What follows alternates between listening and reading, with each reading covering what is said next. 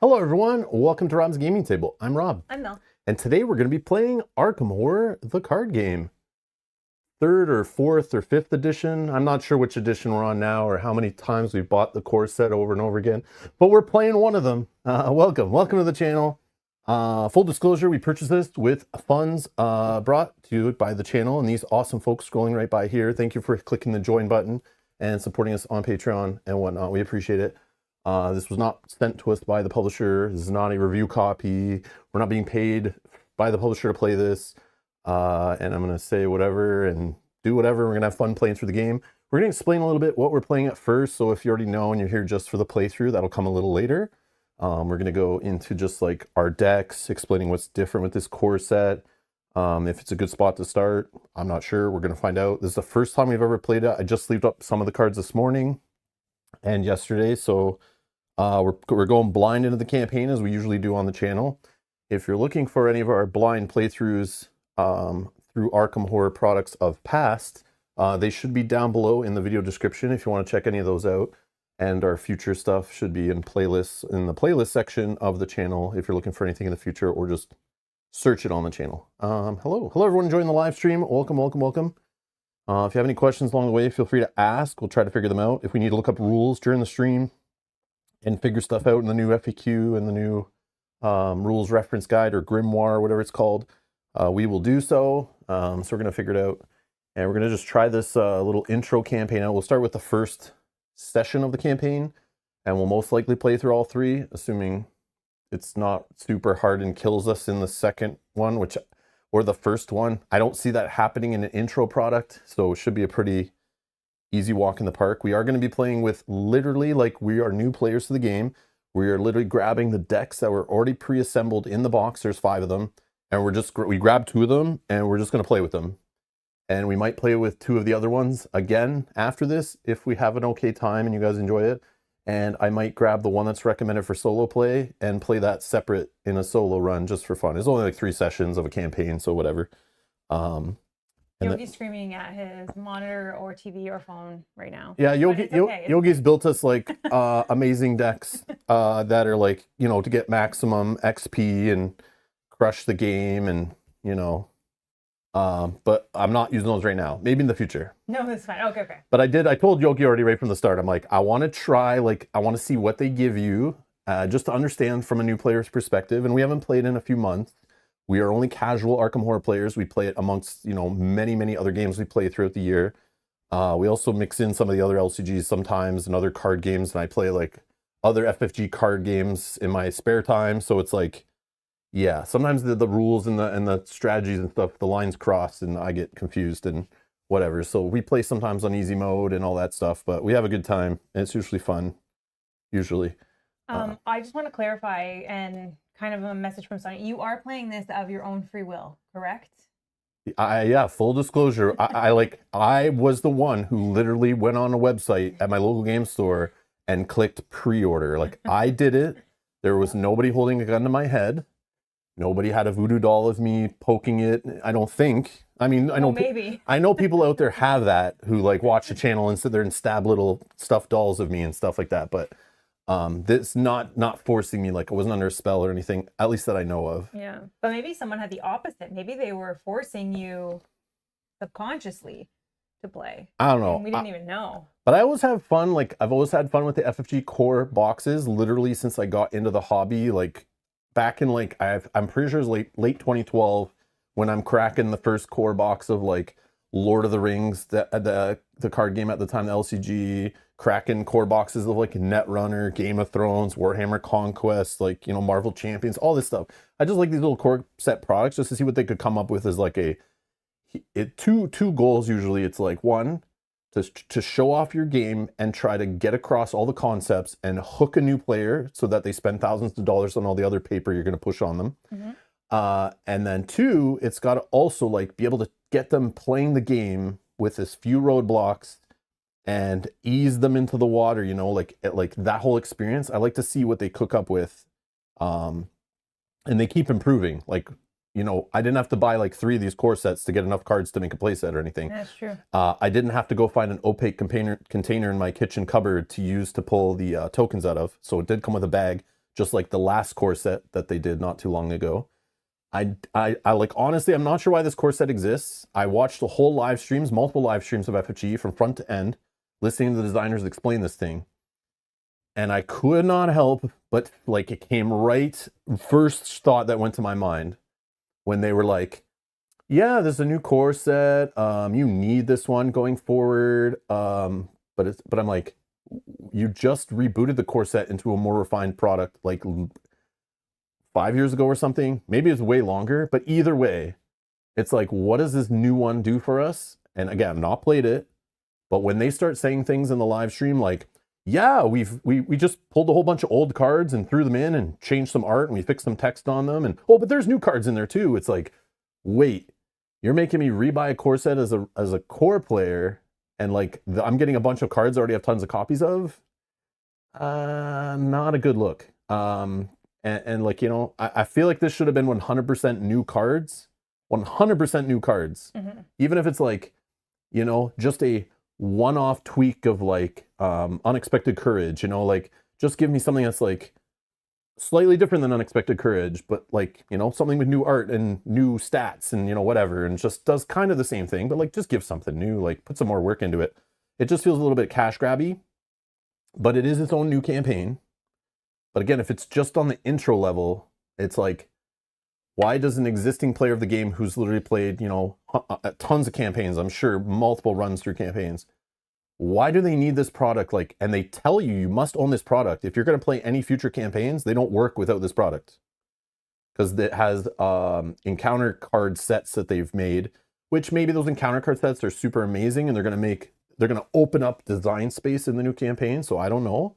But I'm just telling my initial impression, I was like, why does this product exist? This seems like a cash grab. Like, it's not a second edition. They're not rebooting the game. They're calling it Chapter 2.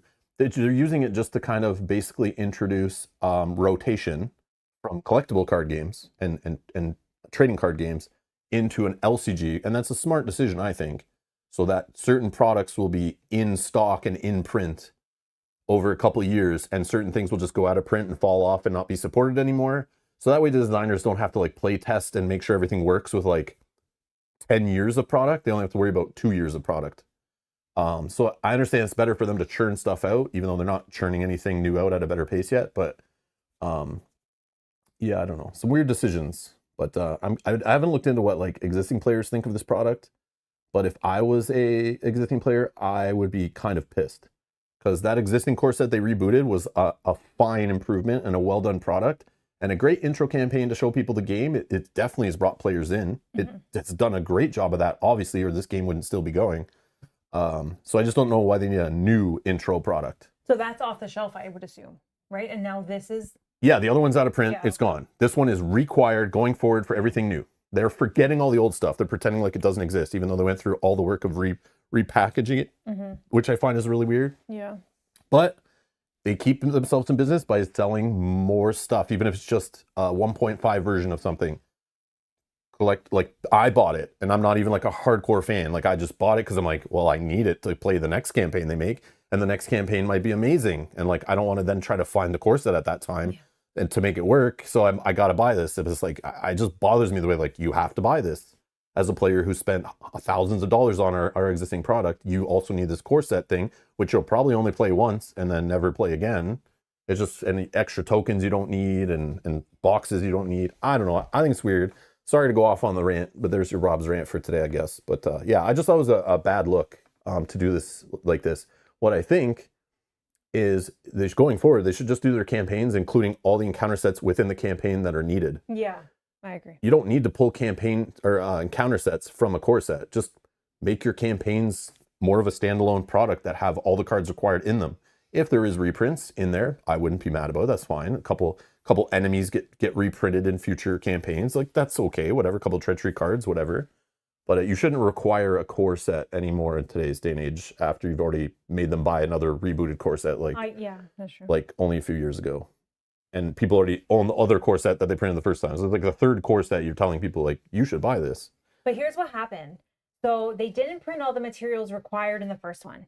So then the second one came out and they added the bag. And we're like, okay, they added a bag to this. Yeah. All good. Then they went, oh, wait, we also forgot in that one, we forgot to add the connector tokens. Yeah. Let's add it to this one. Yeah, So yeah. now I don't know if there's anything else missing that we need. Does anyone have any other ideas? We're going to play with only stuff today. That's a good segue. We're going to only play with stuff today from the core set. We're not playing with our usual acrylic tokens, our action trackers, none of that stuff. We're literally playing with all the cardboard stuff that came in the core set just to play with it. And we're not using our acrylic connector tokens we already own. I know GameGenic's making like acrylic tokens now for all this stuff. But yeah, so another sell. But it's great if you're a new player though coming into the game right now. The fact that you can just get this core set, but it's also sucky coming into the game as a new player right now because all there is this core set, and you gotta wait. You gotta wait till they bring out another small campaign expansion to add to this one. Yeah, it seems like a missed opportunity, right? To have the core set come out with an expansion. And then every campaign after this that they're releasing is now broken up into either a 3-session campaign or a 5-session campaign. Yeah. There is no such thing as an 8-session campaign anymore. I don't love that. That's but very weird. He will probably love Yeah, that. I like that better, I think. I do. And it's just another way to have them coming back into the game store or ordering more product and them to have their marketing cycle going more often. Keeping people informed about the game when they have new stuff. But yeah, it's definitely weird. But ME's saying, seeing some existing players are taking this as an opportunity to drop out and treat the game as complete. Yeah, that's true. I can see that. That's true. If you're a fan of like the Nate French MJ era of Arkham Horror, like, that makes sense. Like, because now it's like this, maybe this whole reboot, I could be wrong, but maybe this whole reboot is like the new designers, that took over the game and the new developers that are now on it. We're like, we want to start fresh. And we have to like lose some of the old, maybe templating or rules baggage or something like that, even though the rules are exactly the same. This is like their version, right? Yeah, of the game moving forward. But maybe there's something in those encounter sets from the original core set that you have to play with, like with every campaign that like they didn't like or they wanted to fix them or make them more generic or maybe more new player friendly. Like I have no idea, but there must be some reason other than just we want you to buy a new core set and give us more money for not much value for an existing player. For a new player, it's like the same. You buy this core set, you buy the old core set, you're getting all the things you need to start playing. Like it's all there.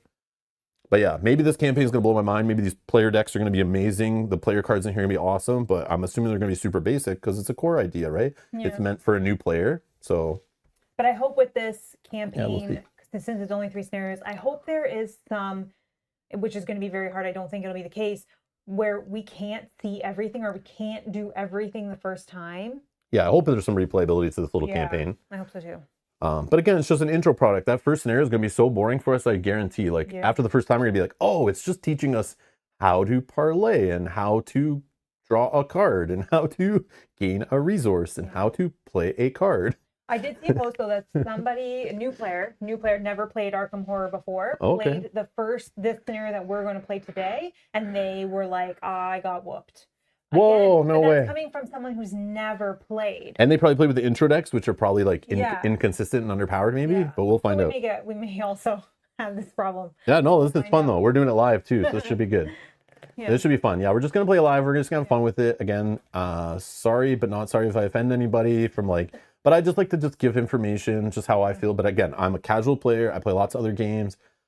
This product should be targeted at someone like me who's just like, I just love to jump from campaign game to Euro game to single player mini card game, like just all over the place.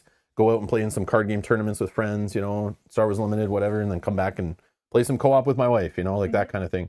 I'm not one that's living there. Like, I don't pay attention to most of the marketing for this game. I do watch some of the live streams though. When this was coming out, I'm like, I had to see what are these jokers saying and why does this product exist? And what are they doing to Arkham Horror? It's like, even though I complain a lot about certain decisions in the game and like design and stuff and like the feeling of it compared to other games, it's like, it's still its own beautiful package and its own special thing in the gaming industry. This game is, and I respect that. And Is my mic on? Hopefully they don't crush it. Yeah, I see your mic bouncing. I have a question. Is Mel's mic on, or is she just coming through Rob's mic? I see your mic bouncing. Okay. Just tap it with your finger. Did you hear that? Yeah, I saw it bounce. Let me know if that was better. Is Mel like super low or something? Oh, okay. That's okay. Maybe I was just talking like this into Mel's mic. I don't know. Yeah. Making it sound weird. I think there is Rob is priority. So I think if I start talking and he's talking, Yeah, it's gonna like cut me. It cuts Mel out and just allows me as the presenter to overwhelm her. It's like this cool feature that I literally spent like $3,000 extra on just to have it in my sound mixer. Yeah. Just so that I can, Kyle, Mel, anybody, no one can interrupt me, talk over me. Nope. I'm the one who gets to talk over everyone else. He's in charge here, everyone. That's right. See this? It's Rob's gaming table, all right? Mm-hmm. It's my channel. I'm just joking. But it does have that feature, which is funny. Which may have been what happened. I don't know. I try not to talk when you're talking. Yeah, I thought that feature would help with echo and stuff. But I don't think it makes much of a difference. Yeah, but, Rob is in king mode, yep. Yeah, I'm in king mode. I'm just kidding. But on a live stream, only one person should be talking at a time. This is something I learned very early, at least how my brain's wired. Whenever I'm watching any kind of live stream of anything, there's two people talking at the same time, I close it and go watch something else. I hate it. Yeah. So I get mad when the stream's over. I will yell at Kyle for 10 minutes if he was trying to talk while I was talking, and Mel. I literally yell at them, get mad at them, and the next day we're friends again. It's fine. I don't talk usually. I know, I'm just kidding. I like sit here waiting patiently, like I don't know when the pause is gonna come. So, but like 10 years ago, I definitely showed you on a stream. I go, watch, Mel, watch this. Let me show you this like 2-minute segment of our stream when we had like probably it was like a 6-player game and like everyone's talking at the same time. And let me show you when it's like the 6 of us and I'm just talking and I wait and let someone else talk. And then like, which would you prefer? And it's definitely like should be just one person talking at a time. Yeah, 100%. But yeah. It's definitely more enjoyable to watch, in my opinion. There you go, a little behind the scenes for you. Glad it's fixed, whatever it was.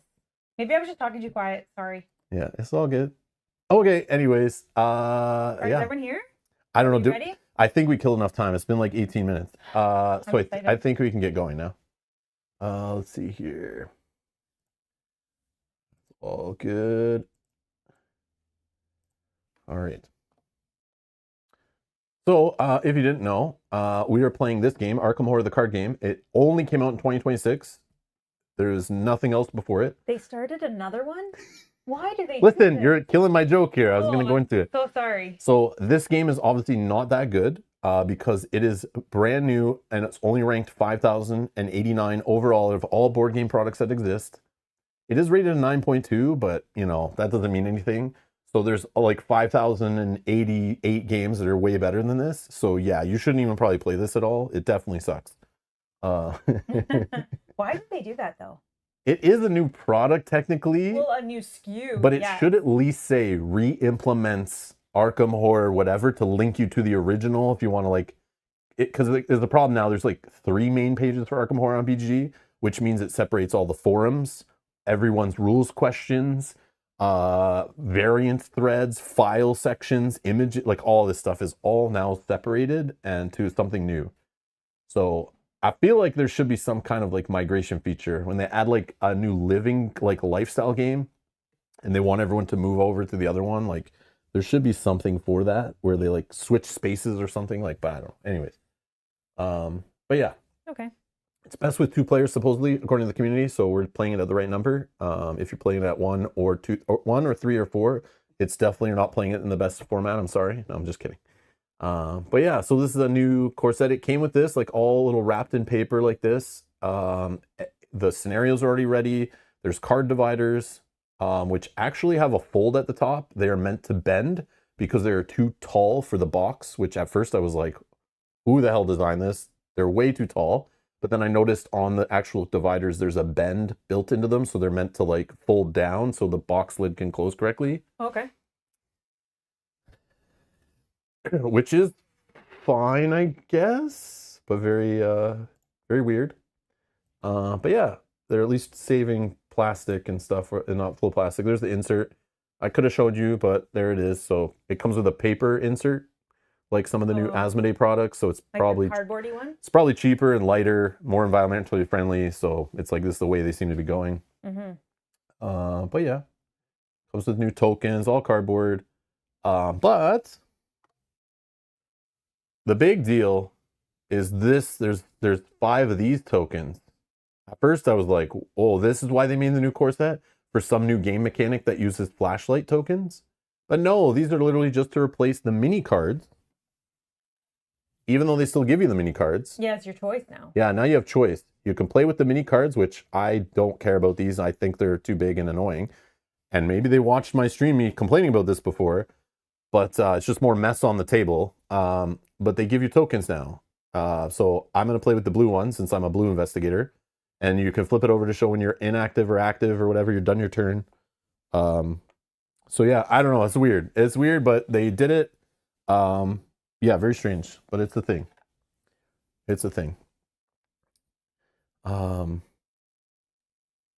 Yogi threw it all of it. Yeah, that makes sense. You got better stuff, right, Yogi? Oh, Colin says, "Hey Rob, thanks for recommending Hogwarts Battle some streams ago. It arrived 2 days ago, and my niece loves it. That is awesome. Amazing. I remember that. Yeah. I remember that. That's amazing. That is great. I'm glad you came back and gave us the feedback. That's awesome. I love that. Yeah, hope you guys have fun and enjoy that. Man, I'm assuming you're hyped for the HBO Harry Potter show, and that's all I'll say. No more side conversations. Back to the focus. I'm gonna go into like a 10-minute discussion about being excited to watch that with my daughter and all this stuff. But yeah, all right, that's cool. I appreciate it. Awesome. Back to topic.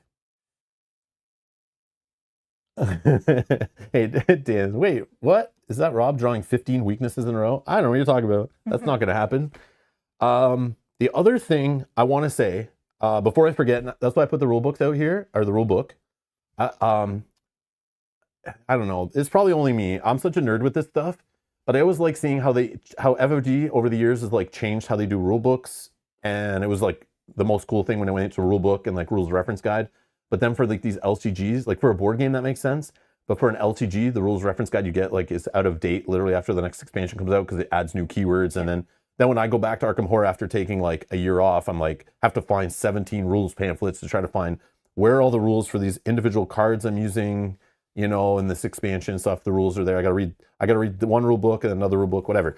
What they've done here is they just include one rule book. And I was like, man, this thing is fat. It's like over 45 pages. 45 pages. I was like, whoa, these things are usually like 20 to 30 or less, you know? But they include a full rule book. And might I add, whoever was in charge of updating this rule book, and I read through almost every single word in here, almost every single page. I skipped some of the stuff about like card anatomy and stuff like that. Yeah. But what they've done is included the rule book. They've also included the most important stuff from a rules reference at the back, but also link you with QR codes to the living rules reference, which is called the Arkham Grimoire or whatever. And that's where they're going to keep adding new keywords. And if they ever modify any legalese about the game, it's all on there. So this definitely is enough to get you like in learn to play, get set up, get started through your first game. And then it tells you to stop, has the extra sections for more information. Then it goes even deep with a preview. Basically, it's like, I don't know, it's like basically a learn to play attached at the back. Not learn to play, a rules reference, sorry, rules reference. So all this kind of, all the appendices that would be in a rules reference guide are all here just in the back. But again, it tells you if you want more, go to the QR code to have a more updated living version, which I think is kind of neat to only give you a few pages just of the important stuff you'll need to know if you need to look stuff up. So you don't have to go grab an electronic device to find stuff out, especially when a new player is learning. It's just annoying. It's kind of like stuffed in the same book. I wish it was still a separate book so somebody could be looking something up while someone's still going through the learn to play steps and stuff like that. And, you know, it just gives you two books to have reference on the back of two different books. So two players can have, you know, references beside them and stuff like that while the books are on the table. But other than that, like, yeah, it's got all the stuff in here to get you going. And like the any kind of serious questions, like you want to know all the steps of elimination we always look up in the rules reference, it's all right here, just in the rule book. But what I was going to say, whoever put this together, I don't know if they just like really had good playtesters this time or just watch a lot of us play the game. I felt like there's some personal stuff in here like that literally like every time we pull out Arkham Horror once every 6 to 12 months to play it, I will run into the same weird things and like things that are unintuitive or very strange about the game will come up again and I get frustrated and have to look up the same rule I always have to look up. Like anyone knows like the keyword aloof, like for some reason that rule is aloof to me. I cannot remember it and how it works. And it's very strange, even though it's so simple. Once it's explained to me again how it works, I'm like, oh yeah, duh, that's easy. But they literally, and Mel even pointed out, was they include aloof as an example, where is it? Yeah, right here. Multiple times, actually. Yeah, right up front, like in the learn to play section. I'm only on page 13 here. And instead of hiding aloof as like some keyword in an appendices way at the back that you, hey, you don't need to know this right away.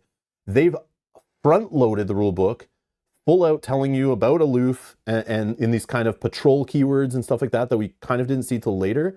They are right here. Like this is literally just talking about an engage action, just the rules overview of engaging. But it even mentions right here. It's very wordy. I feel like they've, instead of most learn to plays, like the first, quarter of this rule book should be like very, very simplified, like shave out 50% of all the rules, jargon and stuff, and just get you the basics, get you to the game. They've instead taken a few extra lines amongst every rules to kind of like take all the extra stuff people would have questions about and just teach them right up front. It might be too much information throwing at somebody before they get their first game going, but I appreciate it coming back to the game. I'm like, oh man, they're not hiding aloof. It's like right here. And there was a couple others, like I mentioned patrol and stuff like that. They mentioned right away, but it's like the engage action is particularly effective when dealing with aloof enemies. Aloof enemies cannot be attacked or invaded unless they're engaged with an investigator. This is like, again, I've just set up the game. Like I've gone through the setup steps in the learn to play and I'm like 2 pages into the rules and they're already telling me strategy tips about like, hey, oh, this works. This is important about aloof. Like, don't forget this. These are things that I forget every time I come back to the game because it's not in the base rules. Yeah. It's something I have to dig up online somewhere or in a separate folder I have of all these rules inserts from different campaigns and card boxes. So I like the way they've like kind of retroactively went, what are all the extra crap we've added to the game over the years? Let's just put it right in there. So when someone comes back to the game and they're reading through this, they're going to get reminded about these weird things that might show up. And maybe they put aloof in this core box, which is awesome if they did, because I don't think that's too complicated of a thing. No. But it is weird the way they're like telling a player about something like a more advanced thing right away. But I appreciate it. I think you need to put it in there. Like, yeah, one of the things I also really like, similar to what you're talking about, is I like that they kind of said why you may want to do specific actions. Yes. That's something that we understand because we've played before, but someone new may not understand why they would want to do something. We've read many rule books where we're like, oh, until we play it, we don't really understand why we want to do this action. They've come right out and said, you may want to do this for this reason. Yeah, so I feel like the person writing this like watched people play through like new players and went, what do they keep forgetting or what confused them? Yeah. And how can we remind them every time they come back to the game or the first time they're learning it? Let's just tell them up front and like throw it in there. And another thing I respected, normally they would hide a table like this that shows action windows and the flow chart of a skill test. This kind of stuff is usually hidden on an online FAQ or in some fan-made reference sheet or in the rules reference, some, other book even. They right up here, page 16, they're not afraid to say, hey, we respect that if you bought this game, you might be a smart person. Let's respect you and teach you the timings of skill tests and the fast action player windows or whatever they're called.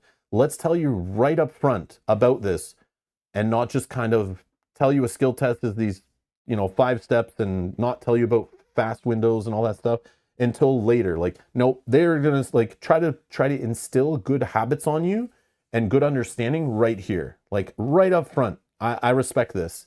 And they probably were like, what do they see like when someone like Robin Meller playing, what are they always looking up online? Or what is the fan who's making a reference sheet on FFG or on BGG, what are they always including in there to stop them from having to look through our rules references? Like, what should we give them up front? And I feel like that's what whoever put this book together did. It adds more pages, way more lines of text to read before you like can get into it. But I respect it. Like, it's a complicated game. There's a lot to it. Just give them more info. Let them read through it and only regurgitate, 50%. They might have to read through it again and look stuff up, but they just include it right there. They don't even care. And it's very spread out. I like it. They put art all over the place. They didn't try to save, 5 sheets of paper and save money. They're like, nah, let's just keep it nice and clean and separate pages and just stick art everywhere. It also made it not feel so heavy. Yes, exactly. You could just sit here and read like this page and fully understand it. And then like, okay, I'll come back and read this later or whatever. And it's like, yeah. And then I want to show you this section. I'll show you in digital though. This is page, I really like this. I really like this stuff.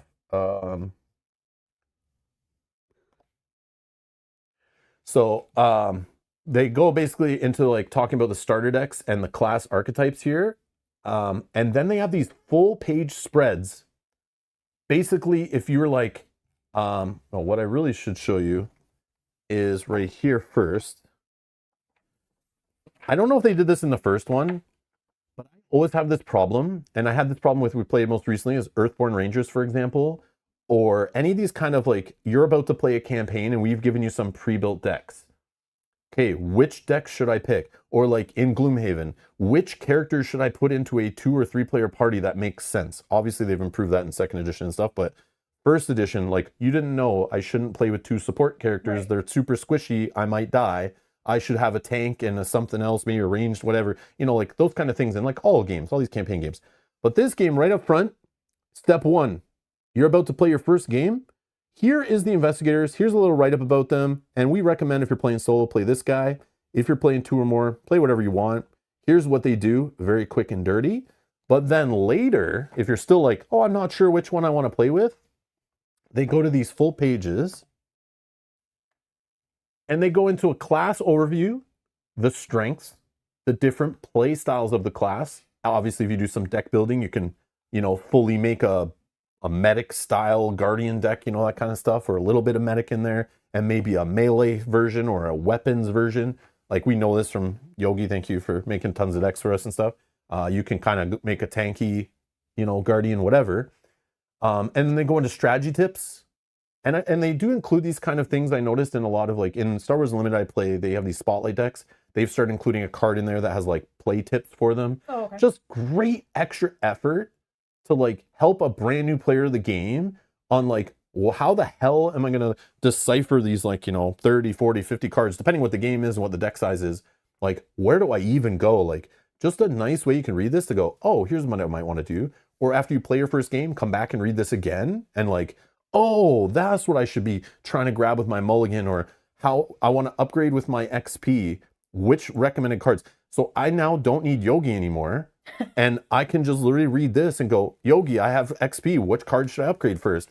And it literally tells you here, like, if you want to play this style, maybe do this as your first upgrade. If you really want to play more allies, maybe grab Charisma, you know? Like all this stuff. So, yeah, Yogi, they replaced you. You're not needed anymore. I'm sorry, buddy. No, I'm just kidding. Well, we haven't seen how good these decks are, so hold no, on. I'm hold just on. joking. I'm just joking. But we'll talk in 3 scenarios.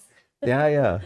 I don't need any like hardcore Arkham players to help me play this game anymore. This rulebook covers everything. But this is the information Yogi gives us. Yeah. So yeah, this is the kind of stuff Yogi's super awesome, and he just puts this together. So literally, like the day of, he hands me this whole huge deck I whipped together the day before, and then I'm like, okay, it's time to play this. I start looking through the cards, and I can understand some of what's going on, but it's like so nice when Yogi's just like, mulligan for this, try to use your ability for this, you know, look for these cards, and then here's some upgrades, you know. That's what I expect in a starter product. Spend the time, make it nice. The less chance a new player bounces off your product, the more chance you have a new customer, you know? Yeah. Like, spend the time up front, you'll make it back later. It makes sense. So anyways, this stuff exists, and if you separate the decks, they got the deck list here, over here, to put it all back together if you want, if you start doing some deck building, and you want to put it back together to teach some new people or whatever. So we'll go through these for the 2 characters we're playing with and take a look at the decks quickly before we get started. But I thought the decks were completely new, and then when I realized, oh yeah, they're actually regurgitating and reusing a bunch of old cards. So some of them I recognize the cards, some I don't know if we played with or not, but I recognized the names and the art of them and stuff. But yeah, it's kind of cool they included that, all the extra stuff, which I don't think was in the rule books before, but maybe it was. I don't think so. But yeah, very interesting, very interesting.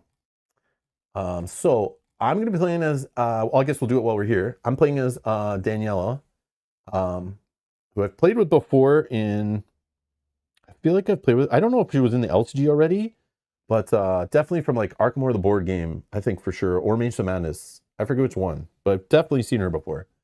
But she is a Guardian character. They're supposedly team players who favor combat, protecting their fellow investigators, and building an arsenal for the next big confrontation. Guardians support as well as they fight, taking hits for other players and healing damage when needed. If the thought of grabbing your weapons and hunting down dark creatures of the mythos and going toe-to-tentacle with them is appealing, the Guardian class is for you. The fact right there, they're like, read this little paragraph, and it might help you just pick which deck you want to play with. That's what I need in games to get a stream going, to get into the game, to get quickly learning and playing, and I love it. Yogi did say you played Danielle in Innsmouth Conspiracy.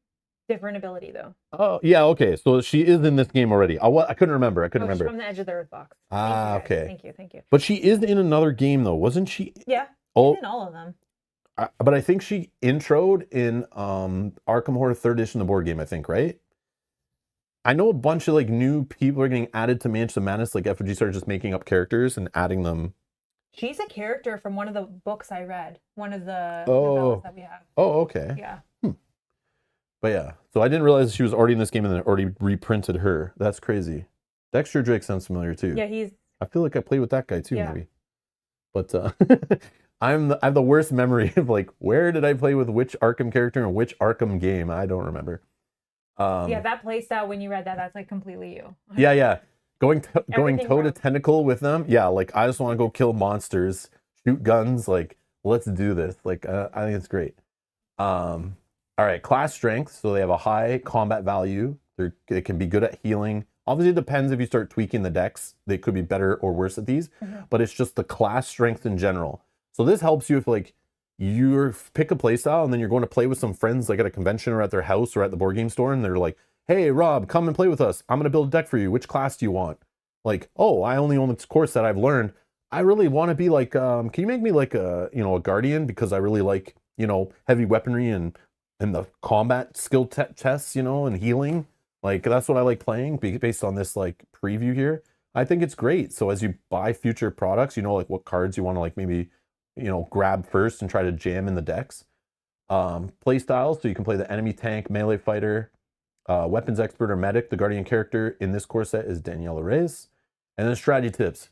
She's a powerhouse fighter who excels at taking hits from enemies and retaliating using her reaction. I forget what that's called, like your reaction abilities, basically like a responsibility maybe. And the old LCG just used to be response : Yeah. I remember. In order to maximize her damage output, you'll want to play assets that absorb damage and horror from enemy attacks, mulligan for the resource generators like Logan Hastings, or emergency cash, love that card, to pay for Daniela's expensive arsenal. Okay, so see, I don't need Yogi anymore. Right here, it's like, mulligan for Logan, emergency cash, you're good to go. As a Guardian, many of Daniela's cards require her to take hits and defeat enemies.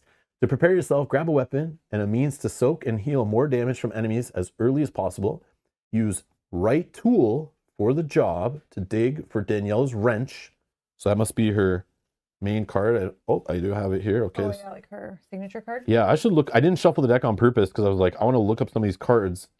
And like, I'm seeing these cards for the first time. Like, I sleeved them and didn't shuffle them. I wanted to look at them. Did you read through them all? No. Oh, I did not either. Because no, I didn't shuffle your deck either. I sleeved it and kept it in the same order so we could like look at cards and stuff. Okay. I just want to see like, it's like, I'm a little nerdy about that stuff. I want to see like, what kind of cards are they throwing at new players for the first time? Let me see. But here we got new and improved. She's attached a wrench and an axe together. Oh. So it's for Daniela Reyes' deck only. So there's like her signature cards, item, tool, weapon, melee traded. Has a fast action, right? A fast thing that I could do, doesn't cost an action. Exhaust Daniela's wrench. Choose an enemy at your location. That enemy engages you and makes immediate attack. Oh, wow. So she obviously wants to get hit. I didn't even look at her. I should look at her ability first. Let's see how this works. I got the idea based on reading this write-up, though. After an enemy attacks and investigate your location. Okay, so not just me. Oh, Yogi, thank you for being a member on YouTube for 42 months. Thank you so much. Thank you. Rob sounds too happy. This is Arkham. FFG designed this game to bring back the rage and unhappiness of the autofail. Never. Yeah. No. Attitude will change. I am okay pulling an autofill once in a session, maybe twice. But if I see it, Mel pull it 3 times in a row, or I pull it like 3 out of 4 times I pull a token, it's serenity now. And I know, again, I'll never forget when someone came in and said, Rob, we made a house rule amongst our play group where we pull it once and per player or something, and it stays out of the bag. Like it can only be pulled once per player, and then it gets removed from the bag or something like that. They do.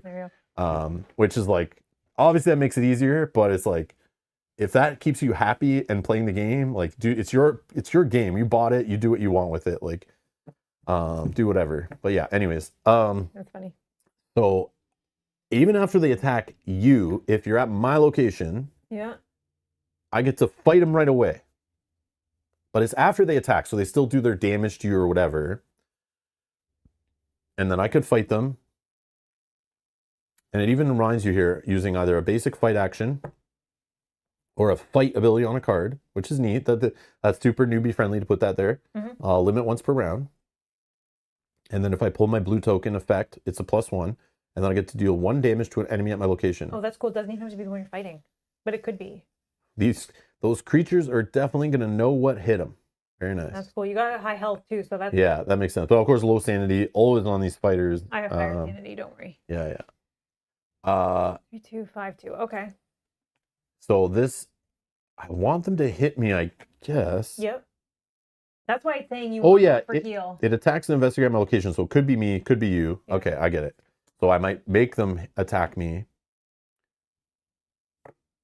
Or engage me, sorry. To then attack me, so then I get a fight in out of nowhere.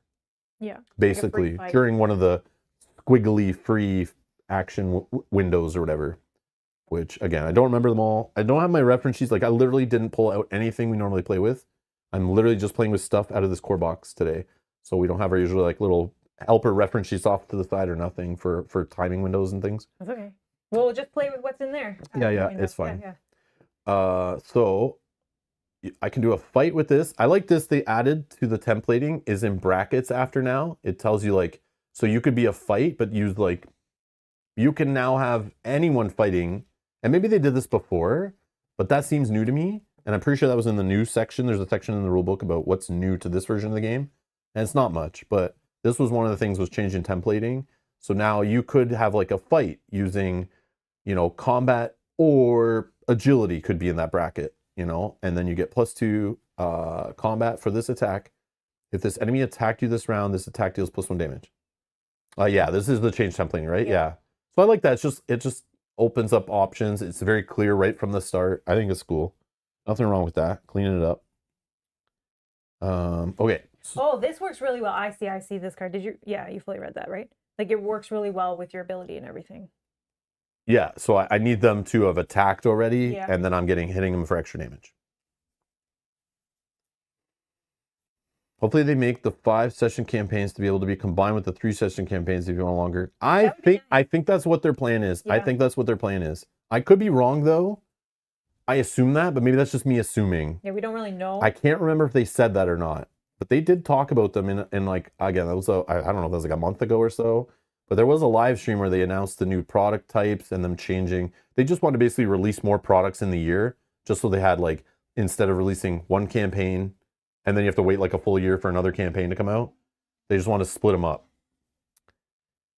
That's Rabbit Hole. Thank you. Someone says, supporting for 40 months says, thank you so much. That's not a wrench. That's a Rax. Thank you so much. That sure is. Yeah. Very nice. Yeah, make them modular. That'd be cool. Yeah. I assume that the 3-session campaign coming out, I don't know if I'm just confusing it with what they did with, remember the Lord of the Rings? They made that like extra little product that just attached to the core set and made it like a 5-session campaign when they revised the Lord of the Rings core box. They have a 3-session campaign coming out later this year. Mm-hmm. I can't remember if that is intended to be added on to this campaign or it's its own little 3-session campaign or both. Okay, Yogi's got me. It says Children of the Blood is its own 3-session campaign. Okay. Yeah. I see. So it seems like this course that we're playing with is this year's 5-session kind of campaign product. Is it taking the place of when we normally would have got a new campaign in Arkham? Instead, they spent a lot of time putting this together, and then the rest of the effort is they basically split it out. So this is the amount of work they put on a full campaign. they've put, 75% on this, and then the other 25% of workload, it was on that 3 sessions coming later this year.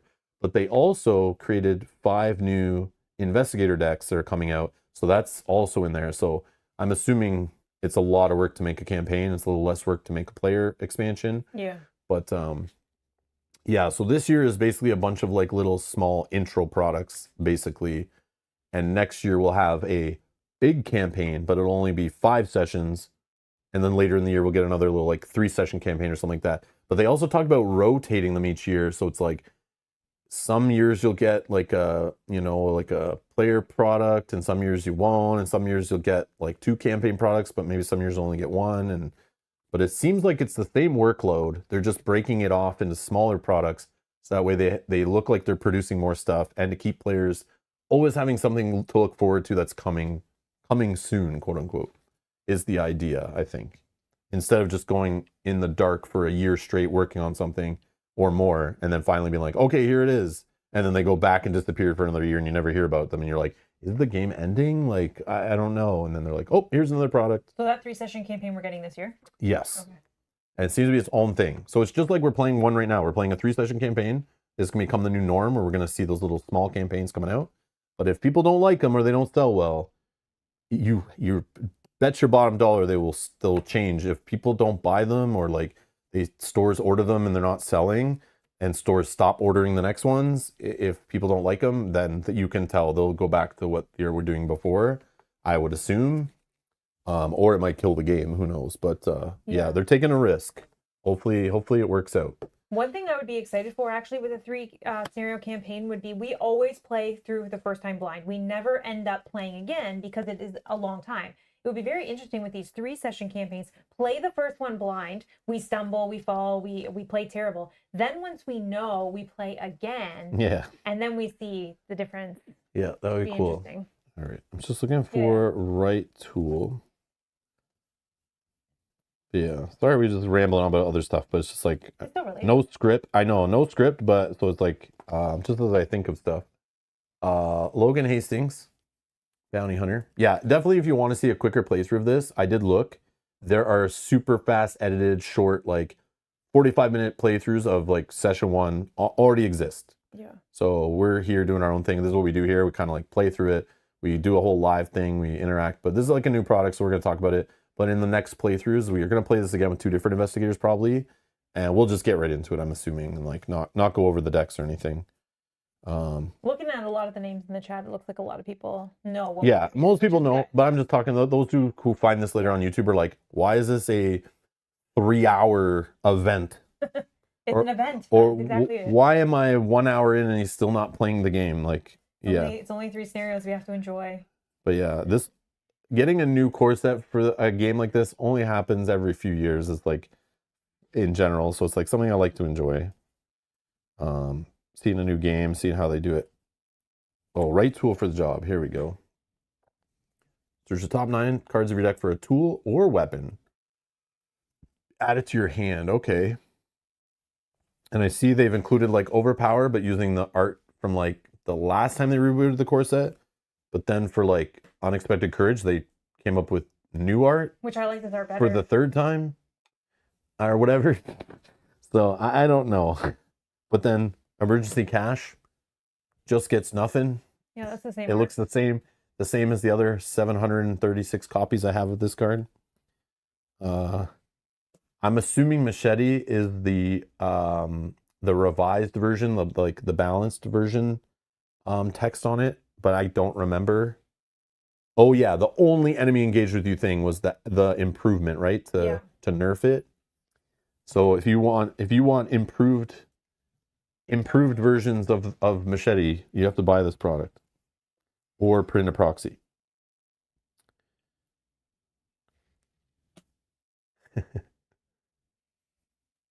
They only changed it for Core 2. It's different. Oh, okay. Hand crank flashlight. Investigate. You get +1. Intellect for this test, right? Intellect's the book. If you succeed, you may discard hand crank flashlight from your location to get -1 shroud until the end of the round. Interesting.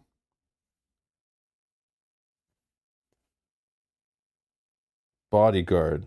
Is this the same art as from Bodyguard before? I don't remember that one. I don't know. I feel like I know Bodyguard. I feel like that art's familiar.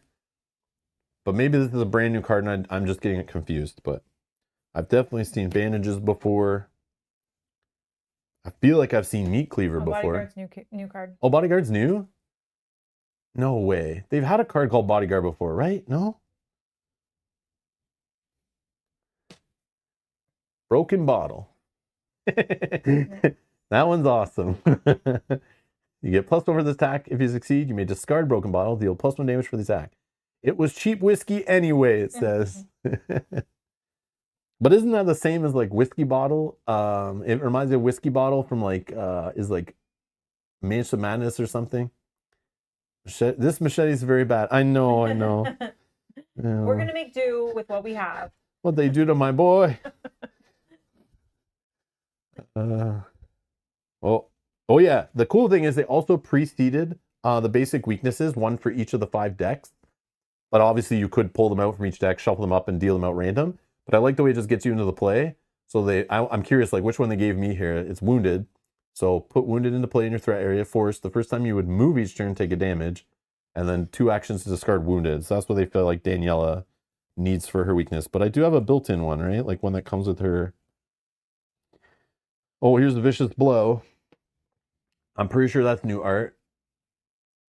I'm pretty sure Vicious Blow was already in this game. But again, I played a lot of FFG games, and I swear Vicious Blow is in every single card game of theirs, competitive or cooperative, I've ever played. So I might be confused. This is a new one. Oh, wait. Is this a new one? New art, same card. Okay. The art does look different. Okay, Yogi, you have a job still. Yogi just being able to answer any questions I have about, like, is this card new? Is my memory lying to me? I have Yogi as my chat GPT just to, like, answer me. I love it. Now, Yogi, thank you so much. Thank you so much. But yeah, I sound like a crazy person, I'm sure, but In Harm's Way is Daniela's weakness. Revelation, put In Harm's Way into your play, into play in your threat area. Forced, after you deal damage to an enemy, take 1 damage and place 1 damage on In Harm's Way. If there is 3 or more damage on this card, discard it. Forced, when the game ends, if this is still there, suffer a physical trauma. Oh man. So I basically have to be punching enemies and getting myself damage as possible. But I'm going to take, so I got to have heal cards. There has to be heal, right? Yeah, it said that you saw the bandages already too. That passed. Yeah, bandages were there. When your turn begins, heal 1 damage or 1 horror from Alexei. Alexei? I can't say that word or that name. Sorry. This is good. That's good. He can take damage and then heal it every round. So, like I said, there's freaking a card in every FFG game called Timely Intervention. What I think the one in Star Wars is called that gives you like ambush. You can play it from the resource row. Max 1 committed per skill test. You may commit Timely Intervention from your hand after revealing a Chaos token during a skill test you're performing. Oh, that's cool. Yeah. You can do it after. It's very timely. Mm-hmm. Yeah, there's a lot of like red cards in here. Like, yeah, it's kind of neat actually. Jumpsuit. Look at the art on this one. It's like putting on a jumpsuit to cover up all the blood. During your turn, discard jumpsuit to choose a tool or weapon asset in your discard pile and add it to your hand. Hunter's Instinct. Limit 1 per investigator uses 3 supplies. If there's no supplies on Hunter's Instinct, discard it. After you engage an enemy, spend 1 supply and exhaust Hunter's Instinct. Add a level 0 event in your discard pile to your hand. Ooh, recursion. Recursion. All right, anyways, that's only like half the cards in the deck. There's like so many more. Okay, so let's see here. Assets that heal or maybe assign damage such as Bodyguard, Resilience, and Bandages will also keep Danielle fighting fit. Although Danielle may struggle to find clues, events such as, look what I found, allow her to fail forward. Was that the one that like, no, that was the hand crank. That was look what I found. That sounds familiar.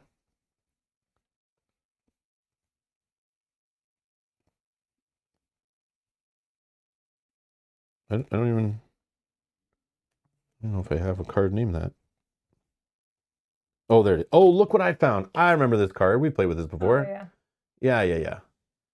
Fast. After you fail a skill test, so that's what they consider fail forward. Yeah, you've played this a bunch of times. Discover 2 clues. And I know you've upgraded it to be even crazier. I remember this card. Okay. Good card. So that, yeah, fail forward. That makes sense. You fail, but you still succeed. Well, scene of the crime gives her a means to easily discover clues from higher shroud locations, provided there's an enemy present. Be mindful of the amount of horror Daniela takes, as this can easily take her out of the game and settle her with unwanted mental trauma.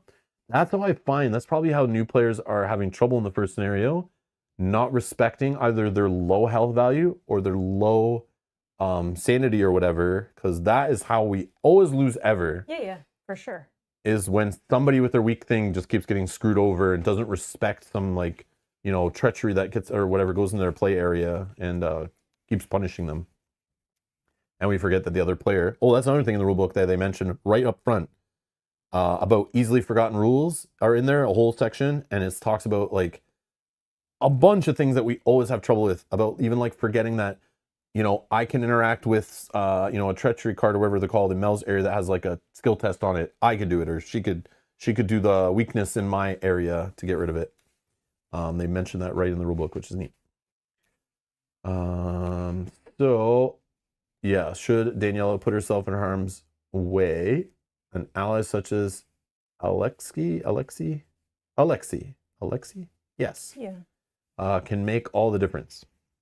Yeah, he looked pretty good. Cool. Velko says, I would only get this if it plays true solo well, unlike OG Arkham Horror or revised one. I don't know. Yet.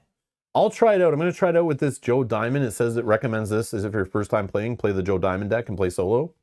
I'll try that on stream, and we'll see. Yogi did say in a message that the actual character that I'm playing is better true solo, which we didn't know that. Maybe Joe's more straightforward, though, for a new player, just like for rules overhead. Maybe Dexter's like stronger but more complicated. Maybe that's why they recommend it that way. But Rob's gonna try it and we'll see. Yeah, we'll see. I'll just go with what they recommend, just like a new player would. I just want to see. So you're playing the Mystic. So Mel's playing Dexter Drake, the Magician. So let's see. Class overview. While every investigator has a unique connection to the deadly workings of the mythos, the eccentric and often self-destructive mystics willing embrace the void. Drawn like moths to the flame, they risk both body and soul in order to harness the strength of the supernatural for their own ends. This incredible power often comes at a cost, however. If you share the desire to tap into the forces too great for human comprehension, consider walking the path of the mystic. Class strengths. They have a high willpower value, powerful spell and ritual cards, predicting/ignoring chaos tokens, encounter deck control, and doom manipulation. Their playstyles, you can play as the Blood Witch, a Spellslinger, a Fortune Teller, a Doombringer. The mystic character in this core set is Dexter Drake. Strategy tips. Let's see. Oh, sorry. Strategy tips. So let's first look at Dexter's ability here. Oh yeah, I didn't even look at the stats on mine, but yeah, you have 5 in willpower. Yeah, which I thought. Oh, I have 5 in combat. That makes sense. Okay. After you play an asset, so it's like a reaction, either turn another non-story asset you control, return to your hand, or play a different asset from your hand, paying its cost, limit once per round. So I can get, like, if I play something, I can either return something, maybe it's got damage on it or something back to my hand, or I can play a second card. But I gotta pay for it. Yeah, I bet you have cards that work really well with this. Yeah. And if your little blue token comes out of the bag, you get +1, and you may return a non-story asset at your location to its owner's hand. Yeah, so even for you. So if you had a card that was almost dead, I could return it back to your hand so you could replay it out. I'll show you real magic. Okay, so this is his signature card for my next trick. Dexter Drake deck only. Search your deck for a spell or item asset, play it, reducing its cost by 2. Shuffle your deck. This action does not provoke attacks of opportunity. Oh, that's good. Very nice. That's very nice. The weakness, very fitting, is the Necronomicon. Which I also thought was kind of funny. According to Mel. No, it's the Necronomicon. Weakness, item tome cursed. Revelation, put the Necronomicon into play in your threat area. Cannot leave play except for the activate ability below. You cannot play assets or trigger abilities on other assets you control. Oh, wow. But you could do a test for 5 willpower. If you succeed, discard the Necronomicon. If you fail, shuffle it into your deck and take 1 horror. So either way, it goes away, which is good. Yes. That's crazy. That's crazy. So that's your built-in weakness. Yep. And the basic weakness or whatever they give you is the classic we all know. Paranoia. The one that you just draw this and all your resources go bye-bye. Okay, I guess. So don't put this one in your deck if you're playing a money generation character. I can speak from experience. Okay. Okay. And then what do we got here? Dexter is a high willpower spellcaster and showman who can fight, investigate, and evade well. So this explains why he's a great solo, if he can do basically everything the game needs from you, provided he has the proper tools at his disposal. Use his signature Form an X trick or his reaction ability early on to play resource-generating assets such as Thieves' Kit and Sticky Fingers. Oh, you have green cards in here too. Mm-hmm. Okay, that explains what all the thieving stuff's about. Very amazing art. I love it. Look how happy that child is robbing her mother. Sticky Fingers. Talent, limit 1 per investigator. After you successfully evade an enemy, exhaust Sticky Fingers, gain 1 resource. Amazing. And Thieves' Kit, 6 supplies, cost 3, spend 1 supply, investigate using either intellect or agility. If you succeed, gain a resource. Why do I keep these? Why wouldn't I keep these? You never know what you're going to need. Oh my god. Anyways, okay. So that you can build up resources, then use the resources to play spells like Cosmic Flame, which sounds familiar, but maybe it's new. It's a fight. If you succeed, you may spend 1 charge to deal 1 damage for this attack, so it starts with 3 charges. If you reveal a skull token during this test, remove 1 charge from Cosmic Flame. I thought this was a new card. Yeah, I was going to say, it is new. This one, yeah. Cosmic Flame sounds familiar, but again, like it could be from another Arkham game we play or something. But yeah, it just sounds familiar. Yeah, I like this card. Like Lucky Charm is a card, but I feel like Lucky Charm was a red card. Or am I misremembering? Yogi, am I just crazy? There was like Lucky Cigarette Case. There was Lucky that's in here. Else. I saw that one. But I don't think Lucky Charm was a card. There was Lucky... Yeah, new card? There was Lucky something else. What? There was never a Lucky Charm in Arkham Horror the card game before? Not that I remember. That, like, you know, one that has like, you know, hearts, 4-leaf clovers, moons, has like a leprechaun.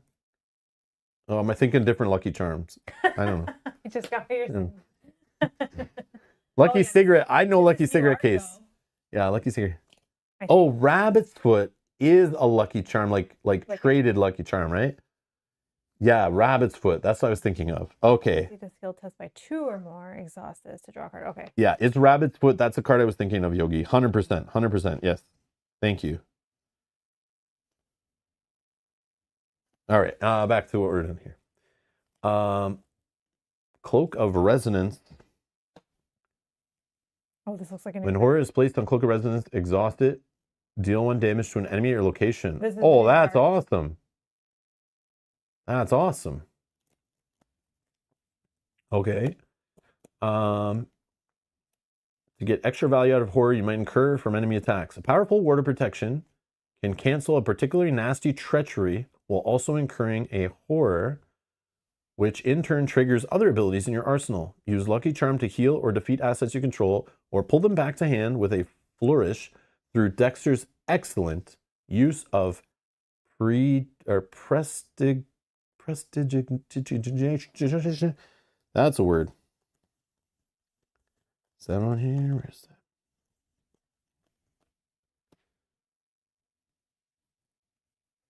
Fast. Play only during your turn. Cost 1. Play an item asset from your hand, reducing its cost by 2. When your turn ends, return an item asset you control your hand. Is this a new card? And could this work with that whole gun? This is new. There was like some gun bouncing build I played before, right, Yogi? Yeah. where it's like I'm sneaking weapons in. Could this work for that too? Yeah, this is a new card, 100%. New card. New card? But it's similar to something I was doing before, or this would make that deck That would make it even awesome. better, probably. Right? Were Or you playing... am I crazy? Yeah, it would. Okay. Were you playing blue-green?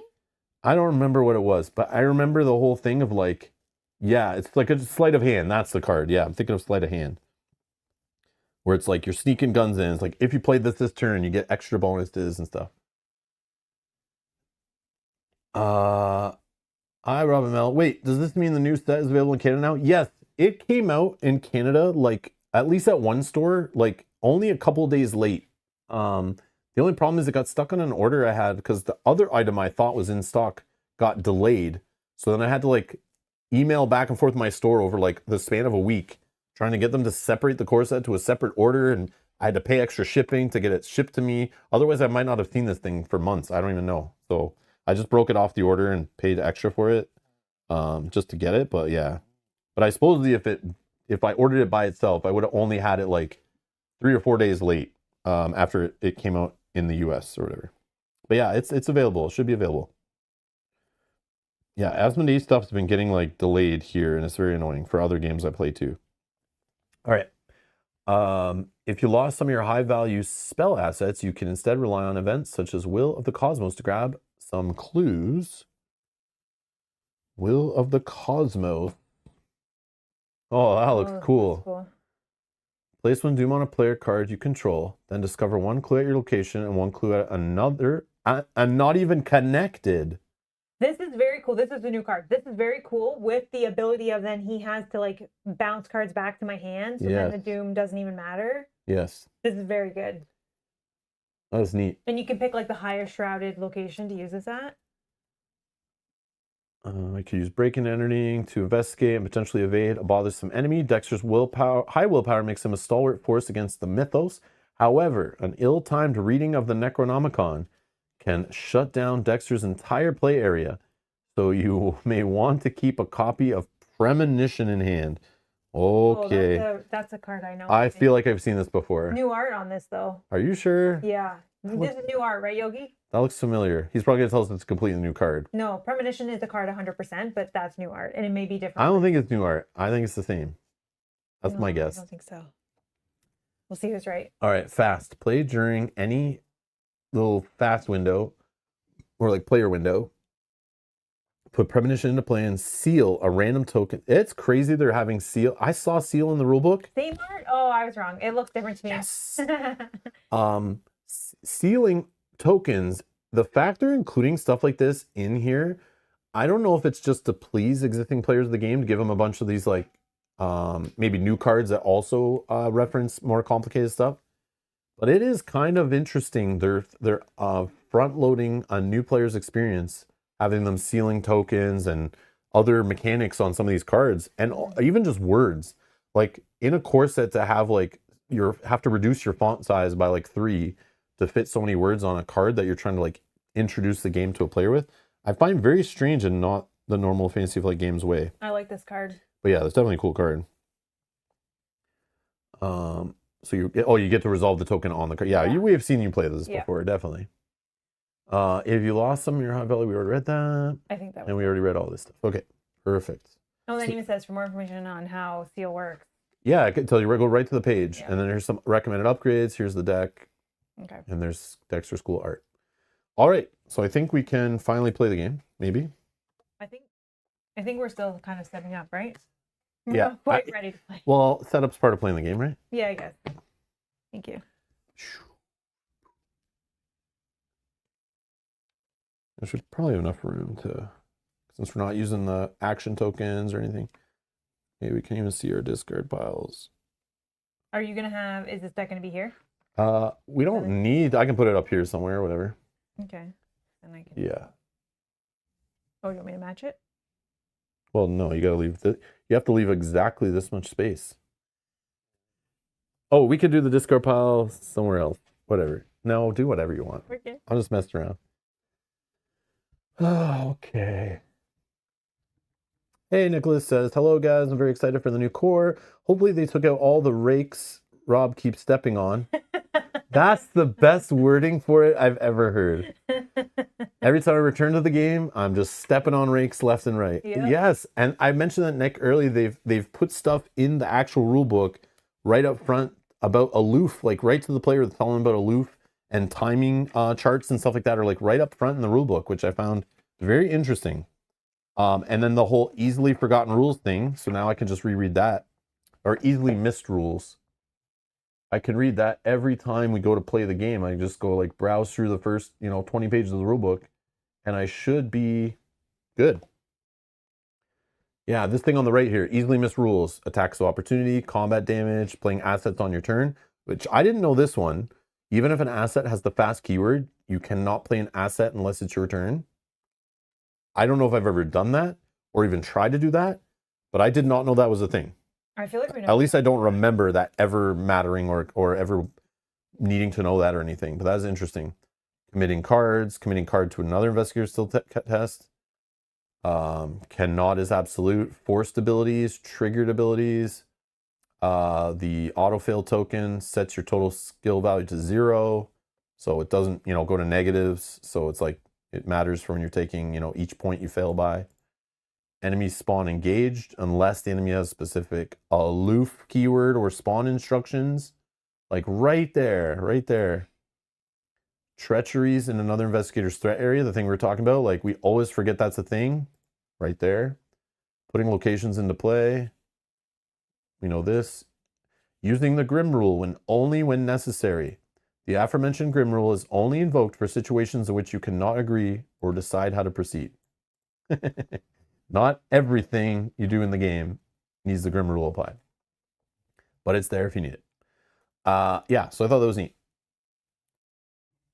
So I think I'm done gushing over cool stuff in the rulebook and how impressed I am by what they've given a new player here. I think it's very cool. And a returning casual player only plays once a year. I'm going to this rulebook now and literally reading this because it's got just more info in there and I don't have to read multiple books. I think that's good. I think it's good. But I'll keep it nearby, but we can always use the digital to look up stuff. And then they include a campaign guide separate, which we'll use to set up, and not the rule book because there is supposedly typos in the setup, which hopefully they fix in future printings. It's just I think it's just the tokens like for setting up the scenario or something are wrong. Which we wouldn't really use in the future. Yeah, we just go to the campaign book to do it anyway. So supposedly this is right, I'm pretty sure. But we'll just use the digital. Hopefully they fixed it in the digital at least, so when people use that, it's good. Oh yeah, you know what I should look at? The usual thing we look at. It's in the rulebook, I'm pretty sure, is the steps to setting up like a campaign game. Yeah, they have it twice actually, which was nice. Oh, sweet. They have it at the beginning and then they have it like midway through. Yeah. Oh, okay. In just text without all the. Yeah, that's awesome. Yeah. I don't know where it is, but yeah, it's somewhere in there. I can find it if you. Let's see. Let's test. Table of contents. Campaign play maybe. I want just the text one. Think so. I know there's this setup, which is like, very great for the first time. It's nice and all this gets you started. 21, I think. 21. Something like that. Oh yeah, right here. Perfect. 20. Yeah, our usual. This is what I always look up in the rules reference. Every time I come back to the game, I'm like, I need this, to make sure I do it in the right order, even though we don't ever do it in the right order. Choose investigators. Done. Take trauma, damage, and horror. Done. Choose lead investigator. Mel, as always. Okay. Assemble and shuffle investigator decks. Yes, we definitely need to shuffle because I did not.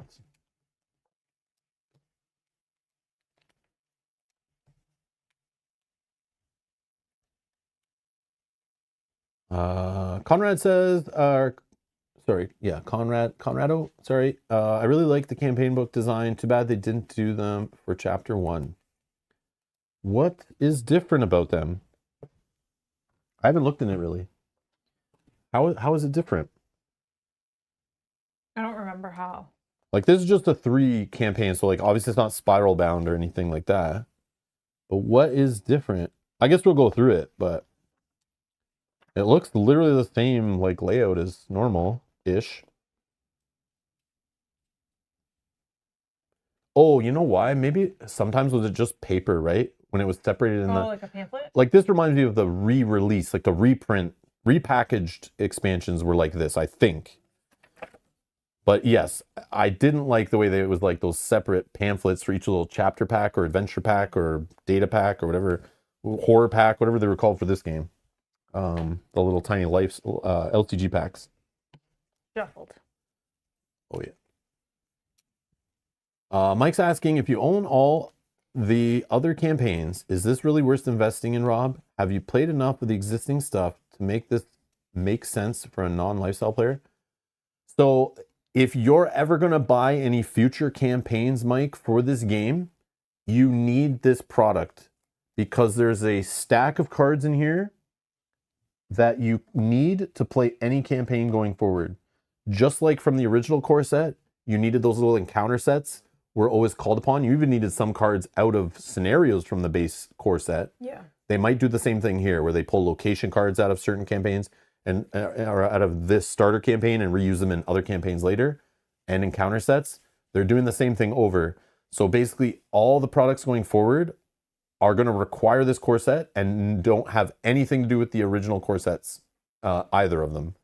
So yeah, all the new stuff is forgetting all the old stuff from the encounter side of things, the campaign side of things. All the player cards are compatible, supposedly. They even put some digital cards up that you might need to play some old stuff. Oh, okay. So that you don't have to rebuy the old core set anymore.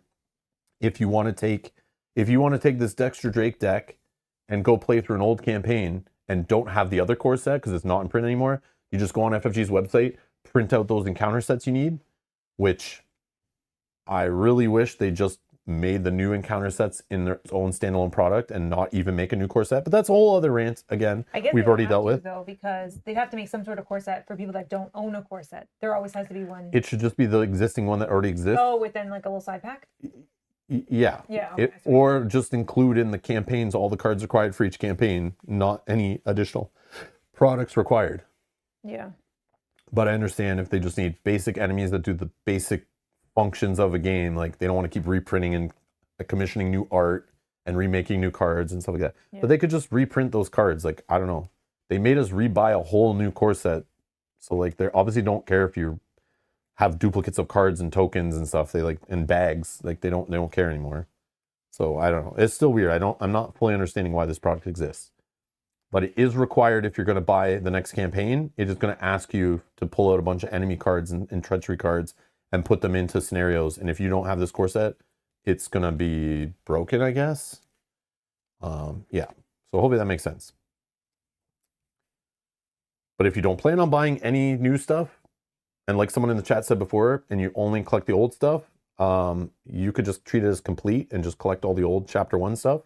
And it all works together and whatever, and you don't need any new stuff, and you're fine. But supposedly all the player stuff is compatible. You know, you can play old player cards with this new stuff.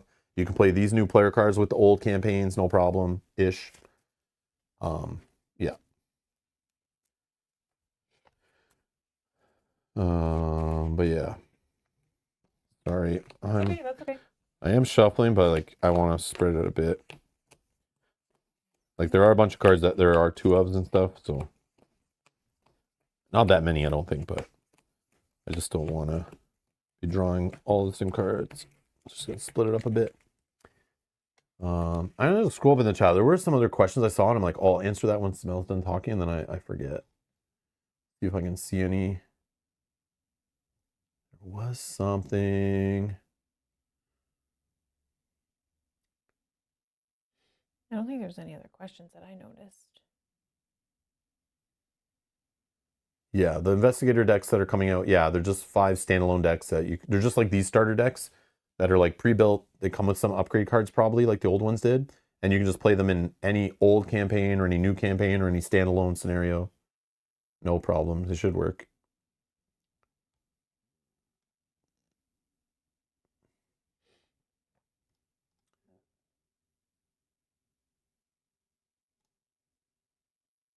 Okay.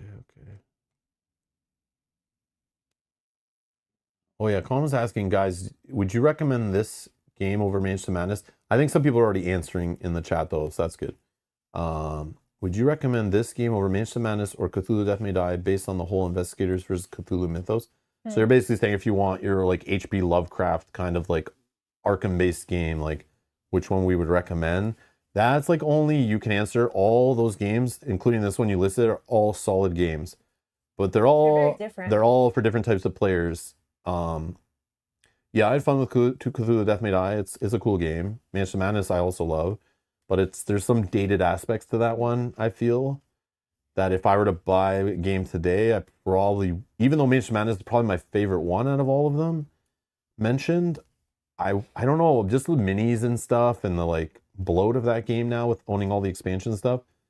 I would hope they like make a third edition that's just like, yeah. But I do like Mansion Madness, but yeah, I wouldn't buy that nowadays. It feels a little dated and stuff. But I don't think that game needs minis. Yeah, it does not. Or it needs like, yeah, it just needs tokens. Yeah, it just needs little monster tokens. Yeah, little monster standees with stats on them or something. Yeah, absolutely. Yeah. Absolutely. Or even like little round tokens with stats on them, kind of like, you know, chip theory, little poker chip kind of idea or something. Yeah. They can be square even, like whatever. Just like that idea. Token of some kind. Yeah. 100%. Agreed. Andres asked, sorry. I'm sorry if you guys aren't here anymore and I didn't answer. I'm so sorry. We were talking. Hi, off topic. Do you plan to play Gloomhaven 2nd Edition on stream? I've answered this a few times. And there's no plans, but I would never say never. Some days of the week I want to, and I debate buying it, but then I look and I have tons of other campaign games to play that I'd probably rather play first. But I can see there could be a time in the future where we just get nostalgic and we're like, let's grab a copy of it and go back and play it. Like, but again, there's also the digital version that exists. So if I ever wanted the fix, I wouldn't need to buy a giant, you know, multi-$100 box that I now have to like pop out tokens for days and sort and store and all that stuff. But and we already played through it once. And we already had played through once, but that was many years ago. Yeah. And they supposedly have refined some things and changed some things. But I don't know if it's worth us spending like, you know, 50 more episodes in that world. But I do miss Gloomhaven and stuff like that. But I'm still holding my hope out. They come out with a, you know, a new Jaws of the Lion style. Like a mini campaign? Yeah, if every year, every 2 years, they came out with like a new Jaws of the Lion size campaign that's like 20-ish scenarios, you know, 15 you play in a session, you know, comes with some different kind of mercenaries or whatever. Yeah, I would play that every single time it came out. Yeah, same. Just give me my fix, let me jump in for a couple months, play it, and then just like move on to another game. Like, I'll play that stuff, playing out of a book. Like, it was just the perfect size package for me to get my Gloomhaven fix. Yeah, we don't need big, huge boxes. Yeah, I'm not at the local, you know, outdoor sporting store looking for tackle boxes, trying to see if I can fit all my enemy standees in them and stuff like that. And like looking at the, you know, the local office supply store for some way to store all my dungeon tiles and stuff like that. But yeah, definitely I want to support that kind of product again. So, and it was a very good price too, like $50 or less. And I could play a 20 scenario, you know, Gloomhaven campaign. Sign me up. I want more of that. Yeah. That I would crowdfund. I would be on there backing that. Probably the shipping would be more than the actual game, but maybe I would do it. I want more of that. But maybe I wouldn't support it because I want them to just release it in retail like they did that other one. Yeah. Like being confident in your product. Just put it on shelves and, you know, put your money where your mouth is, you know. It showed it did well, so I mean. It did go on clearance sales and stuff a bunch of times. It did well at first. Yeah. But still, I feel like it's still on shelves, but I could be wrong. Yeah, I don't know. Haven't been to the U.S. in a little bit, but yeah.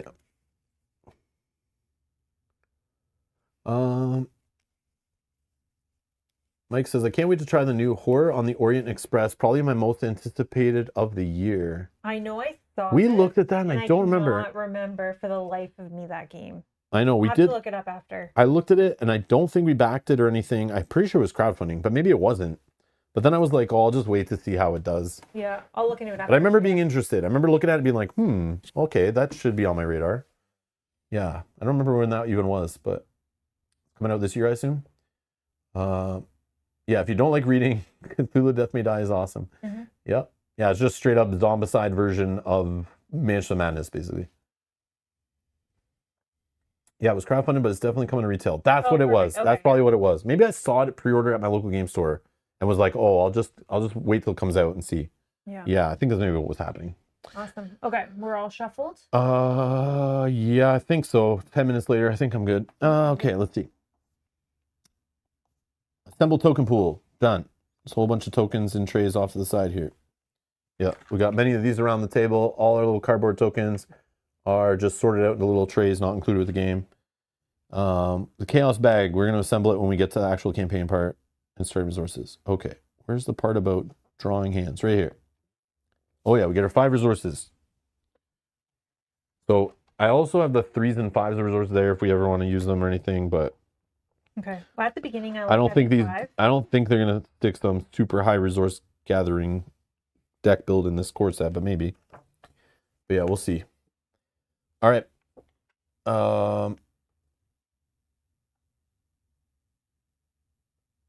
And then let's do the draw opening hands, then we'll go to the campaign book. Okay. So 5 cards, I think, right? Yeah.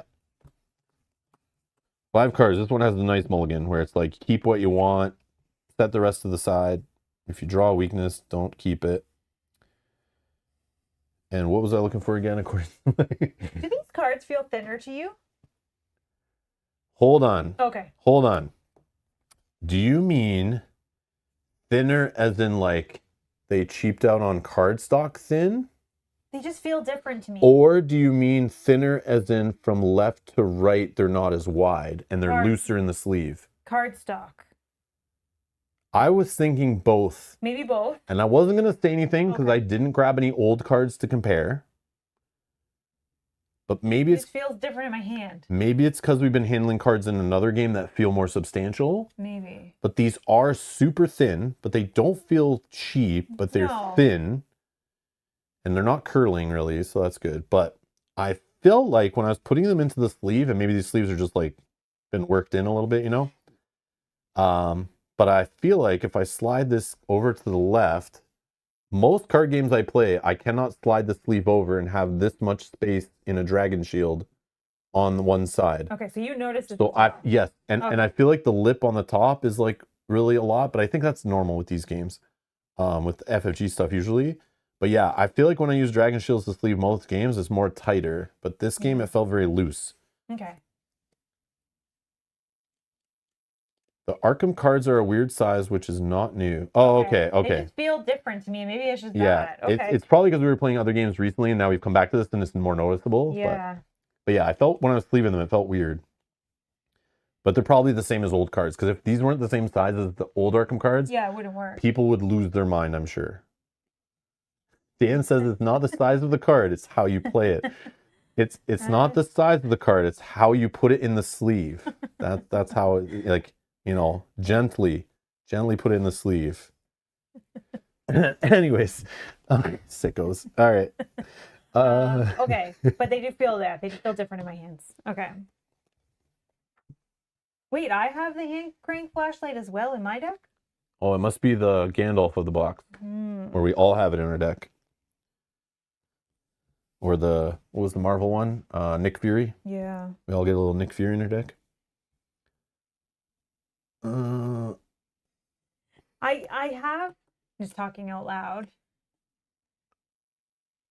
Go ahead. I have emergency cash, which gains me 3 resources. All my cards are like free or nothing. So I feel like I should mulligan just to get some cards that are more expensive. I don't think I need manual dexterity right now. I'm going to mulligan all of them because I don't have my Logan or my emergency cash, and it says I should have those. But maybe I should keep like Meat Cleaver. I guess I have a search as well, so keep the cash, keep the cash, ditch the rest. I think I keep this because this can let me search, right? This one is the one that allows me to, Tournament extract. That's your core card. That's like yeah. So I think that's like the one that comes with your guy in his deck every time. And then I discard. Yeah. Okay. So I'm gonna mulligan these. Yeah, like if you get your signature card, that's like Jim Culliver. He's in. I don't even remember what my signature card. Oh, my signature cards was the wrench, right? Right. Okay. Perfect. And I'll shuffle these back in. All right. So out of mine here, I got some generic stuff here. Endurance. Spend one resource, you get +1 for the skill. I feel like this endurance we've had before, but this is new art maybe. But yeah, anyways. I don't know if I should just keep a weapon, because like... It did say that in your opening, didn't it? Yeah, maybe I'll keep the weapon and the bodyguard just to have something in case. Good, because he allows you to put some damage somewhere if needed. Yeah. And I can't... I don't know. But I need money because these assets are expensive. So I'm thinking I'll keep these two probably, and then I will put those. All right. Vicious blow. Oh, wounded. No, we don't look at that one. Keep weapon. Maybe that's only what I keep, not bodyguard. Okay. Keep going. Oh, Alexi? He's better. Alexi. Oh, yeah, that's true. Yeah, he's another ally. So that's good. Oh, we got Daniela's wrench. Oh, we got 2 weapons now. That's fine. And look what I found. So I didn't get Logan or emergency cash, which I was looking for to help pay for stuff, but that's okay. Can't all be winners.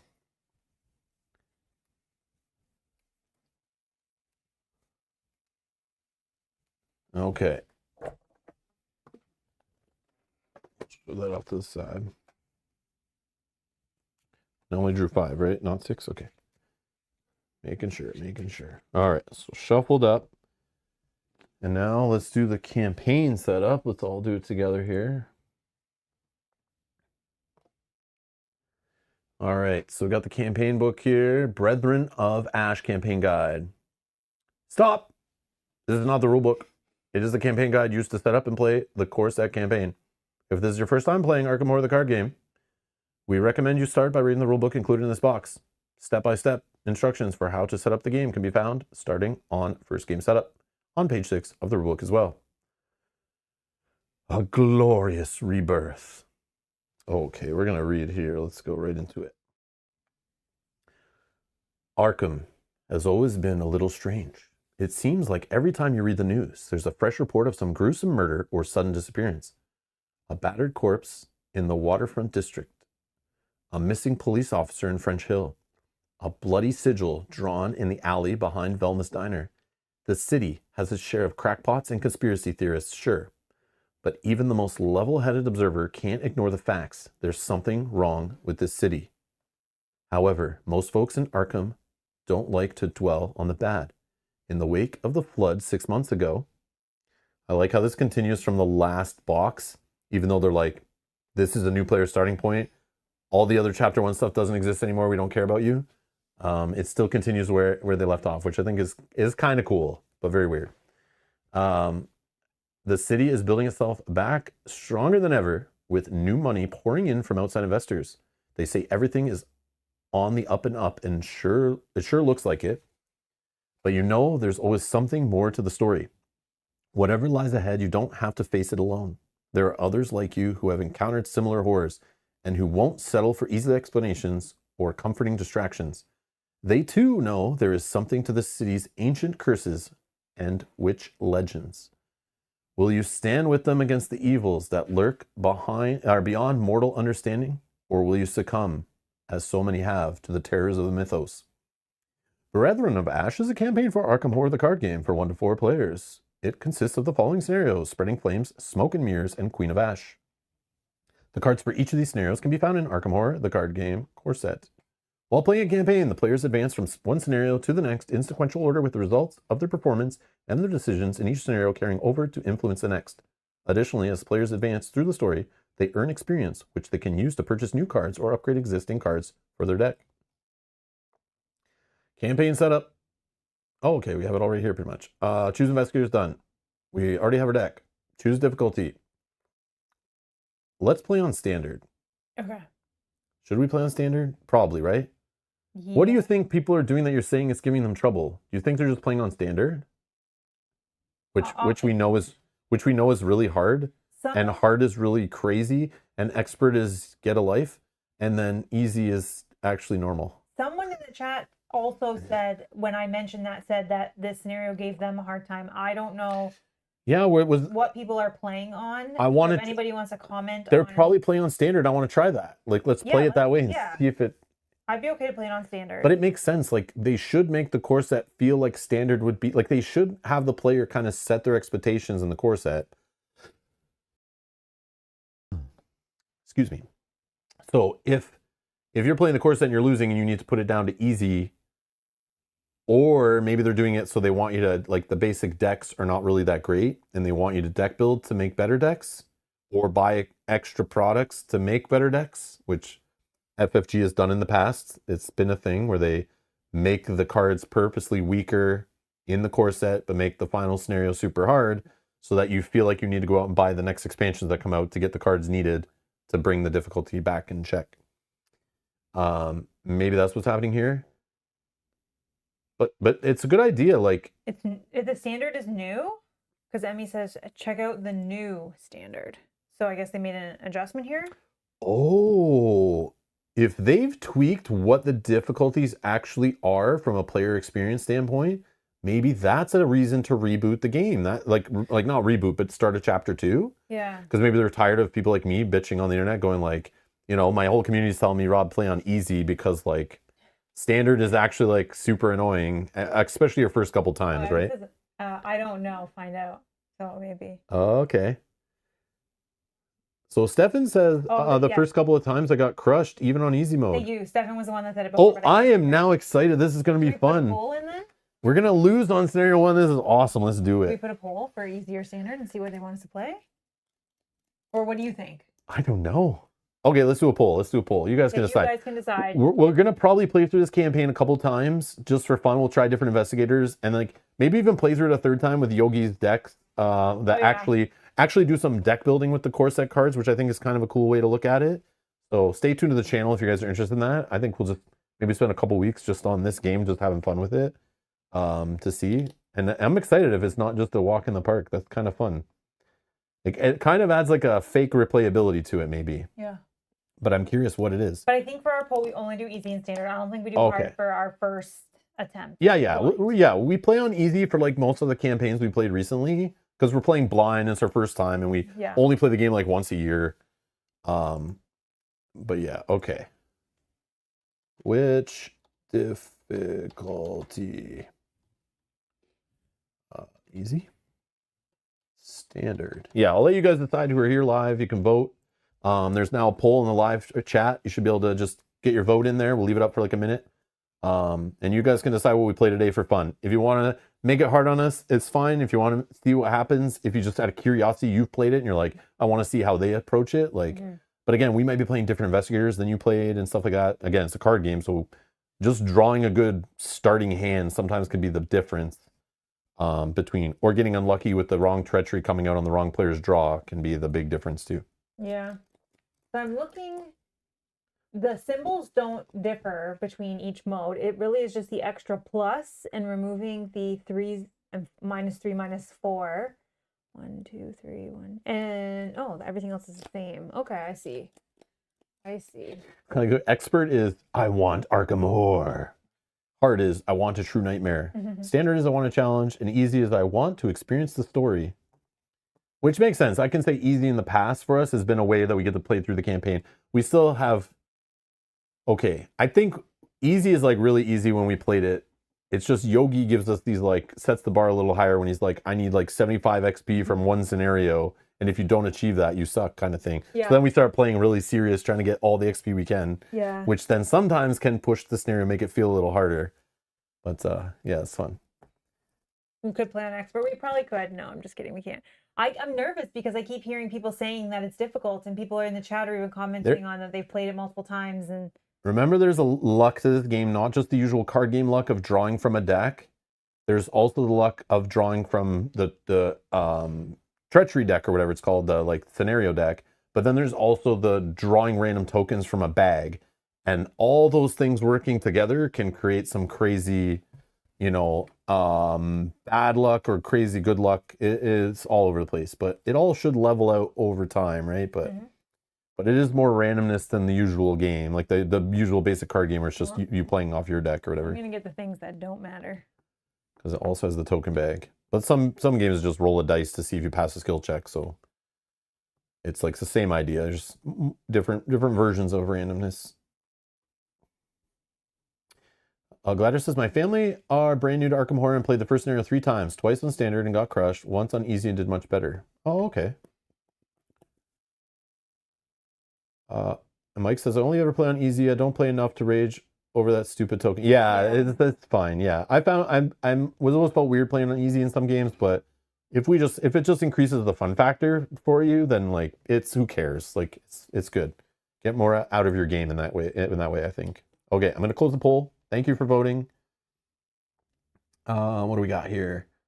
55% want us to play on standard. That was close. That's what we're gonna do. 1, 2, nice. 3. Okay, thank you guys. Okay, so Mel's putting the tokens together here. I'm showing what I'm doing here so we can make sure I'm doing it correctly. Okay, so starting from the beginning. Oh yeah, maybe I can do it like this. Oh, I probably can't. That's fine. As long as I'm at least you get an idea, yeah. So a +1, 2 plus zeros. Oops. Yeah, we're looking at the standard line here. 2 zeros, 3 minus 1s. 3 minus 1s, yep. Okay. 2 minus 2s. Okay. 1 minus 3. Yep. 1 minus 4. Yep. 2 skulls. A tablet. An elder thing. An auto fail. And a elder sign. Yeah. Is that what that one's called? And then these were just thrown away until they tell Hey, Mike. add new things in. Okay. That was a close poll. Interesting. Okay. Okay, scenario 1. Bag is ready. Sweet. Okay, now that I have it off the screen, pull the red one out. I mean, wait, what? Am I unmuted? Oh, no. Okay. Scenario 1, spreading flames. Strange things are afoot in the city of Arkham. A recent spat of fires and grisly accidents have the entire city on edge. While the Arkham Advertiser has offended a few flimsy explanations, you and your associates are not so sure. Robed figures have been sighted near these odd happenings, and your mutual friend is convinced they are to blame. You agree to meet your friend, meet at your friend's dormitory at Miskatonic University to try to get to the bottom of things. However, when you arrive, your friend's room is empty, and the dormitories are strangely quiet. Set up. So I think all the cards are just included. I literally just sleeved up what came in the little pack for the scenario 1. But in case you've disassembled cards and you're playing this again in the future, obviously you need to reassemble. But I'm going to double check. So I have obviously stuff from the base scenarios included. I have, oh, I see what they did here. Okay, so they are planning to do the exact same thing that they did with the original core set. The way they always made us go back, every time we were in Arkham, we go and grab the locations, I think, from scenario 2 of the core set. And it always said, grab all the cards from this symbol, but don't grab the treacheries this time, or don't grab this and only this, you know? So this time, they have instead, I believe, have given the locations from Arkham, or sorry, the locations from the university in this situation. They gave them their own little set symbol. Smart. So Miskatonic University is its own set of locations.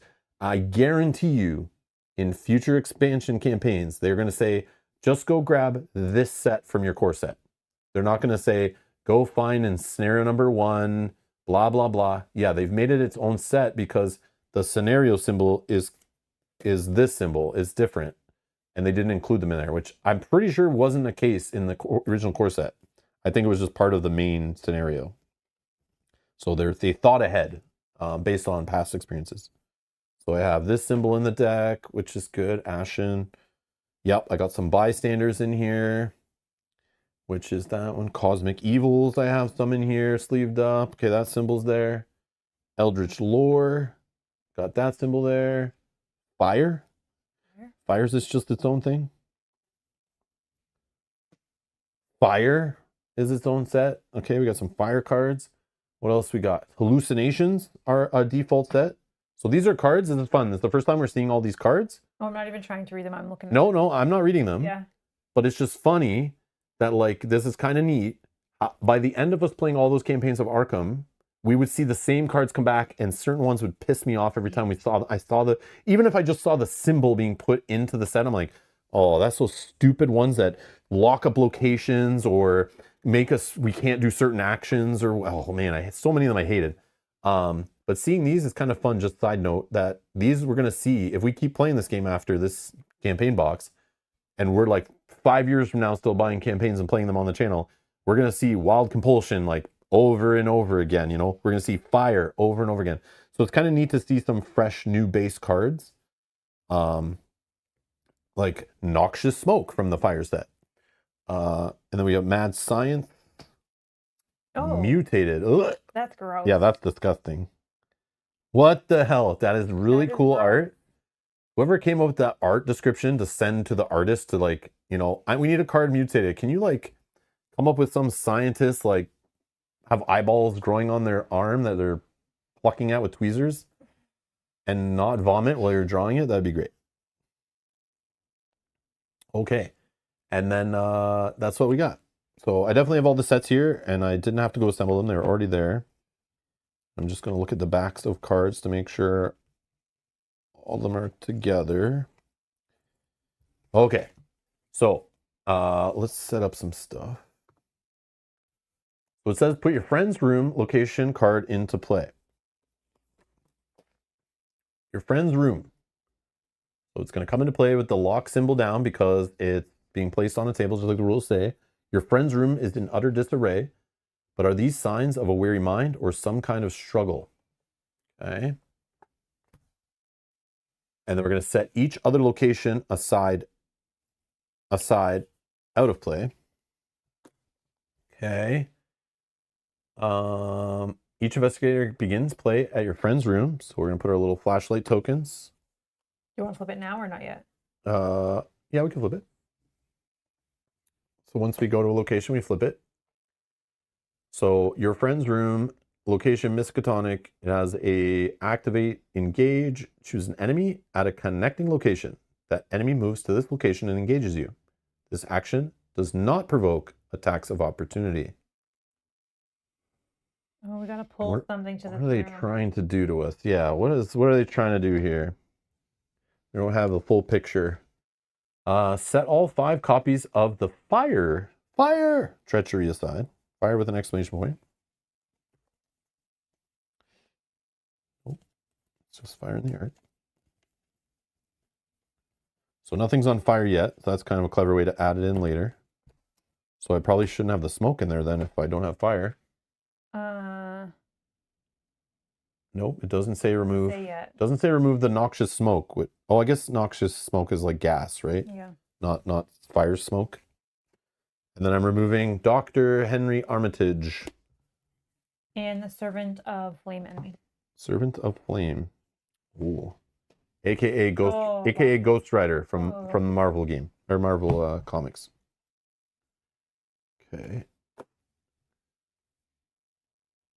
Shuffle the remaining encounter cards to create an encounter deck. So give me 15 minutes to do that. And then you're now ready to begin the game.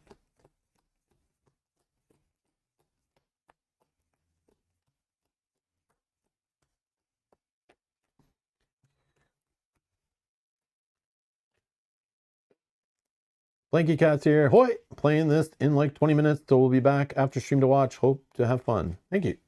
Have fun. Good luck. Yes, thank you. Thank you.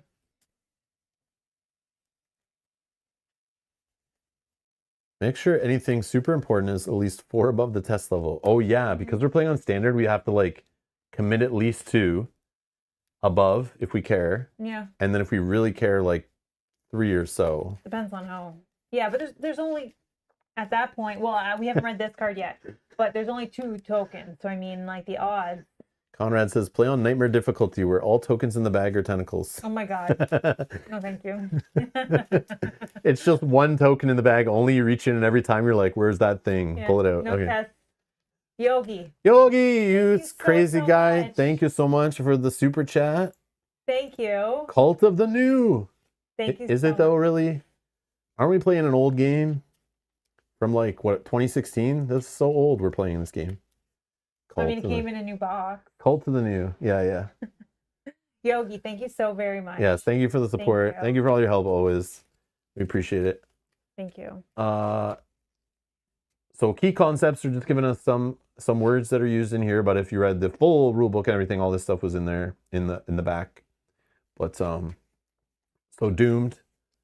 So when an enemy with the doomed keyword is defeated, either by an investigator snare effect, place one doom on the current agenda. I thought doomed was when they came into play, they added a doom. Or is there a different keyword that does that? Or am I just totally thinking of something else? I think it always told us when to do it, though. It's definitely Cult of the New Raw. Yeah, I guess. It came out this year, this product. Okay. An enemy with the doom keyword is defeated. Place one doom on the current agenda. This effect can cause the agenda to advance. Oh, wow. Okay. I remember that. An effect that discards an enemy is not considered to defeat that enemy and does not trigger the doomed keyword. Oh, that's Lord of the Rings LCG I'm thinking of. Oh. Ah, there you go. My mind since COVID is, I guarantee that getting COVID back like 5 years ago or whatever I last had it. Yeah, definitely messed with my brain and my memory and how it all works. That's what I'm blaming, not old age. It's definitely just the COVID virus definitely did it. Okay. Hunter keyword we know pretty much, right? Mm-hmm.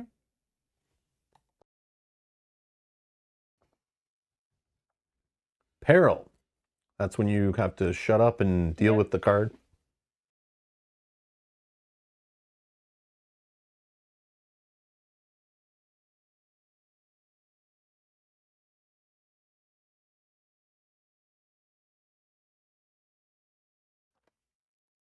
All right. You have to resolve it by yourself, yeah. Stupid throat tickle. Prey. That's when it has like it has a choice of who to go after, and it's the equal distance or who to engage.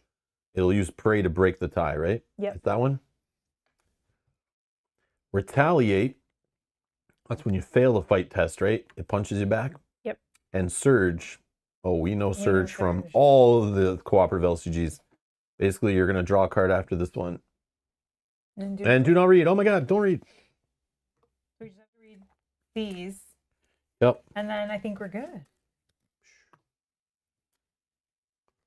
Okay, I think I'm shuffled enough.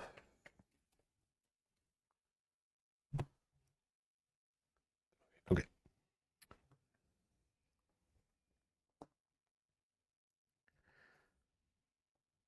Oh yeah, it didn't tell us to like get these out and put them in order or anything, right? Or did I miss something there? No, it didn't say that, I don't think.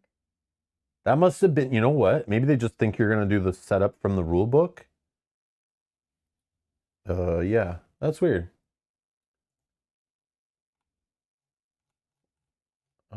But yeah, whatever. Whatever it is. Okay, so let's just do our normal. We go through this. So I've just put them because sometimes it tells you like remove certain ones, right? Yeah. So past curfew, the camp is strangely quiet, and there's no signs of your friend. Hooded figures cross the quad as nervous students scurry under painfully bright street lamps.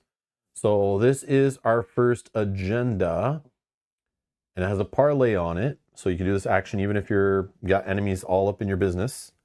You test intellect.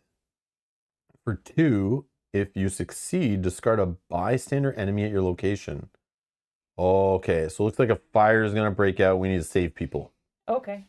That's what I think is happening here. Because where there's smoke, there's past curfew. Okay. I'm sure the next one says there's fire. You are searching the dormitories for any sign of your friend. Objective. At the end of the round, investigators may spend the requisite clues as a group to advance. So because we're playing 2 investigators, we need 4 clues. Okay. And we have to wait till the end of the round to do it. So let's be quick. We can't even... Sorry, one more. Oh, yeah. And since we're playing on standard, here's what the skull token does. It's minus X. X is the current act number. We're on act 1. The tablet is -1 to the skill check. Reveal another token. If you fail, take a damage. Ooh. Ouch. And the Elder Thing token is -3. If you fail by 2 or more, draw the topmost copy of Fire in the encounter discard pile. So we probably won't see this. Not yet. It.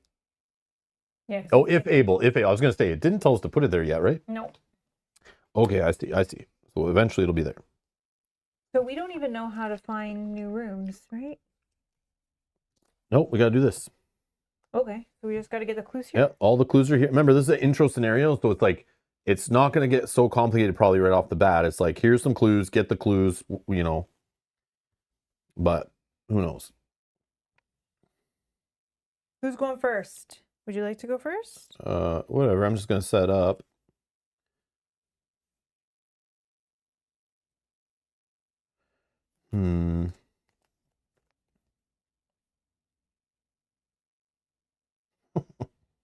I just read the Meat Cleaver. I'm pretty sure I've seen this before, but so it's +1 combat for this attack, +2 instead if you have 3 or fewer remaining sanity.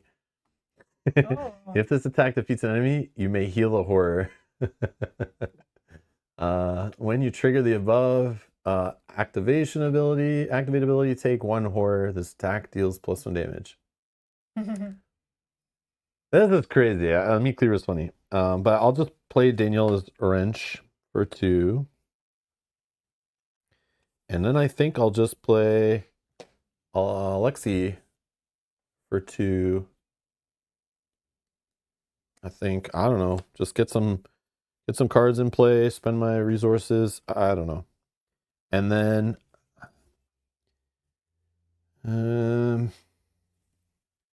I probably just draw a card, right? It's 3 actions, right? Yep. In this game. Or no, maybe I just take a resource. I take a resource. Yeah, because I can have 2 hand slots, right? I can eventually have another weapon as an option. Mm-hmm. Or I just need resources to play. Yogi, thank you so much. I was going to see if I remembered it. Yeah. I want to have clues. I want to have resources ready to play this at some point. So I'll just take a resource. And that's my turn. Okay. Oh, yeah. Sorry to interrupt. No, go ahead. They gave new reference sheets, which I don't know if they're much different than the other ones. They look different. But yeah, they have the action stuff, which I like. And then the phases on them. I feel like they're similar to the other ones, but they have more info on them. But this just made my memory messing with me. But okay. All right, go ahead. I'm going to play my first action as emergency cash just to gain 3 resources. Only because I don't know all the cost of my cards yet. And I'm going to use my ability. So, okay. So then my second action, I'm going to play for my next trick. So search your deck for a spell or item asset and play it. Its cost is reduced by 2. This does not, it doesn't matter. Okay, so Yogi says I'm looking for second sight. And because I,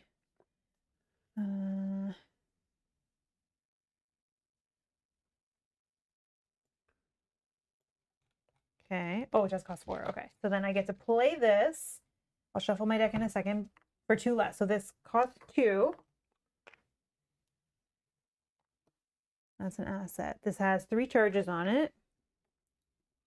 And then I have an ability here. After you play an asset, either return another non-story asset you control to your hand, or play a different asset from your hand paying its cost, which I will do that. And I will play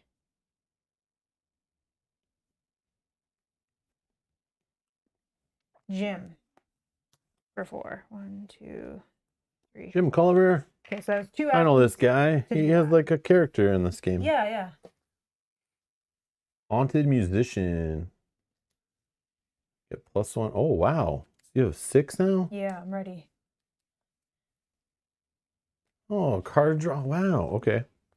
Okay, so I still have 1 more action. So I think maybe we're using this. Investigate. Oh, investigate using my willpower. If you succeed, you may spend 1 charge to discover 1 additional clue at your location. If you reveal cultist, which there's none in there. Okay, I think I I don't think I have ways to.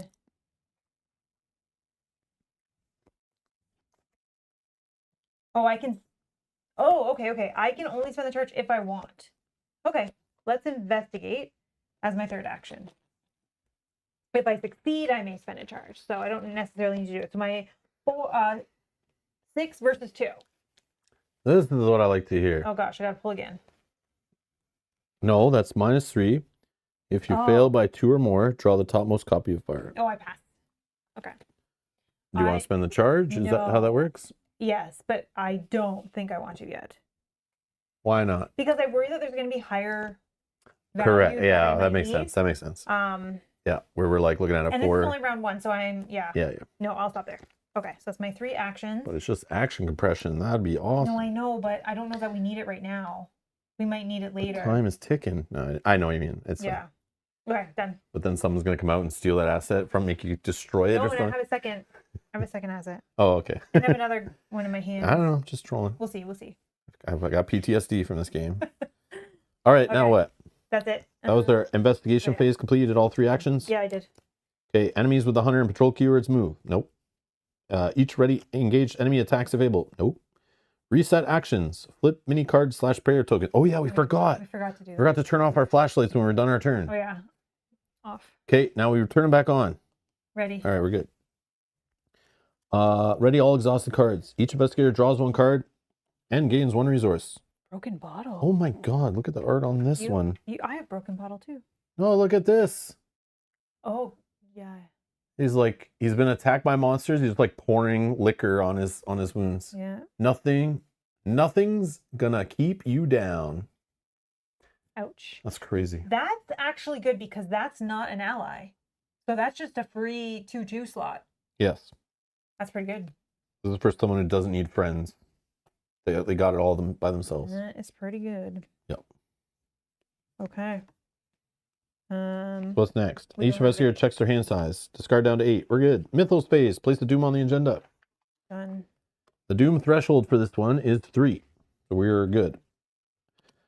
Each investigator draws an encounter card. So Mel's going to draw her encounter card. Cosmic Evils. Peril. So it says Revelation. You must either choose one. Place 1 doom on the current agenda. This effect can cause the agenda to advance, or take 1 direct damage and 1 direct horror. That means you can't put it on your friends, only on your guy, your investigator. And it gains surge if you choose that option. So I'm not allowed to influence what Mel's doing. Neither can you in the chat. Don't say anything. This is all peril. It just means Mel has to make a decision completely on her own.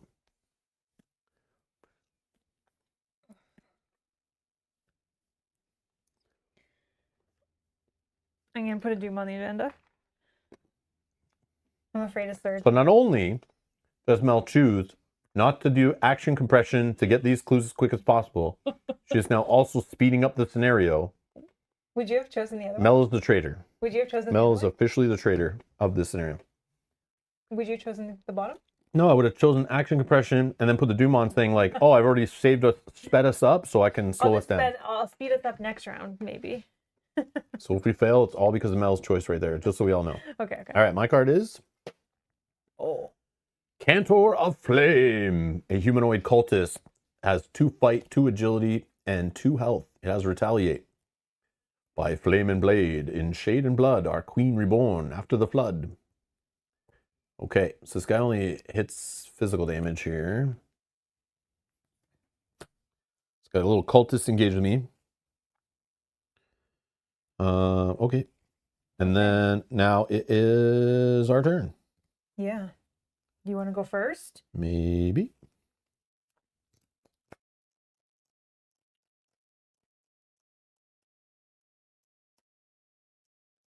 Oh, my brain just thought of something. Mm-hmm. I was trying to figure out, because in previous games, there was ways to add charges, things like that. His ability, once I get down to 1 charge, I just could put it back to my hand. Or even not, because I don't need to discard it. Once I've used all the charges, I put it back in my hand, and then I replay it out. Expensive, I know, but then I can use it over and over. Okay, I'm understanding here. Understanding.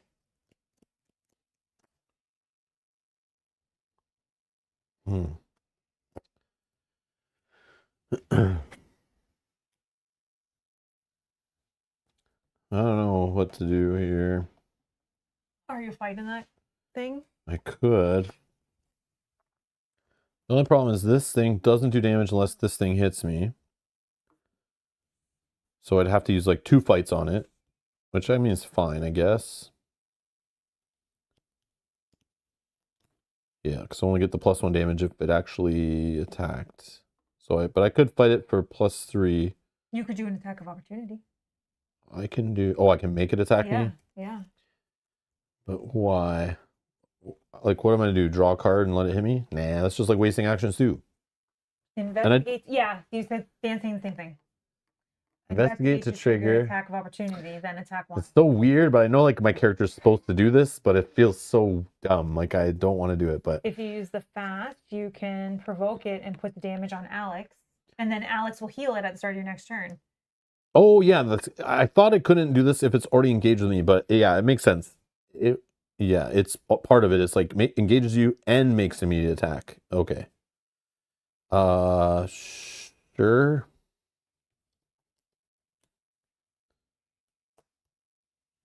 Okay. Exhaust Danielle's wrench. Choose the enemy engaged with you to make an attack. I can put the damage here, I assume. Mm-hmm. And then now, after an enemy attacks a location, fight that enemy. And I will fight it using this. Right.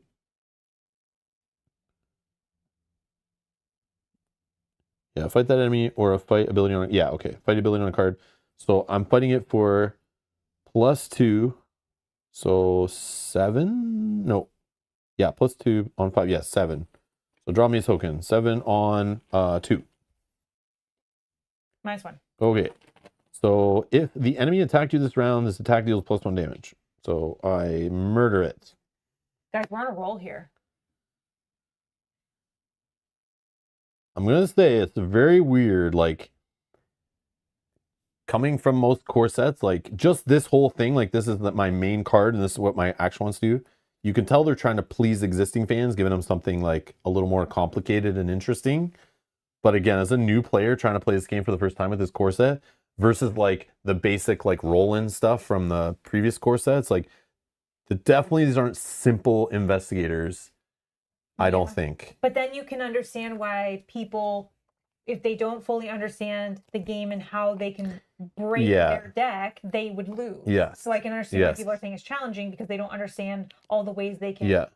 So it's like maybe they made it more complicated on purpose because they want people to fail, re-look at it, retry, want those light bulbs to go off. Yeah. But like if we didn't have you guys in the chat just like pointing things out quickly for us, being like, hey, you can do that and this and that. And it's like, oh yeah, I never thought of that, but maybe I would have figured that out as we kept playing, right? Yeah. And it's like, it's interesting not to be so straightforward. And the chat's really excited because you spent 0 actions and you've done all that already. Yeah, so it just broke the whole game. Yeah. I just cheated. See, I'm going to be inefficient with actions and Rob will be efficient with actions. And yeah. Or it's a balance. Sure. Okay. So then I think I just take a resource for my first action. I feel like I want to play the meat cleaver like for lulz, because I have Alexi who can like heal horror, and I can take horror and like try to balance that and have a little mini game with resources. I think can he not only heal damage? Heal damage and horror. Oh, at the start of his turn, yeah. So I just got to never put like more than one of each on him. Yeah. So that I can put it on from enemies attacking me if they're only hitting for 1. Yeah. But I could put like 1 here and 1 here, you know? Yep. And then horror that this gives me goes on here. And then I remove it at the start of the round with his ability. Yeah. Oh, it's heal 1 damage or 1 horror. Oh, but depending. So he's a little slower than I was thinking, but. Or I just put resilience out so I have a backup.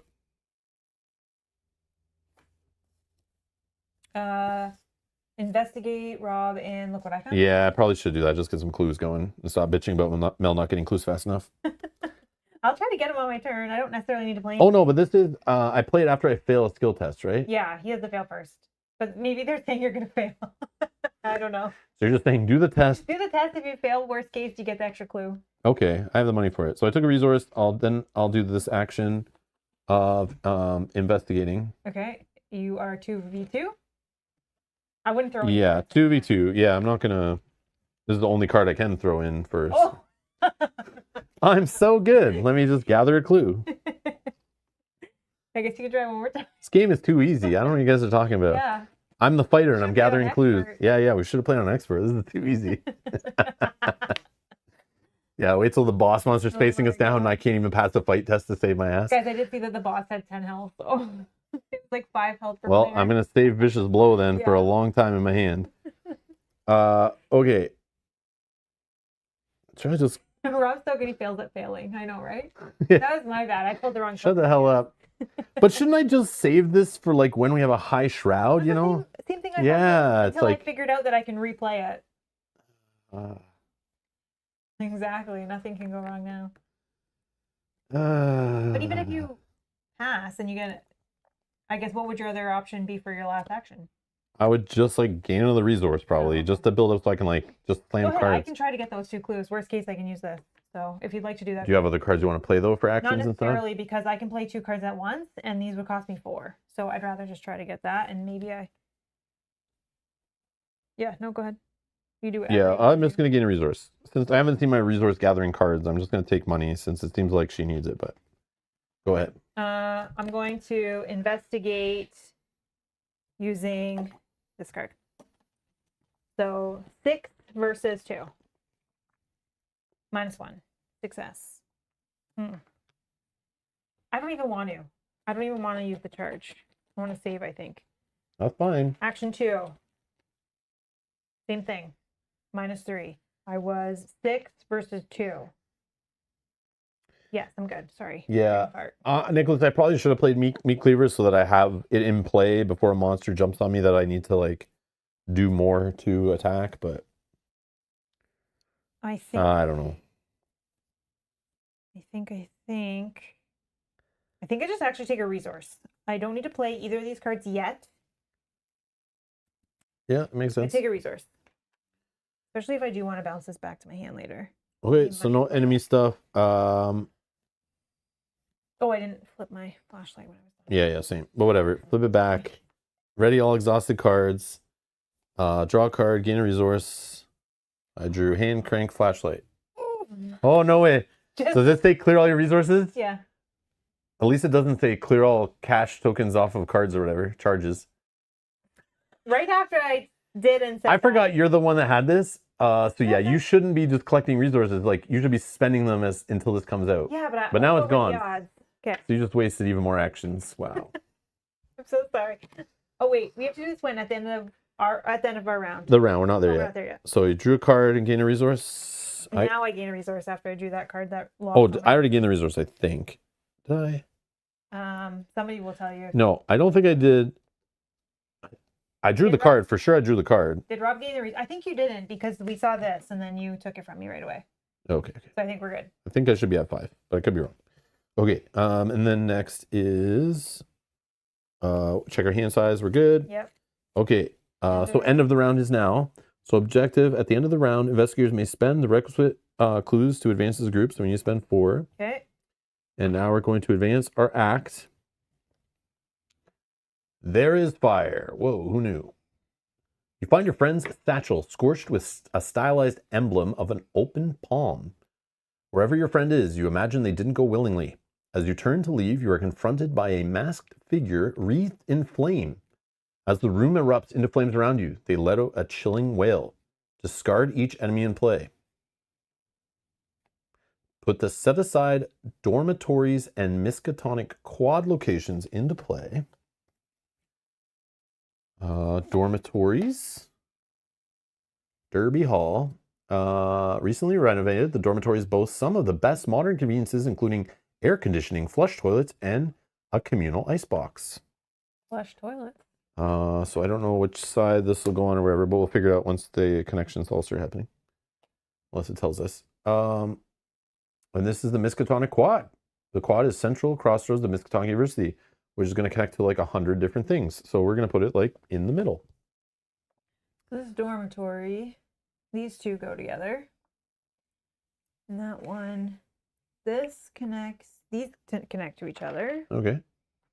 And then does that connect up? No, it doesn't have the pink to go back to this. Okay. The pink spade is missing. Okay. So it looks like that. We'll do it like that for now, but maybe there's a better layout once we reveal more stuff. Attach one set aside Oh no, sorry, there was more. Spawn the set aside servant of flame enemy. Set aside. Oh, that's a big guy. No, already? So yeah, he's 4, 10, 4. Humanoid elite. Hunter. Prey goes after the lowest agility, which I have 2, you have 3. Okay, that's good. So he's always going after me, I guess. He's victory 2, so when we do defeat him, he doesn't go back to the discard pile. He's like removed from game, basically. And then he hits for 2 and 2.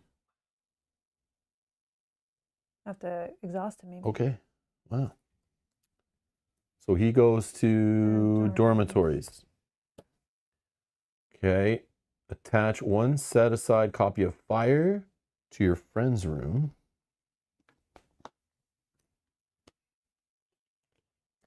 So Fire is, it's an attachment, I see. Okay, Revelation. Attach Fire to the nearest location without Fire attached. Is what it normally does. Forced when the investigation phase ends, each non-elite card with health at this location takes 1 direct damage. Oh, wow. Is that guy elite? Yeah, he is. Okay, so he doesn't burn himself. That makes sense. And then it's got an activate test agility of 3. If you succeed, discard Fire. That's exactly the same way it works in like Mansion Madness, right? It's like agility tests to get rid of the fire. Yeah, you got to step on it. Okay, and this goes to our friend's room is now on fire. And then place each other set aside copy of Fire, which is 3 more copies, in the encounter discard pile. Okay. And then we now need to escape the dorms is our next act. A burning apparition stands between you and the exit. You must escape the dormitories. So we don't have great agility. He has 4 agility. So like just evading him is... I have... going to be annoying. Okay. Objective. If each undefeated investigator is at Miskatonic Quad, advance. Hint. Sometimes it's better to run than fight, which is why I was thinking of evading this guy. This guy we are not equipped to fight with right now. So this is them trying to teach a lesson of like, just evade it and go about your way.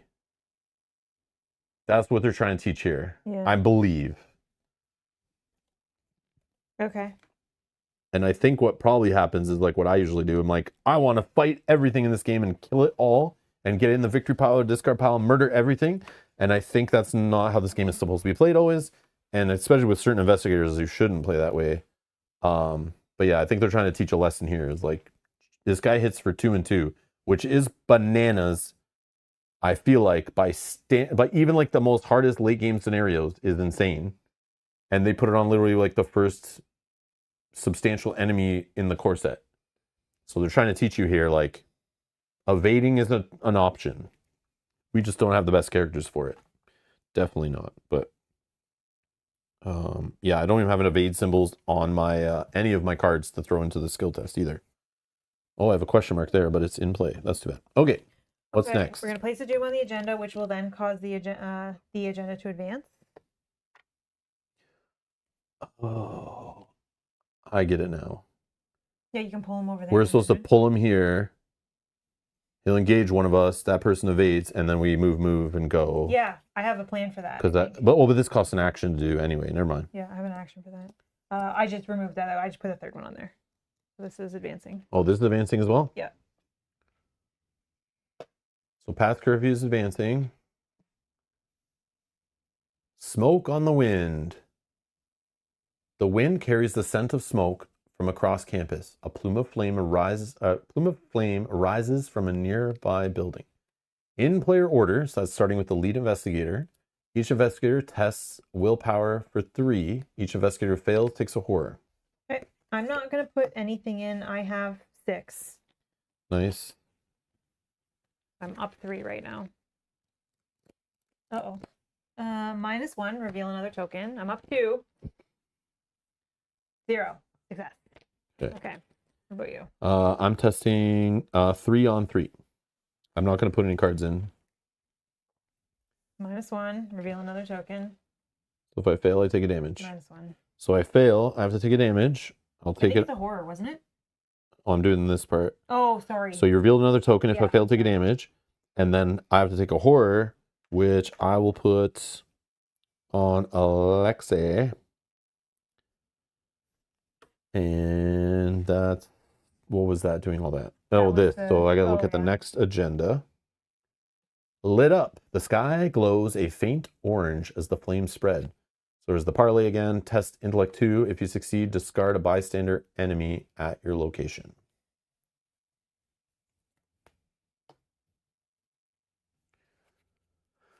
Okay. Okay.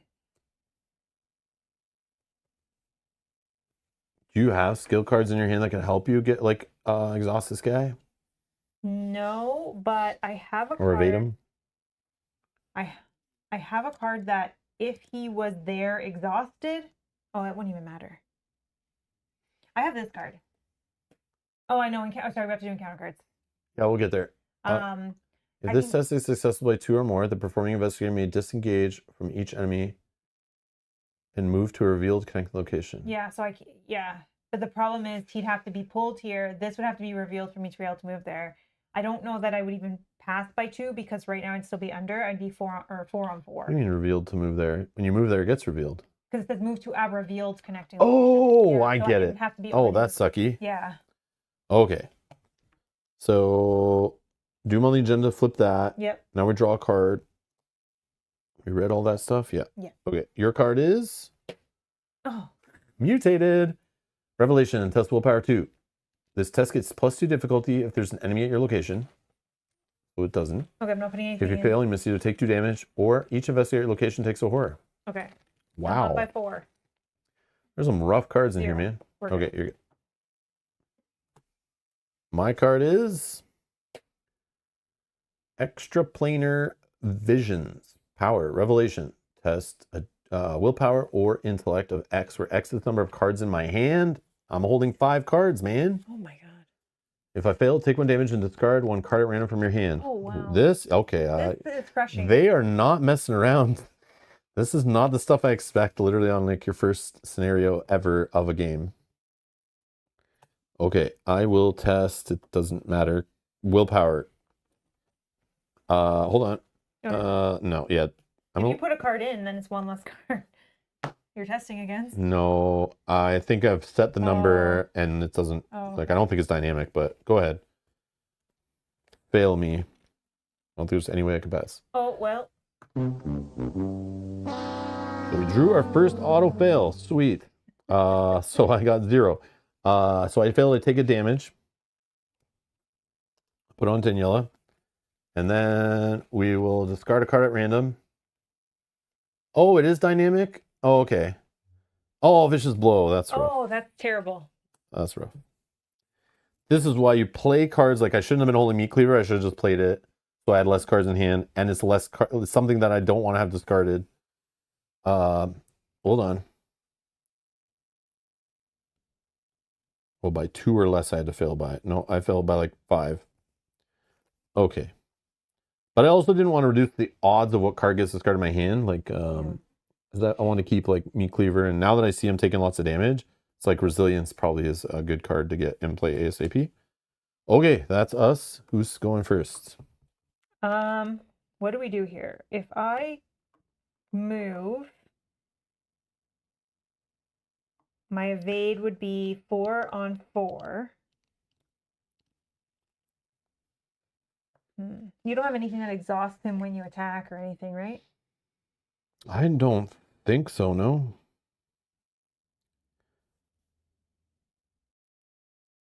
Okay, I guess if I was going to do that, like I would have to attack him like 5 times to defeat him. Like, I don't see how that's going to work. I only have 5 horror. He hits me like 2 times. I'm down to 1 horror left. And then I would have to be taking horror on my weapon to even hit him for lots of damage.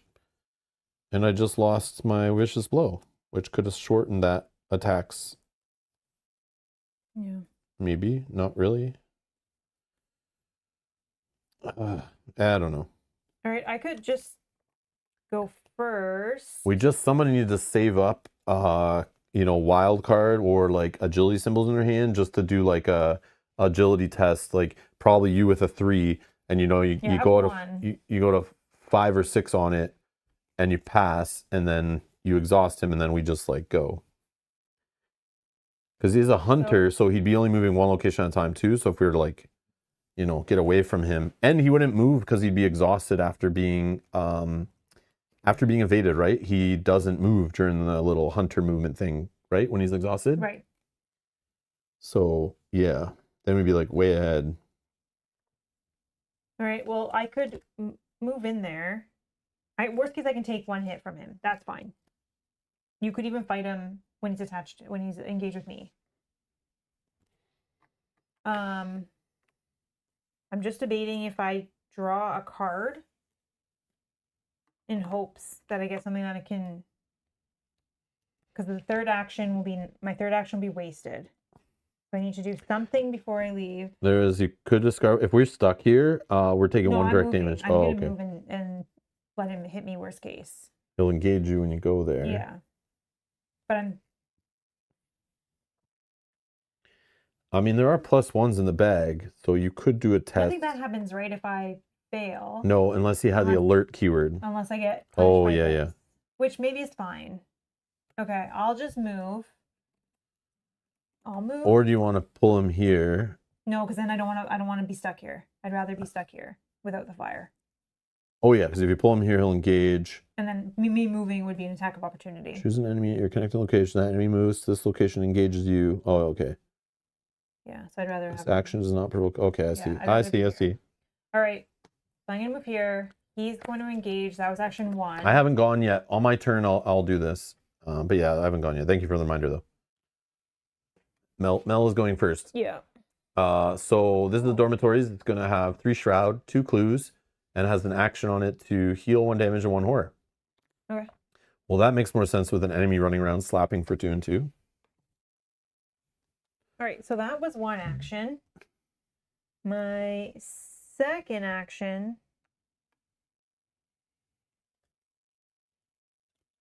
is, maybe I should have drawn 1 card. We can pretend you drew a card first. Yeah, let me pretend I drew a card once before I left. Yep. Guts. Okay, that's not helpful for this. Okay. Was it a fight symbol on it? No, willpower.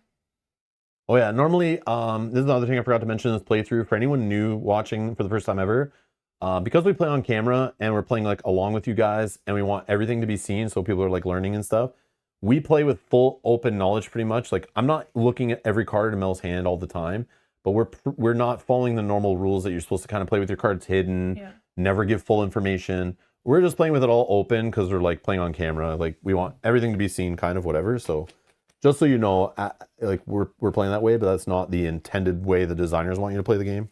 True. So I always forget to mention that. But yeah, that's the way we usually play. Okay, so I have 3, he has 4. I'm down by 1. -2. Okay, so I failed. That's fine. That's the end of my turn. Draw a card, move. Yeah, try to evade. You're welcome to try to throw some damage on him from, like, if you come into the location and try to do it that way too. That's fine.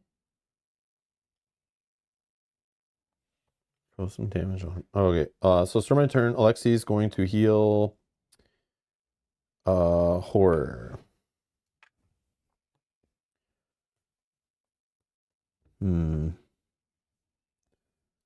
Yeah, like what is the best way?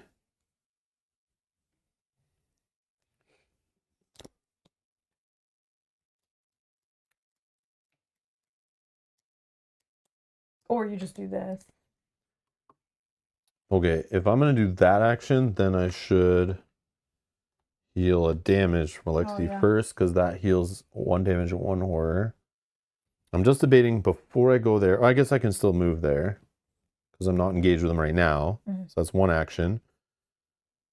I'm going to play 1 asset, and it's either I play the meat cleaver as an extra weapon, and then I'm going the whole like trying to do damage to him by taking extra horror.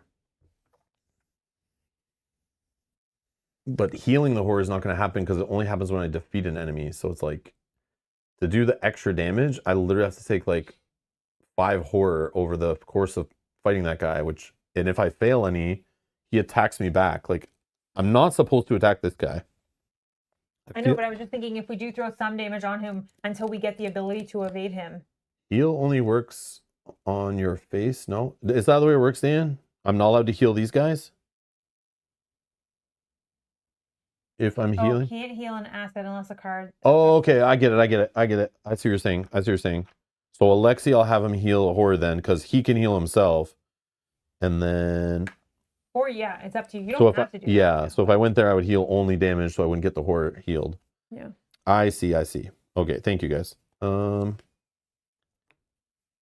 I see.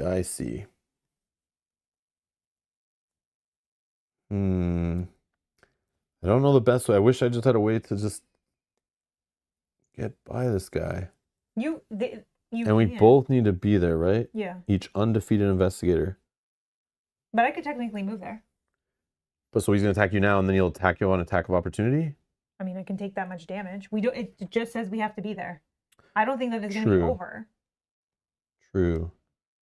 I just don't know if I should be hitting him. You don't have to. Because it might be a waste of actions. One question, do you have agility in your hand that you'd be able to throw one in later? No. That's what I'm saying. I have none, or else I would have said, let's just pile it up and go after him and exhaust him and move on. If this does get revealed by you at some point. I can go there right now. You don't have to go there right now, but maybe at the start of the next round or whatever. Then if I am able to do this test and succeed based on the card I draw during the refresh or the upkeep phase, potentially I can ditch him? Yeah. Okay. I can ditch him and move to a connecting All right, so then here's the plan. I moved once. I'm going to do one action, just literally play something, and then I'll just move there so that it's revealed. But you can even do it later, like the next round. It doesn't have to. But enemies can jump on my head here, and other things can change in the game state, so I'm going to not do that. So I will. We also probably need clues, and I get to draw a card from this as well when he hits me. So. Oh, yeah, and you have a place to put some. Yeah. I see, okay. Yeah. So let me just play...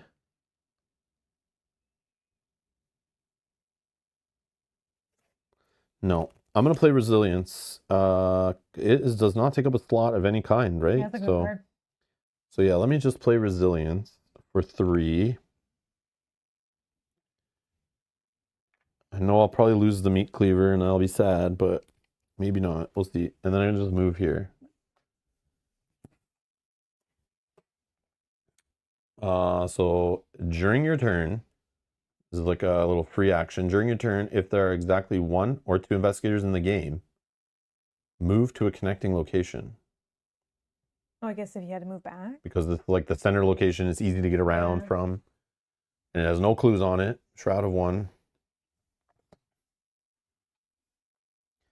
And I'm done. Okay. So enemies. He's already engaged with you, so he's just going to attack you. Okay. 2 and 2. I'm going to put 1 and 1 here, and then 1 and 1 here. And then he says, after you take damage and or horror, exhaust Jim Culliver and draw a card. Oh! I got manual dexterity with 2. Yeah, I love these cards, man. Oh, they have new art on this one, too. Okay, this is wonderful. If this test is successful, the performing investigator draws a card. Yeah, this is what we need. Yeah. I don't think I have this in my deck. Plus this. But you have it. I think this is very good. You probably have another copy of that in your deck, too. Okay. We got it. We're good. Okay. Maybe, unless you pull a token that draws an extra token and then -3 and -5 and we fail. Okay. Okay. And then he's exhausted because he attacked. Okay. Upkeep. Reset actions. Ready. Exhausted cards. Draw a card. Gain a resource. I got jumpsuit. During your turn, discard jumpsuit. Choose a tool or weapon, asset in your discard pile, add it to my hand. Oh, that's how I get the wrench back. Or the meat cleaver after they're discarded, I see. Forgot about that. Okay, what's next? I have less cards, I'm good. Place a doom on the agenda. Oh, you have, I don't have. And draw your card. Forbidden Secret. Pact. Revelation. If you have no clues. Uh-oh. Forbidden Secrets gains... I think we forgot to surge a card. No, I chose not to surge. Oh, that's right. Yeah, sorry, that was right. You didn't choose that option. I forgot. If you have no clues, Forbidden Secrets gain surge. Otherwise, test... Okay, so it's just surging. It's not doing anything else. Oh, yeah. Yeah, it's just basically saying it wants to mess up your clue game. But if you don't have clues, it can't do anything. Wild Compulsion, Madness, Bane, Revelation. Test willpower for 3. Each point you fail by, you must either discard 1 card at random from your hand or lose 1 resource. God help the dreamer whose mad visions shew those dead eyes set in crystal gulfs below. What the? I think I'm going to play Guts on this just because I'd like an extra card. Are you crazy? Why? Okay. You think I'm crazy? I don't know. I would save that for when I'm in a difficult situation sure. and you are You're the player. And I'm the guy with only 3 willpower and we're about to lose because I'm about to take 1 horror and I'm going to die. You're right. And you could help me on the skill check if you're at my location. What is it? 3 or 2? 3. 3. Okay, so I'm up Unless 3. you think you're going to fail. I'm up 3. Whatever. Yeah. I don't think I'm going to fail ever. How dare you selfishly just throw that away? How dare you? Okay, my card. Yeah. All right, I have no clues, so we're doing a surge. Unspeakable truth, terror, revelation. Put it into play in your threat area. Limit 1 per investigator. Forced. After you discover 1 or more clues, take a horror. Yeah, okay. 2 actions to discard it. Sure, whatever. All right. Okay, I think I go first to see if I can get this to happen. Sure. Okay, I'm going to try to evade.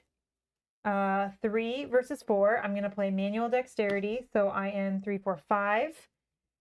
I'm only up 2. This is not maybe great, but we're going to try. And you have to succeed by 2 or more to do the little teleport? Yeah. But I have to put it in to know. You have nothing to help. I just have to hope. Not even a wild. Even if I evade and I don't get to teleport, even if I'm successful, that's still good because by 2 or more, the performing investigator disengages from each enemy to move to reveal a connect location. Yeah, that would let me move for free. But if I'm successful, just in the you just get to exhaust it, and I don't have actions. I think we're good. I see. So 3. Joke's 4, on you, 5, game. 6. 6 versus 4. We're up 2. We're up 2. Clues? Who the hell gets clues? I don't get clues. I mean, I did that one time, which was weird. -1. Success. I'm not up by 2. That's fine. But we still. You weren't? No, because I was only up by 1. But we still get to we still get to evade Were you him. testing 6? Oh, it's 6 on 4. Never mind. Yep. That was action 1. So disengages, invades. Okay. Now what do you want to do? This once before I leave? You can. Yeah. Oh yeah, draw a card from that other one that you succeed on the other. Oh yes. Skill card you played. Yeah. Okay, thank you. Yes, I will then action 2. I will heal 1 damage and 1 horror, just in case we don't know what's going to happen. And then 3rd action, we're going to move here because he won't hunt this round. Yeah, that's correct. Unless something comes off here that. Oh, I guess no, that would be after. Okay. Let's see. Now am I? Oh, does it happen right away? Oh yeah, this happens right. I think now. Yeah. We don't have to wait till that. If each undefeated investigators at Miskatonic Quad advance, yeah, it happens right now. Happens right now. Okay. Hint: sometimes better run than fight. Okay, let's see what happens. Nope. So I get my full turn with whatever's going on here. In the open, you emerge from the dormitories, lungs bursting into the crisp autumn evening. Looking behind, there is no trace of your pursuer. You remember your friend planned to consult Miskatonic University's head librarian, Dr. Henry Armitage. He may be able to help you understand what is going on. Search all in-play and out-of-play areas for the Servant of Flame. Heal all damage from him. Yep, see, it was a test. If I sat there wasting attacks on him, the dumbest thing ever. I knew it. Okay. Discard each enemy in play. No, you said it aside out of play. Oh, it's him aside out of play. Heal all damage from them. Put him in the paper shredder. Okay, sounds good. And then discard all tokens and attachments from your friend's room. Okay, fire. Okay. It says remove it from the game. Oh, sorry. Discard all tokens attachments from your friend's room and remove it from the game. So that fires out. Oh, okay. Put each remaining set-aside location, Warren Library, Science Hall, and Warren Observatory into play. Okay. Warren Library connects to this thing. And only back to there, so it's one-way connection. Only between these two, like they go back and forth, but it's only between those two, at least that I see. I think these are both the same. Yeah, these only. Let's see the best way to do this here. I'm gonna pull this down. We're here. Oh, not vice versa. Hold on, so maybe I'm. Feel like because this goes to green diamond. This goes back to plus. Okay. This goes to hourglass. This goes back to plus. This red square, and then this goes back to plus. And then this one connects here and here. And this blue goes here. This goes to blue. Yeah. I think like that. And on the other side, there's just the one-way connections if you need, right? They're there. Sorry, it might have said they're saying to remove friend's room as well. Oh, is it all that way? Okay, hold on. Let's see it again. Discard all tokens and attachments from your friend's room. Oh, okay. No. Okay, Yeah. I see. That's what I was thinking. I was like, okay, this does get discarded. The fire's discarded. And then the friend's room. But the friend's room is removed from play. Got it. That makes more sense. Okay. And then we've done Put each remaining set aside into play. Okay. That's done. Now we're on Act 3 out of 4. Searching for Dr. Armitage, your friend had mentioned visiting the head librarian, Dr. Henry Armitage, with more and more strange figures arriving. You must scour the campus for his whereabouts. Objective. At the end of the round, investigators at Orne Library may spend the requisite clues, which is 6, as a group to advance. 6 clues we need. All right. And we know there's cards in here now that mess with clues, but we drew 2 of them already, so maybe we're hopefully good that this won't screw up holding clues. I just have one question. Since it's still technically my turn, even though my actions are done, we did that at the sure. Right away. Can I do this during your turn? I don't know. Right? Because technically it's still my turn. Like I just love this because my actions are done. But it's a free action that I can do group limit once per round. Yes, smell can move. Unless you wanted to use it, because we can only do it during your turn, if there's exactly 1 or 2 investigators in the game, move to connecting location, group limit once per round. So if you don't want to use that, I'm good, I guess. I don't care. Then I'll just set up to be at one of these locations. Like I'll be here for the next round and start getting clues. Yeah, sure. We'll do whatever you want. Yep. Yeah? Yeah. Okay, so then I'll move myself here. Yeah, that makes sense. Okay, so I have 3 actions. Yep. I probably just started exploring. So Orne Library is where we want to end up with the clues. So I'm going to say let's not go there first. Let's probably, I bet there's 2 clues here, 2 clues here, 2 clues here, and like none here maybe. Yeah, so we don't want to go there. So I'm going to guess. I'm going to go to the science hall for science. So the construction of the West Memorial Science Hall at the northern end of the campus is confusing, to say the least. However, students nevertheless are more than happy for the modern facilities and state-of-the-art science equipment. Oh, that's so nice. Forced. Oh, sorry, as 2 shroud, 2 clues. I called it. Oh, there's the victory. The victory is more like prominent.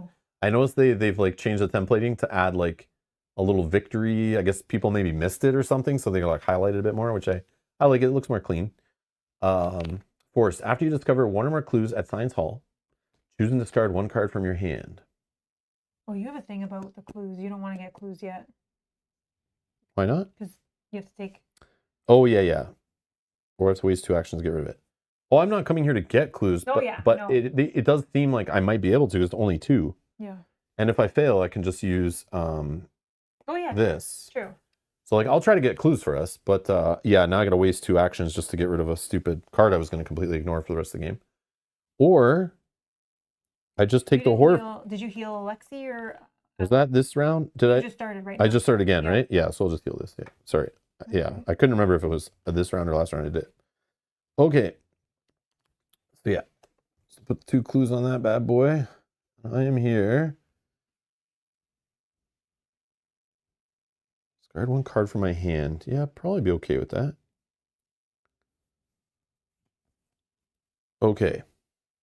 I have 3 monies. I need 2 to do that. I'd probably just discard Meat Cleaver and then use this to get it back. But, oh no, I have to discard it from play. Never mind. Oh, but this can take damage too. Oh, wow. Okay. No, I wouldn't discard that. I'll just discard... Should I be using this maybe? Did I get this in play? Oh no, it's a hand item. So I'd have to have this plus a weapon. I see. Get +1 for the test. If you succeed, you may discard this. Get -1 shroud to the end of the round. So if I was just going crazy with the clues. That's like too many actions. No, I just want to fail. Okay, so I'm going to try the test of investigating. Okay. I'm investigating for a 2 on 2. -1. -1, reveal another token. That comes out a lot. -4. Whoa. Oh my god. Well, but I want to fail by 2 or less. Well, you did, because it only goes down to 0. Oh, yes, that's correct. Yeah, because I'm only doing a test of 2. Yeah, 2 against 0 now, Yeah. right? Yeah. Ah. Right? That's correct, right? It never goes negative, right? No, it never goes negative. So you fail by 2. So this doesn't cost me an action. I'm going to spend 2 resources, right, to play this? Yep, you're correct. That's Yogi. Okay. 2 or less. So I'm going to pay 2, spend the card, discover 2. Look at how good I am at getting clues. Take note. You writing this down? Yep. You should be writing this Yep, down. This is I how you am. properly use one action Yep.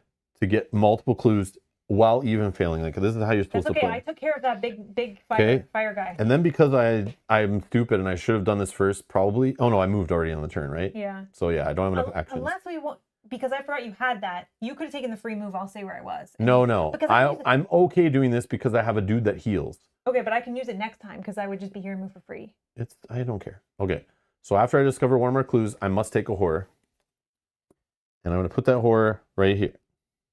Oh, and then they're saying the tablet also makes you take a damage. Oh, did that? Oh, yeah, because I failed. Yeah, I got to take a damage. Thank you. Yeah, there's a lot that's happening there. I was trying to get it all. But I was like, I knew that we were going to trigger tons of things. Damage. Here you go, buddy. Okay. And now I have one more action. Do you move back so then you can move for free next time? I don't know. Yeah. I mean, it's up to you. It doesn't matter. It doesn't matter. I don't need to be here anymore, though. So I'm just going to move back. I could get a resource, but that's fine. I think. Okay. Okay. Done. Enemies, no enemies. Reset. Flip it back. Ready, exhausted cards. Draw. Bandages. And a resource. Hand is good. Doom on the agenda. We're at 2 out of 5. 2 out of 5. We're good. Okay, drawing your card. Your card is Cantor of Flames. You're getting a little retaliating cultist humanoid who only hits for 1 damage. I'm drawing. Oh, I got an enemy. Hellhound. What's this guy do? He's a 2/3/4 creature monster hunter. Forced after a Hellhound attacks you during the enemy phase. Choose and discard 1 asset you can choose, son of a... Okay, so there are ways to hate on our assets. And he hits for 1 and 1. Wow, okay. Maybe I can do the whole make him attack me thing. Oh, but he's at 3. So I would have to do 2 attacks. Yeah, okay. I see. I think I can kill this guy with my broken bottle. Oh yeah, he's only a 2. Oh, but then I have to discard. Nope, I can't do that. I could pull him onto me and then like fight. I just gotta get rid of this guy though. He hits harder. Maybe you go first and see what happens with your situation. Yeah. First. Okay, so go first. I'm going to heal this off Alexi. Okay. Oh, but if I make him attack me first, then oh, but it's during the enemy phase. I see what they're doing. So this is not the enemy phase. Oh no, but I'm going to use this to pull that to me probably. So the best way then, I'm kind of screwed. I really should have played that meat cleaver a long time ago. Yeah.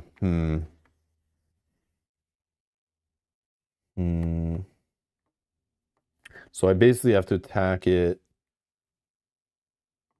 I either do some action to make it hit me so that I can use 2 actions to kill it, which I can't help you, or I just attack it 3 times, which uses up all my actions anyway, and hopefully kill it. Yeah, you do what you need to do. So yeah, I can't help you with yours, I don't think. That's fine. So much meat, so few cleavers, exactly. Yeah, I should have just had him play her, then I could start hitting it for harder, taking some horror, and save on some actions.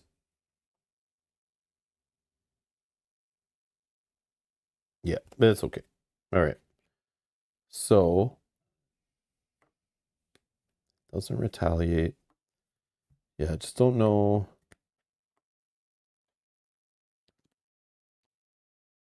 You can attack 3 times and pull the one off Mel as a free action. Oh, yeah, that's right. Yeah, and then I would still get to attack for like a 4th time for free. We know this already. Yeah, thank you. Okay, let's see if I can even kill this thing. So you can start pulling me tokens. Yeah. I'm attacking for... Oh, I'm not getting the +2 off this. So I'm fighting for 5 on 2. 5 on 2, you're up 3? Yeah. 0. Okay, so that does 1 damage. Yeah, 1 damage. Out of 3. All right, let's attack it again.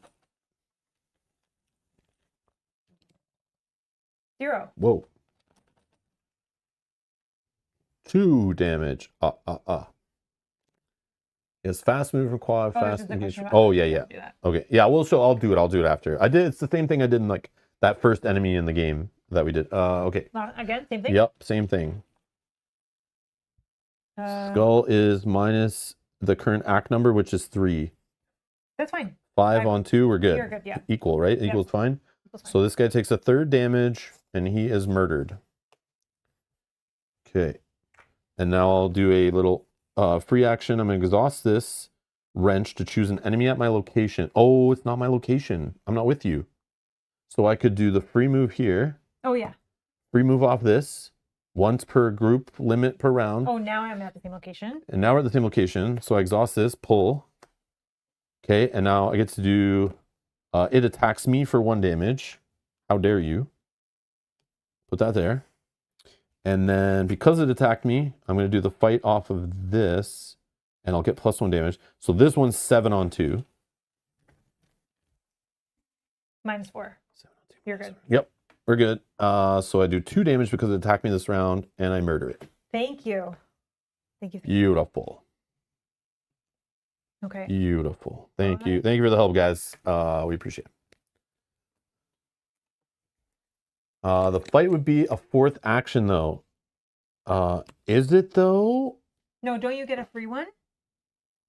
Yeah, I'm doing this reaction, I think. Like, this doesn't take up an action, does it? I could do this once per round, right? Where after an enemy attacks an investigator at my location, which was me in this case, I can fight that enemy. Right? Yeah, okay. Yeah, I think we're okay. Yeah, I'm like comboing her signature item with her ability, basically, to get like a free fight off. And the free fight, it's a free fight, but at the cost of getting hit by the enemy first, which is like not free. Healing is not cheap. It's complicated. And no, it's complicated for a core. This is a pre-built deck meant for a brand new player to the game. It's blowing my mind. It should not be like this. I'm having fun with it. I think it's amazing. But we've also been playing Arkham Horror for like 10 years or something, 8 years. Like, I don't know, but on and off, obviously. Or card games like this we've been playing for 13, 14 years. So, yeah. But yeah, for a new player, this is like shouldn't be so complicated. But it also does, what I think it's good for too, you know they're not going to tone down the difficulty in future expansions. They're going to treat them just like this is for their existing player base who's been there for years. Yeah. So it's kind of good that they're showing this kind of complicated stuff. So when they jump into the first expansions and buy the first player components, player products and campaign products, they're just on track with everyone else. Like it's not such a huge divide, I think. Yeah, because if they were to baby them and then all of a sudden throw them into the first campaign, people will be mad. Yeah, it's like, sure. But I can see why people thought this was tough. Yeah, for sure. Yeah, the part of the difficulty is the complication of just your player components. Yeah, is a little nutty. This stuff seems pretty basic. What's going on here so far? It's this stuff that's weird. But again, maybe I'm not supposed to be playing Daniela Reyes as my first time. I mean, it was one of the starter. You could pick any one, true. Right? Yeah, you're right. There was no complexity. Yeah, the Joe was only recommended if you're playing solo, but he's probably more straightforward, maybe. Maybe. I'm going to try to investigate, but I'm investigating using my item. 6 versus 3. -3, we're good. I will use a charge to get the second clue. So we get 2 clues from here. Okay. But Devil's Advocate, sorry to interrupt, but No, Devil's you're fine. Advocate, they also are probably like, they probably are on a big chalkboard, like, how do in the core set do we teach them a little bit of everything in the game so far? And like that's why they have like aloof and like you know, they're trying to get us on evade, and they want to teach all how to use the free action windows, and that's why they include it up front, because they're literally forcing us to use them to get the deck to its full potential. Is literally like, it's not using the card correctly. It's like, this card is only powerful if you understand the flow of like the action windows in a round, right? Yeah. So it's like trying to make you have to learn those like right now or you fail. Like pretty much is what it's doing. So it's like teaching you a bit of everything, I think. And maybe that's what they're trying to do, is just like throw more at the player, but hopefully it makes it so you can jump right into any Arkham product and you're like, no problem. Maybe that's what it is. I don't know. Well, because I think I want to rush this past this, I don't want this to go off before we can get this done. I was action 1 to get those clues, action 2, and then action 3, and I'll reveal this location. Or an observatory. After you discover one or more clues at this location, draw a card. Limit once per round, but that's per player. So you could do that, I could do it. Okay. I'm not going to do it, but anyways. Okay, and then my turn is done.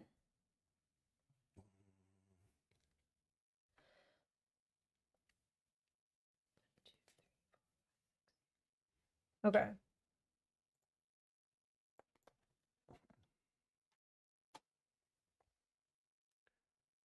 I was also thinking the other thing, if this is the only product really that comes out this year that people are supposed to be playing for months and months and months, it's maybe kind of good that it is a little more complicated and involves some replay and some fail, so that people actually get more meat on the bone. Maybe that's also intended.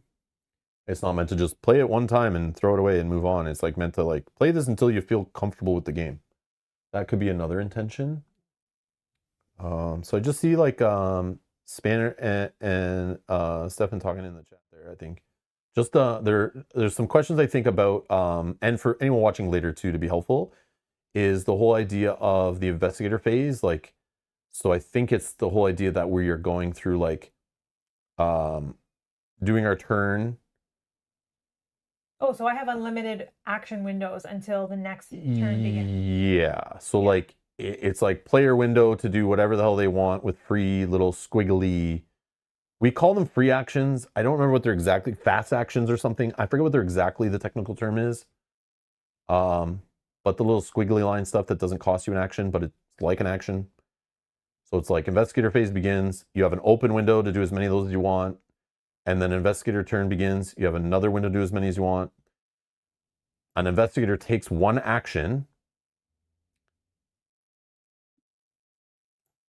And then it says here, it's like it loops back around. So it's like active investigator may take an action if able. If an action was taken, return to the previous player window. If no action was taken, proceed to like your turn ends. So it's like if you took an action, doesn't matter if it's your first, second, third, fourth, fifth, sixth. If you have cards that are giving you extra actions, which we've played with many times before. Was it Lucas? What's the guy's name? Leo. Leo's our extra action dude. Mm-hmm. You get to loop back around to check the player window and get to do a free little action. And then it comes back here to like, you can take another one, but if you run out, then you move to turn ends. It's not so hard and dry that like, once you're done third action, a game is over, because then none of those cards would work that are in the game already in the past cards that give you a fourth action, a fifth action, spend a free action to do a fight, a free action to do an extra move. Like there's a lot of cards in the game that give you, especially in some of the campaigns, they give you friends along the way that give you extra actions and stuff. So that's why they leave it open, that it's not so hard. Like do 3, turn ends. It's like do an action, see if you have anything else to do, go back to another action. But if you're at your limit, then obviously you proceed to the end, you know? Yeah. Yeah. So they just do this to keep it future proof. Basically, once you leave the core set, you know? Yeah. They try to keep it open for legal reasons. Yeah. Yeah. But yeah, if you just read the base rules, it's like they're trying to just be like, do 3 actions, go to the next player's turn. But I like the way they included some of the windows up front. But yeah, if you go on the Grimoire, it gets really deep. Like the game is a really like flow charty and functional. Like There's tons of different flow charts for all the terms, and Yeah. oh man, so many old FFG games, like going through the books and having like all these flow charts and all these little like terms of all the different little windows and game states and stuff. Crazy. But yeah. All right. Okay, enemy phase. There's no enemies to deal with. So Beautiful. upkeep, we're gonna reset. Ready. Ready. Draw. Draw. Oh, I got machete. Lucky charm. All right. I get a resource. I got the machete from Timu. Okay, 1, 2, 3, 4. I have 7 cards, so I'm good. Yeah, I'm good. I have 5. Mythos, adding a doom, 3 out of 5. Encounter cards. Your card is Down. Cosmic Evils. Again, peril, same thing. So Mel must choose either put a doom on the agenda, could cause it to advance, but in this case it won't. Or take 1 direct damage and 1 direct horror, and this will gain surge. So she'll have to draw another card and deal with that.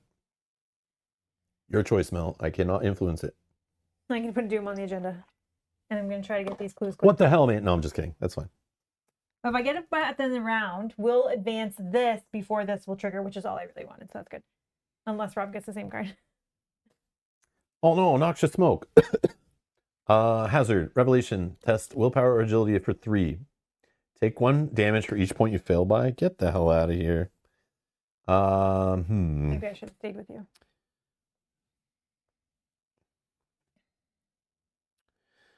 Maybe Meat Cleaver becomes a willpower skill card now. Now that I got machete. Now that I got machete. We're going to have to fight this guy at the end here? I get +1 attack cooldown for machete. If the attacked enemy is the only enemy engaged with you, you may exhaust machete to deal +1 damage for the attack. Yeah, machete really sucks now. Exhausting it for 1 damage? Get the hell out of here. You need this card in your deck. I didn't read it actually when you had it up on this. But it's spend 1 charge and exhaust lucky charm. Move a damage or a horror from a card at your location to a card you control. So you could like take. Well, no, that lets you take it from me. Yeah, so you need to have it, not me. It would be better if you had it, and then you can take my damage and horror and put on this guy. No, I already have ways to take damage. My whole ability is getting punched in the face so I can hurt them back. Oh, that's funny. Okay, so how do I want to do this? Do you think we're gonna have a final boss to fight here? Yeah. Okay, but then. They just removed him from the game, or they didn't remove him from the game. They set him aside. Oh, okay. So I think I need to get something in to play that fight.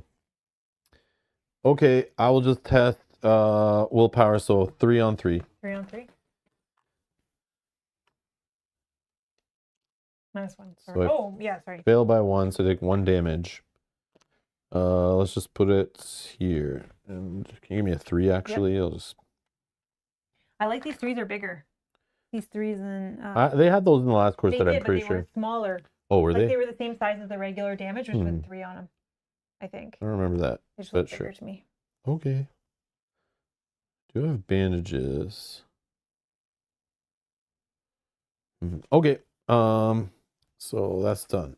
All right. It's one of our turns. Want me to just get the clues? Sure, go ahead. And then if you need to use this to get there. Oh, we have to still. No, I did that one. No, we just have to at the end of the. Oh yeah, you just need these 2. Oh, at the end of the round, investigator. Yeah, we have to be here. Library may spend all. Oh, okay, I can do that. So you need to get these clues. Get here. You could have a free move to go here if you need. Okay, so I think I'm going to use guts on this then, just to make sure. So I am 5, 6, 7, 8. 8 on 3. I'm up 5. Whoa.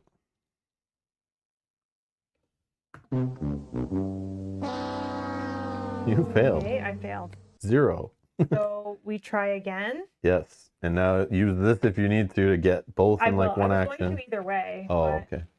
We try again. 6 on 3. -1. Okay, we will spend a charge to get both. Then I will move, and then I will free move. So I end here. Sure, and then we reveal the Orin Library, which has a double action, a 2 action cost. Activate, draw 3 cards, limit once per game. Okay. And it's 2 clues, but 4 shroud. Ooh. I have to do this as well. Sorry, I forgot. Oh yeah. After you discover 1 or more clues at this location, draw a card, limit once per round. So yeah. Okay.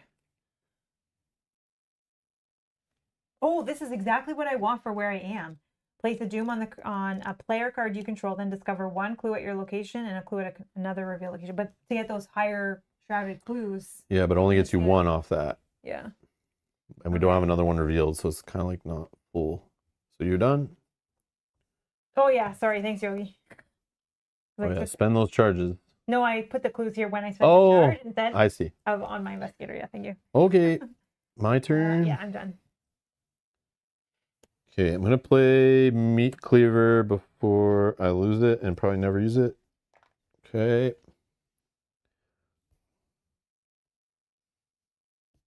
All right. Oh, yeah. And he gets to heal at the start of my turn. And then I guess I need to move twice, right? You could also, yeah, unless you want to heal one. Because you used this already, right? I used that, yeah. So I have to I'm just going to move so we can, at the end of the round, both be here. Okay. And we're both there. In case the guy jumps up. Okay, so let's go with the end of the round stuff. Enemies, none? Nope. Okay, reset. We flip our little flashlights. Okay. And ready, all exhausted cards. Draw a card. Oh, Logan, nice of you to show up. And then gain a resource. Okay. Oh, yeah, there's my guy that gives me the +1 fight. That would have been cool. After you defeat an enemy, exhaust him to gain a resource. Oh, yeah. Where were you? Where were you?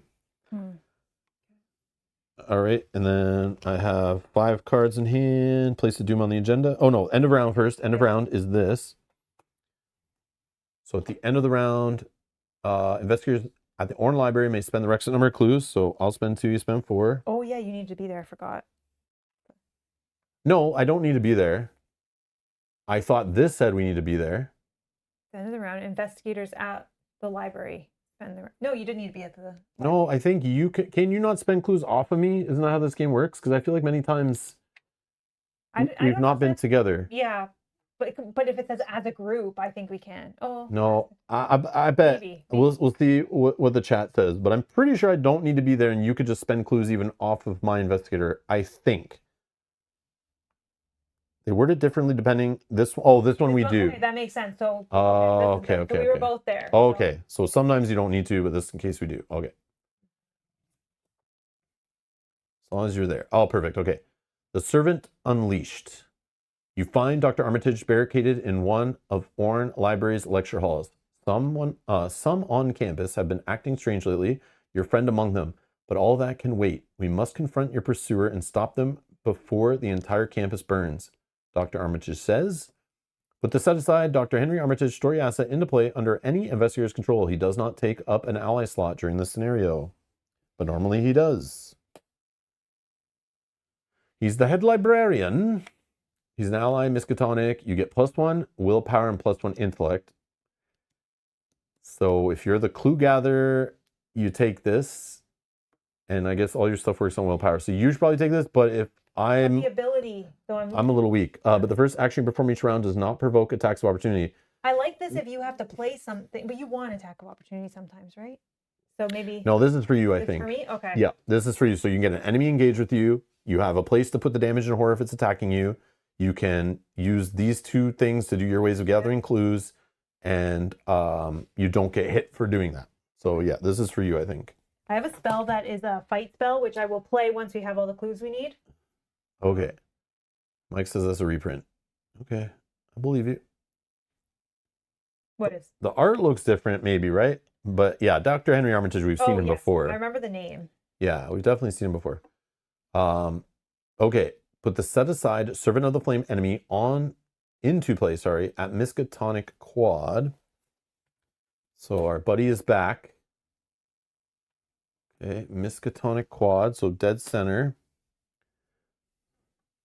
And then place 6 clues on Miskatonic Quad, which is only 1 shroud. So very easy, but they have an enemy sitting here. But he'll move around. Yeah. Okay, the lead investigator must search the encounter deck. So it's teaching you with this to like go there, not care about this guy, get a bunch of clues. Yeah, this is teaching, like this is definitely a teaching scenario, you can tell. But it's teaching way more advanced things, I feel, than before. The lead investigator must search the encounter deck and discard pile for 2 copies of fire and draw them. Do you want to search the deck for them, which I don't think they're in there because we've never put any in there, so No. they're in the discard pile anyway. Yeah. Oh, thanks, Dan. For some reason, I was thinking I only had one slot for that. So I was waiting. My slot limits. And draw them. Shuffle the encounter deck if it was searched. Nope. All right. So you are drawing this.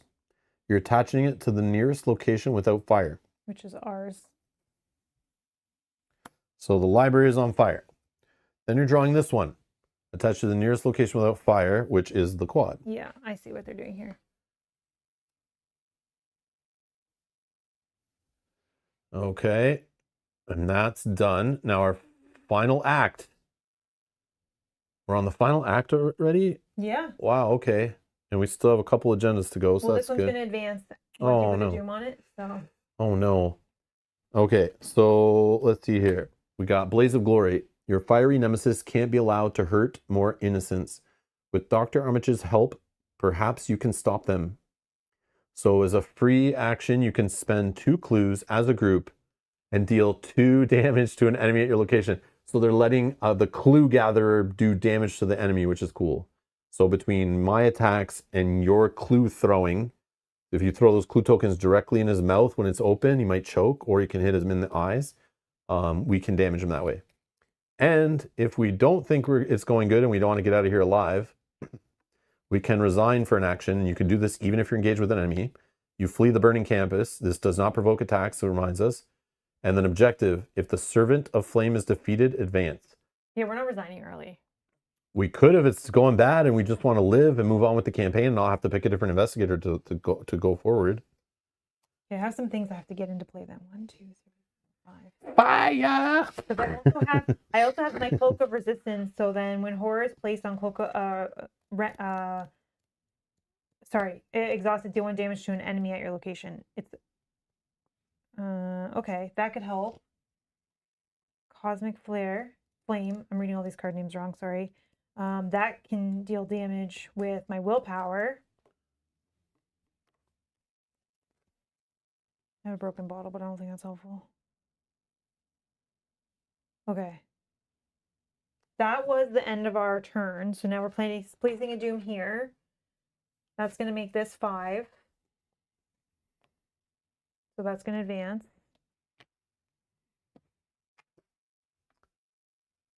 Uncontrollable fire.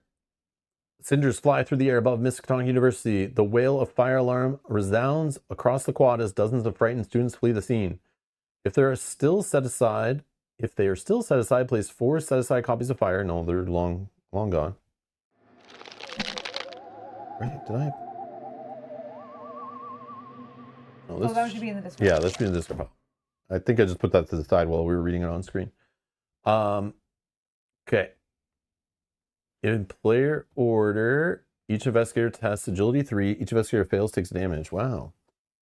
Agility 3. So go ahead. Agility 3. I don't think I need this anymore. Okay, we're going to put that in so we're at 4. 4 agility.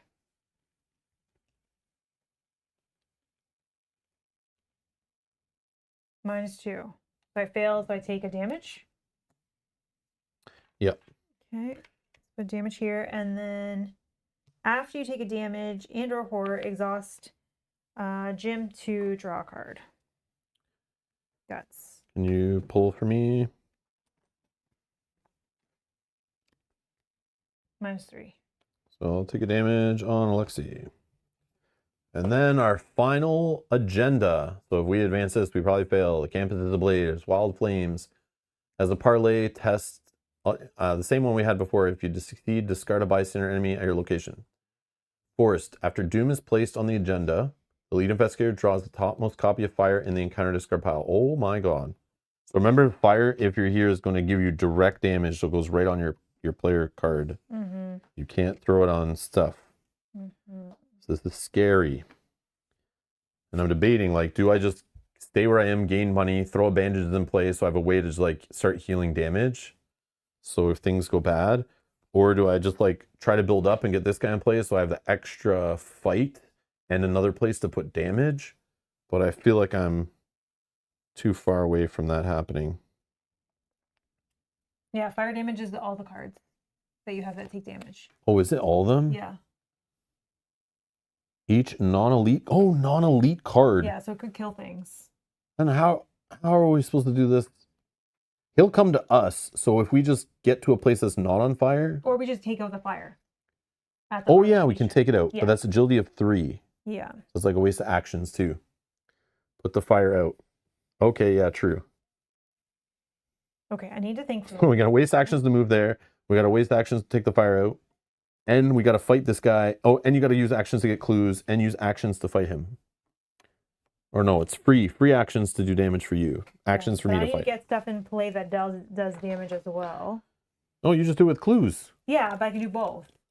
Because I have stuff that does, like, this fight does extra damage. Okay. This, every time I take horror, deal 1 damage to an enemy at your location, even Oh, though it's okay. not with me. But I need a little bit more, more money.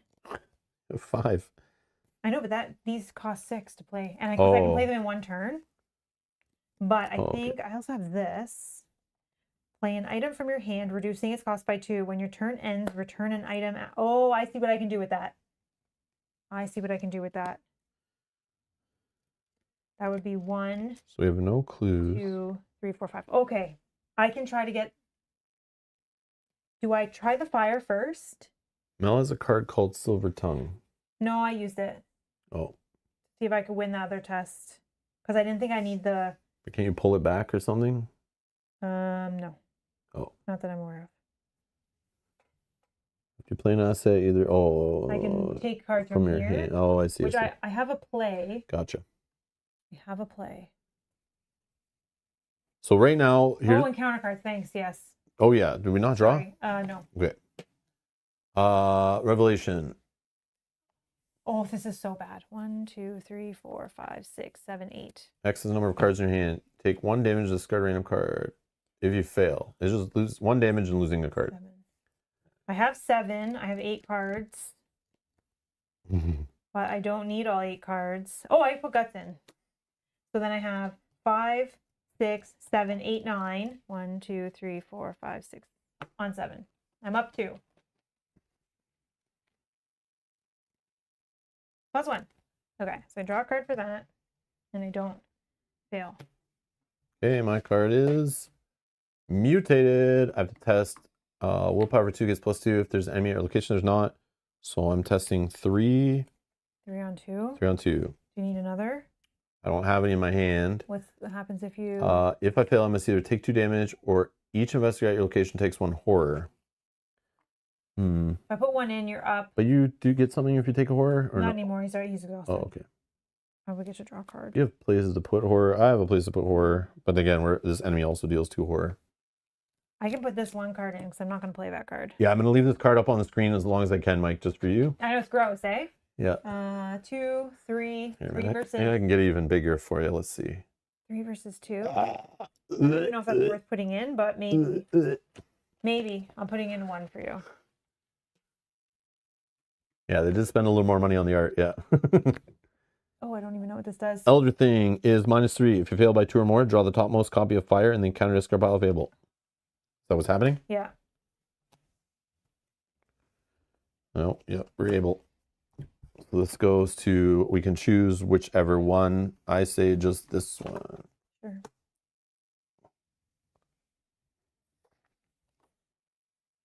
And then that card we failed, so I don't know what happens with that.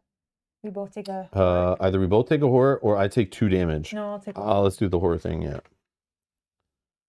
Oh, I can put it here. Okay. We failed by 1. No, we failed by... That token made it -3. So we were 0. What was that? Oh, 0 versus 2. I was 3 against 2. Oh, I put 1 in. Oh, I'm sorry. I thought we were testing something else.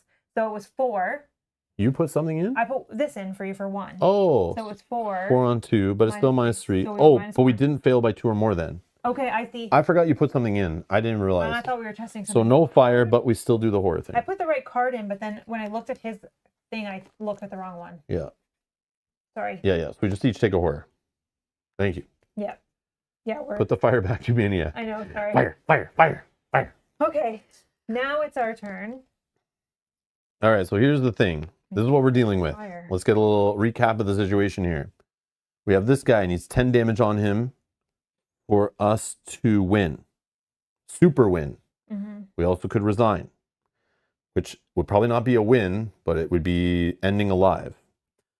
We also have burning to death, which might happen, or we have 10 doom gets put on here, but we'd probably burn to death first because every time a doom gets put on here, we're adding fire to the board and we'd have to like put it out and run from it. So with our actions in the turn, there are some options. There is gathering clues. Clues can be then spent to do damage to this guy. There's also spending the action of trying to put out fire so that we don't take direct damage on all of our cards and start losing all of our assets. There is also this guy over here we need to fight. We could wait till he comes to us and we could stay here. There's also like cards we both want to play. So we could take it as like a setup round, but the fire we remove, and if we stay here, is literally going to come right back for the next round. And it's like, I don't know if while he's engaged with us, if it's good to keep spending actions putting out fire, which you can't do while he's engaged with you because you'll get attack of opportunities. But yeah, I can take 6 more damage on myself, but that's not a lot when he's hitting for 2 every single time, and we could be getting burned while we're there. So it's like when we go to kill him, it has to be like you have to do like, you know, a 5-ish damage, and then I have to do 5-ish damage, like pretty much in the same round, or else he might murder one of us. But you actually have more buffer right now. But if the fire starts filling up our cards and our assets or whatever, that's trouble too. Okay, there's also, I see one other play that wasn't mentioned, is somebody leaves here, comes here, he engages to them. You can then move to a non-fire. It doesn't create an attack of opportunity, I think. Right? Because it's free. But he still comes with you. Yeah, he still goes with you. But he won't attack you. So you're now at a non-fire location. Okay. And then what? I'm just trying to fight him? Then you start doing your damage. I think I want to get the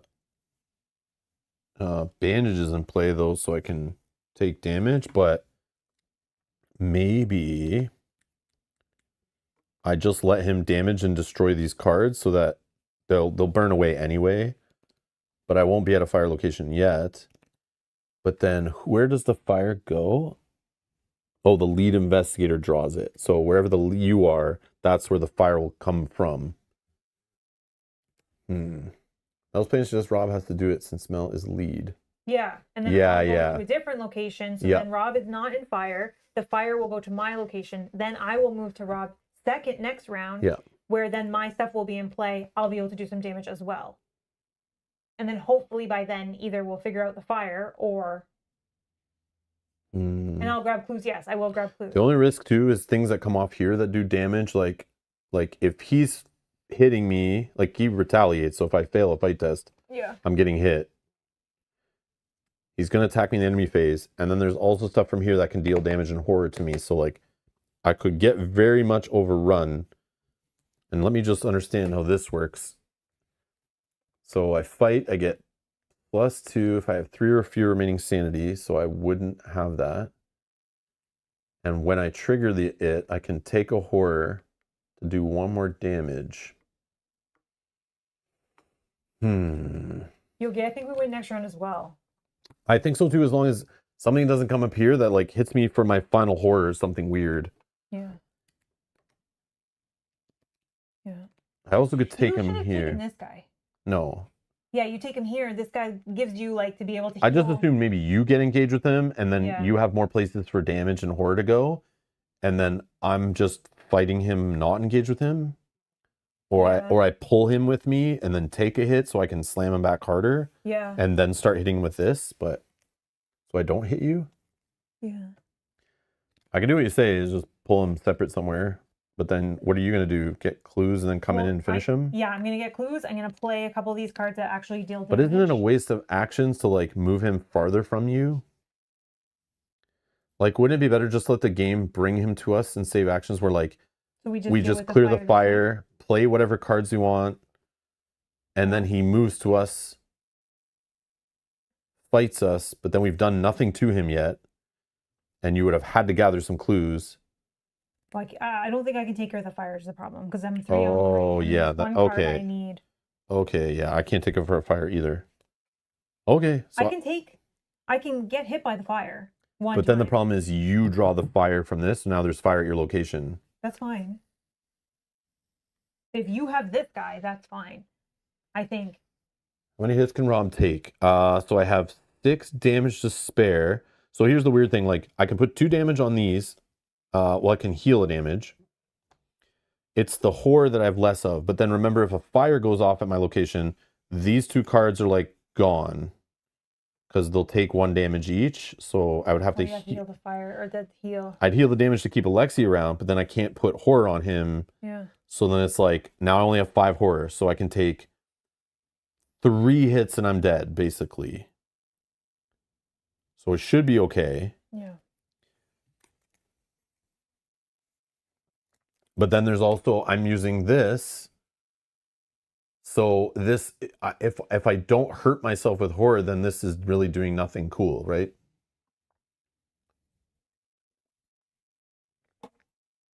Because the problem I'm worried about is even though I'm the fighter, he's a 4 on fight, and I'm only a 5 fight by default. So I'm only +1 every time I'm trying to attack him. If I fail on any fights, he retaliates and hits me back. So in my mind, I'm picturing for every 2 or 3 fights I do, I'm getting hit back at least once. So that's where my fear is that I get hit by him once, and then I get hit by him again on the enemy phase. I'm already on death's door, and then I draw 1 card from here, and it hits me with the last horror, and I'm out. That's where my mind is going. And that means I also can't get risky with this and ever hurt myself to do more damage. Because I don't get to heal back unless I'm defeating him, and if I'm defeating him, we win the game. So it's like, it doesn't, this meat cleaver is like such a bad play right now, basically. Do you have ways to get clues? If I were to take I have ways of taking horror and getting clues. So I'd have to spend 2 actions to get rid of this. And no, I don't have ways of getting clues at all. I don't even know. I probably only have like 1 of these in my whole deck, maybe. Actually, here's the other question. Here is easy to get clues because it's only 1 shroud. And you have this, which gives you so much plus. I know. And you're able to just grab clues and he never fights you. I know. So if I... And then you free action and spend 2 clues to do 2, or spend 2 clues to do 2 damage. 1, 2, 3, 4, which is 3. I think I can take him. He'll have 2 damage on him, and we'll be here. So is there a way you can like go here? He engages you. Yep. You just ignore him. You do this. You do this. To do this, to get 2 clues. It says the first action you perform each round does not provoke. Not all actions. Sorry, the first action. So it won't work till next round. Because like with the clues on the table, which I don't expect you to get all of them, it is only doing 8 damage total. So like we have to do damage from another source. I'm saying I can do more damage with the cards in my hand than the clues. Oh, so I'm saying if I play cards as my first action, then I take him to one of these spots, so just so I don't have to deal with a fire this round. Yeah. Because I think we're going to win next round. It won't matter. The fire won't matter. Okay. Then if I do 1 action, which I can play 2 cards in 1 action to prep, then I move here. I grab him, or he's engaged with me, so that's action 2. Mm-hmm. Then I free move. Then I will be able to trigger one of these attacks, right? Play cards, move, free move, and then... Okay. Yeah. Okay. Because this is not going to trigger an attack of opportunity, right? Nope. Okay. So then... It just brings them with you. I think I just try. I think... Oh, okay. It's fast. I'll have 1 more action. I don't think I was thinking this fast. So I spend 1. We're going to see if this works. Play only during your turn. This is my turn. Play an item asset from your hand, reducing its cost by 2. We're going to play Cosmic Flame for only for 1. It's reduced by 2. This gets 3 charges on it. 1, 2, 3. I'm going to keep this out because it says when your turn ends, return an item asset you control to your hand. So I'm just going to keep this here so I remember. Okay. Then I played an asset, so I can play another one for free. It's a spell, not an item. What's a spell, not an item? Oh, I gotta play this. Sorry. So then this costs 1. Then second card, I play this, that costs 3. So just vice versa. Sorry. Vice versa. That's an item. Okay. Now, We're good. That was action 1. Yes, sorry. Just went out of order. I got excited because I want this one. Yeah. Then I move. That's action 2. He's now engaged with me. Then I can use the free move. Yeah, once per round, group limit. We'll move here. Okay. Okay. That was only 2 actions. I have 1 remaining. We're going to fight. Fight using my willpower. If you succeed, you may spend a charge to deal +1 damage for the attack. Okay. So your willpower is 5, 6, 7 on 4. I'll put 1 more in. So I'm 8 on 4. 8 on 4. 8 on 4. Sorry, I just did it out of order because I was excited. I'm sorry. Mr. Hines, is that you, sir? Welcome, welcome. Good to see you. -1. Okay, we're good. Hope you're doing well. Hope you're doing well. Okay, so I succeeded, so I can spend a charge, which I will, to add an extra damage. So this is 2 damage to him. Mm-hmm. If you reveal a skull token during the test, I did not. Okay, then that's my 3. I'll flip this. At the end of my turn, I have to put a card back in my hand, which I think is going to be this. I don't need this anymore. And then return. Oh, was that an item? Nope. Wasn't an item. I think we have to do this, which is fine. That was just to get just bouncing back? Yeah. But it was just to get this card in play. Return an item, not an item again. Return an item asset you control to your hand. Oh, yeah, sorry, I caught it. Oh, okay. Because I went to do this one, but then Alex says, some of my kids are of an age to play Arkham now. Arkham content, let me back to you. I think last time we started Arkham 2 when we got back into it, or as the first time into it, I think Alex stopped by our stream, if I remember correctly, back in that day. Many, many moons ago. Alex, are you playing any TCGs or anything nowadays? Or is that long in your past? I'm just curious if you're playing any. There's so many now, and it's kind of like a booming industry. But yeah, I'm curious if you're only dabbling with like LGGs at home, or you're out playing competitive card games at all. I'm curious. Right now it's Arkham with the kids and D&D with the kids, and that's about it. Okay. That makes sense. Yeah, 6 kids. Oh my goodness. Yep. Wow. I grew up in a house with 6 children, so I can picture that environment. And yeah, my parents didn't get out much either, so I understand. I didn't go for these victory points because I want to win the scenario. And D&D with your kids, that's awesome. That's cool. You're definitely a cool dad. That's for sure. All right, what are we doing? It's your turn now. My turn? So oh, God. Here, I'm safe. I can take the hit, or you can come and you can grab him and you take the hit. Up to you. Okay. I don't want to take the hit, but... Or you set yourself up. Yeah, like, I don't know. Also, you could go to another location so you're not getting hit by fire, and then you come through next round. Yeah, and using this little fast... Yeah, just think But there will be fire there. That won't matter, because hopefully by then we'll have 1. How much damage do you have on him already? 2. And you think we're going to get 8 more on him? Let's say everything goes good, I can do another 4 damage. We'd be at 6. So you need to do 4 damage. Also, the fire is going to attach this round, but it won't take effect until the next round. True. So even if you end here with us, and if you have an extra action, you can heal so you have more space. Yeah, but the action efficiency, I was thinking of trying to get more damage on him. I wasn't 100% to get those clues. I mean, these clues, yes. Yeah, but I couldn't do those clues because then he oh, yeah, because they're only the first action, and you already moved and stuff, I don't right? want to stand on the fire. I know. I feel like we're in trouble if you don't use this clue thing. No, I think we can do it. Okay, so then... I think we can do it, because if I'm successful, I can do 4 more damage. And then you would just need to do 4 damage. Or you try to grab one of these sets of clues on the way, or a clue or 2 on the way.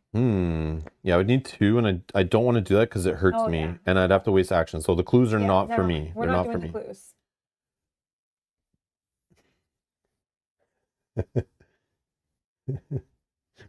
Oh, yeah. Okay, so all right. Yo, your message got blocked, but it says basically Rob being a scaredy cat and making it hard. No, it's okay. I don't want to go in and get trapped in a fire location and him smacking and like I die. I want to make sure I'm ready before I go in. So if I do get stuck there, I can kill him even if I fail once or twice. So I probably just not playing the cards. I'm going to just use these to toss to help me on the test. Okay. I'm going to go running in YOLO then. You want it? You can hit him. Engage with me. Don't even take him on. I can take the extra damage and stuff for now.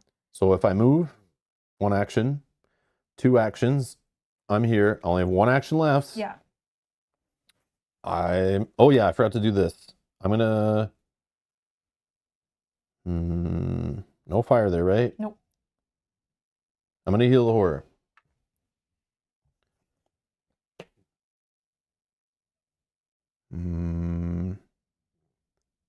Okay. So if I use this, I get only +1 for the attack. So I'm only up 2, right? I don't have 3 or fewer sanity remaining.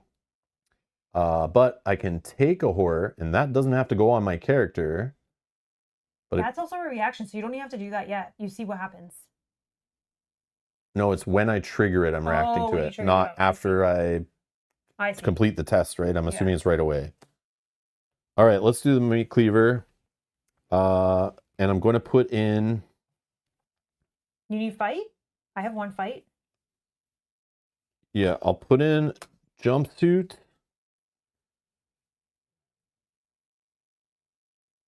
It's because of the retaliate. I don't want him to hit me back. I have 1 fight I'll throw in for you. So I'd be up 2, 3, 4.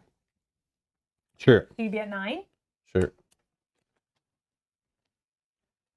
No, 8, right? Because I'm +1 from this. Oh. I'm already 1 above him, and we just added 2 more in, so I'm 8 on 4. Okay. +4 right now.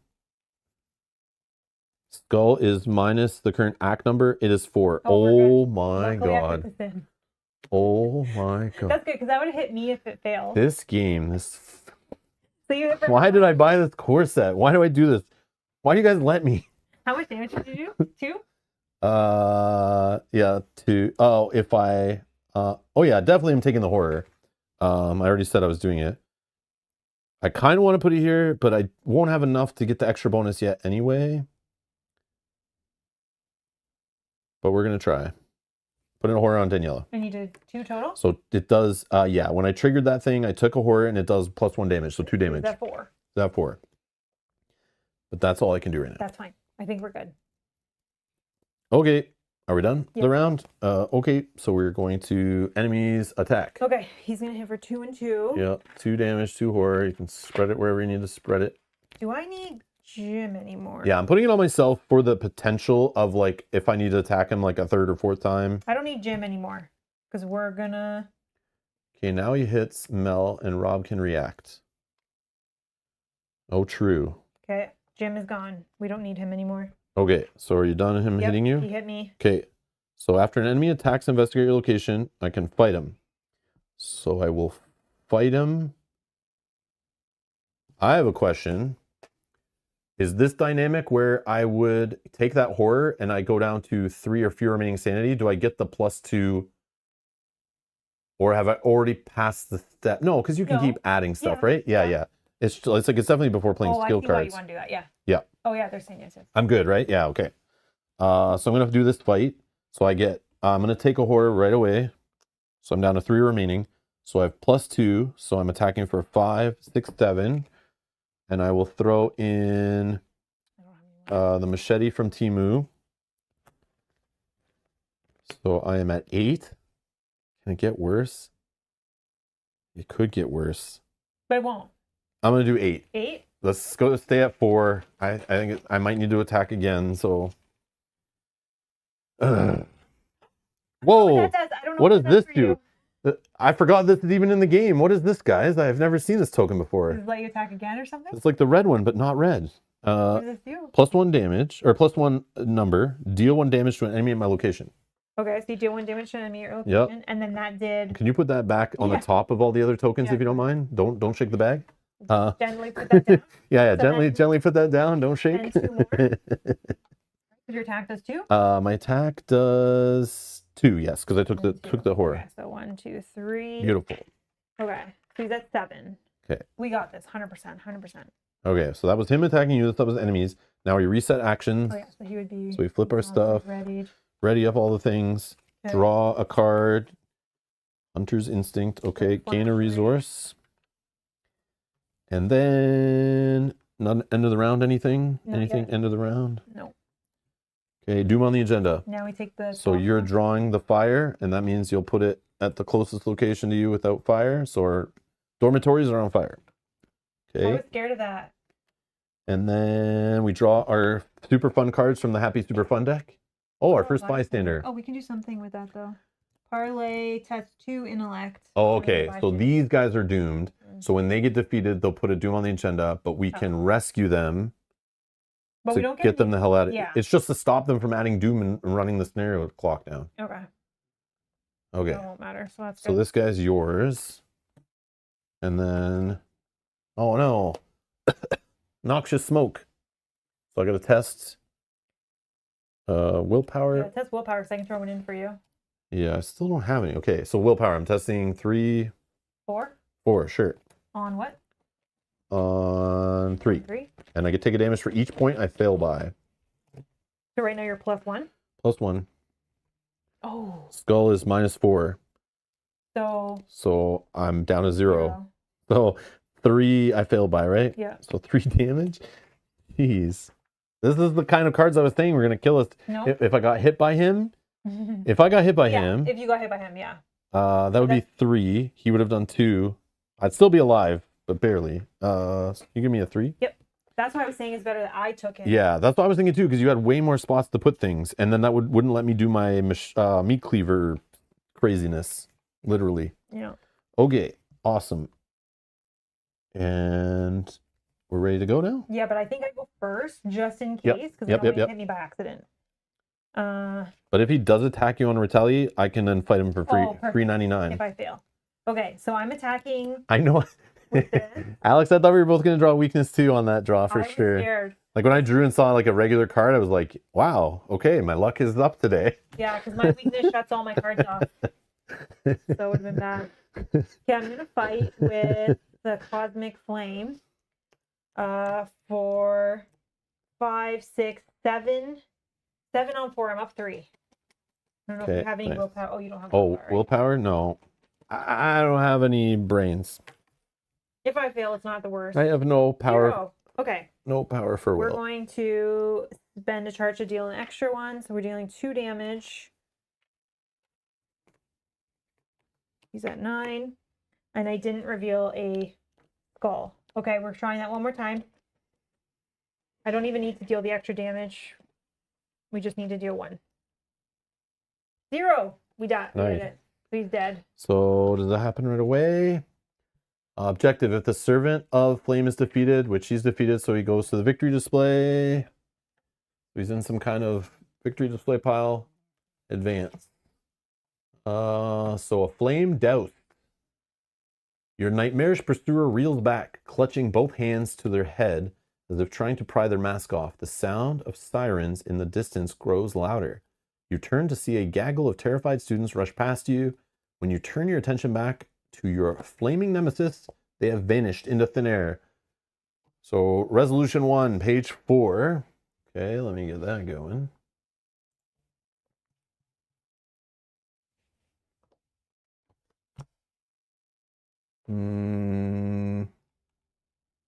Okay, on the right side here. Resolution 1, mayhem unfolds as dozens of students work together to fight the raging inferno. Your mind races with a flurry of questions. Who was your pursuer? What did the hooded figures patrolling the campus actually want? And where's your friend? Dr. Armitage placed one hand on your shoulder, startling you. If we hope to find your friend and their kidnapper, we must leave now. I'll explain everything on the way. You look at the students fighting bravely against the blaze, and then at the head librarian. You could stay and help, but it would cost you precious time. In your campaign log. Oh, I forgot to bring them downstairs, didn't I? Yep, I was meant to put them on the clipboard. I can write all this after because we can just leave it on the screen. Yeah. We'll leave it on the screen. We'll go grab it after stream. That's fine. Okay, so you're going to write, the investigators defeated their mass pursuer. Okay. Choose an investigator to become the bearer of Dr. Henry Armitage's story asset. Add that card to that investigator's deck, ignoring deck building restrictions. It does not count towards that investigator's hand size. There are sleeves over there in a box for you. It's still good to stay with me? I think so. Okay. It's buffing up the stats you're going to be using for tests. Yeah. For me, it just puts me like at a slightly better level, but I'm not doing those tests very often, so it's better just go all in. Especially if we keep playing forward on standard difficulty, we're going to need higher test results, right? Yeah. Or higher test numbers. Each investigator earns experience equal to victory X, the value of each card in the victory display, 2. +1. We got 3. Oh, yeah. I didn't even notice any of those locations had it on him. Oh, Mel. I know. I said it. I didn't even notice. I didn't even hear you. Oh. I didn't know this was victory 1. So, like, we should have got, like, you should have done whatever you need to get those off. No, somebody said about it, and I specifically said, like, I didn't want to do that. Oh, okay. I missed that. I wanted to win. Because they're like, oh, there's clues there with victory. Why don't you get it? But I was like, but Yogi's here. We have to do it. He'll get mad. No, I'd rather win. Okay. I wanted to win. I could see that we could win. Okay, no worries. I didn't even see that there. I didn't even notice. I think it does pop out more when I looked at it on the screen, but on the table, I don't notice as much because it's like kind of it kind of blends down there. Yeah, but we did get this one, so we got 3. But that's cool. Blame the janitor changing the templating. Damn janitor. I like the change, but then it's gonna take some getting used to, I guess. Tom, I 100% that. What could go wrong if you delay winning? Yeah, nothing would go wrong. 100%. But it's so against what we normally do, where we'd see that and be like, let's do it. I could see the vision of getting out of the scenario alive. Yeah, okay. Yeah, playing on standard, we can't, like, we got to be a little more, like, not just farming XP, I guess. Okay, each of us earns 3 bonus experience. Oh, so we each get 6. As they reflect on the events of the night. The investigators must decide now, choose one. Oh, so, okay, the story was saying you could stay, but it'll waste time. I'm like, but we're not. But you do have an option here. So the investigators must decide, choose one. Stay and fight the fire, proceed to resolution 2. Or there's no time, we have to go. What do you think? I don't know. My gut says there's no time, we have to go. So if we the fire. Stay and fight the fire, it's like good to help, but then we're going to start the next scenario with some doom already on the agenda probably. Yeah, because we wasted time. Yeah, let's not. But if we go, the game is definitely going to balance that and throw something else at us, like where we get not as good of an ending here because we just let people burn and we said YOLO and we don't care. Okay, your choice. It's going to be balanced, I think, either way. So it's like, I say we just go. There's no time. Yeah, let's go. So resolution 3 is down at the bottom here. Yeah, I can kind of hide the other one, but you probably already saw. I didn't. So resolution 3, you flee the campus with Dr. Armitage, leaving the university to its fate. The wail of sirens drowns out all other sounds as you follow the head librarian to his apartment. In your campaign log, record Miskatonic University burned. Oh, we suffer a mental trauma. I knew it. I knew there was a punishment. There's always a punishment. It's like, take this punishment now or get punished at the start of the next scenario. So 1 mental trauma. That is not good for me, but it is good for the meat cleaver, though. To start off with mental trauma. As they are racked with guilt for letting the university burn, proceed to scenario 2, smoke and mirrors. Oh, Yogi said the same thing. Whatever, it makes meat cleaver better. Yeah, exactly what I was thinking. Glass half full, glass half full. Okay, so we'll record the trauma, we'll record the burn thing, we'll record the other stuff on the campaign log after stream because we just forgot the printouts upstairs, and we'll just not waste everyone's time with that. Because we'll look through later, right, and get our cards based on what. So yeah, we could do that at the start of the next stream. It'd probably be better since this went on pretty long for what it was. But again, we were blabbing on about the new core set and stuff and having some fun. But there's a little pack of cards. There's this little pack of cards, I think, that includes all of the oh yeah, it is. Yeah, all the advanced like upgrade cards, which I've not looked at any. I'm assuming they didn't give a lot because it's only for like just playing a little 3-session scenario. Yeah. It's you're only gonna upgrade twice. Yeah, so you can kind of see here. They gave some blue, yellow. Yeah, not a lot. But again, we can read. Maybe what we'll do is save it for the start of the next episode, and we'll read the in the rulebook again, the recommended. Yeah. Just like you would if you're a new player, we'll go through it and kind of see what we think, and we'll whoever's there in the live chat will kind of just like talk it out and pick whatever. Charisma. Seeing that is like always one of our first upgrades every campaign. That's funny. And we got Relic Hunter, Amnesia. Oh, they got more basic weaknesses in here. Might put those in. So okay. Oh, this is just other. There's another Paranoia for you. Yeah, so there's probably a way to get more weaknesses. Or to make it more random. You can put them or to, yeah, that's probably the complete set for the core set to have random weaknesses. That makes sense. Okay, so yeah, those are just the extra cards that aren't in players' decks. Okay, so yeah, we maybe do that at the start of the next one. And then we can look through, kind of like just talk it out, do some polls, whatever, that kind of stuff, and make it work that way. Burn students meet equals trauma. Get a shotgun. It does 5 damage per pop. Oh, hello. I can tell you the upgrades now if you want. No, we won't do it now. Yeah, we'll wait. We're going to choose it all together with everyone's there on stream. We're not going to like do the best or whatever. We're going to read the little paragraphs that explain if you're doing your first XP, maybe buy this or buy this based on what you're looking to do. Yeah, I'm going to read the rest of my cards that I never saw. Yeah, like, yeah. I like more than half my deck. Oh, you saw like half your deck. Yeah. I didn't see, because you were drawing, I think. Yeah. But yeah, there's so many cards I didn't see. And I didn't get my money engine online, so that like slowed me down a bit. I didn't see my little friend to give me +1 damage. And, or +1 combat. I also lost my vicious blow. That would have helped me fight the boss a little better. Yeah, I can't believe I took that. But yeah. Dan says if I couldn't make it to the next stream, I vote shotgun. All right. Okay. Our next stream will be in 2 days on Monday, around a little bit earlier than today's stream was. So roughly like 42-ish or something hours from now. Something like that. Yeah, so we're going to play Monday, probably around noon Eastern, I think is where we're aiming for. Maybe 11, but probably noon is the plan right now. So yeah, I'll schedule that after the stream and put that up so you guys can set reminders and do whatever. Or just make sure you're subscribed and you'll get notifications if you have them turned on and all that kind of stuff. But yeah, thank you everyone for watching. Thanks for supporting. Thanks for hitting the like button. Thanks for clicking the join button. Thanks for all that stuff. We appreciate everyone playing along, helping us with rules and strategy and just having some fun, talking about the game and how we feel about the core set and all that kind of stuff. But I would love to hear your thoughts on this. If you're a longtime player, drop in the comments down below if you're watching this later. I'm curious to hear what your thoughts are on this product after playing it, or why you didn't buy it, or what you think about even its release, what you think about the changes going forward with the campaigns being divided into little 3 campaigns and 5 scenario campaigns to kind of make more releases, but like less dense content. I'm curious. But anyways, thank you for the help. We appreciate it. And anything else, Mel? Yogi, thank you for the donations today. I guess, Yogi, thank you. Thank you for the generous super chat, I guess.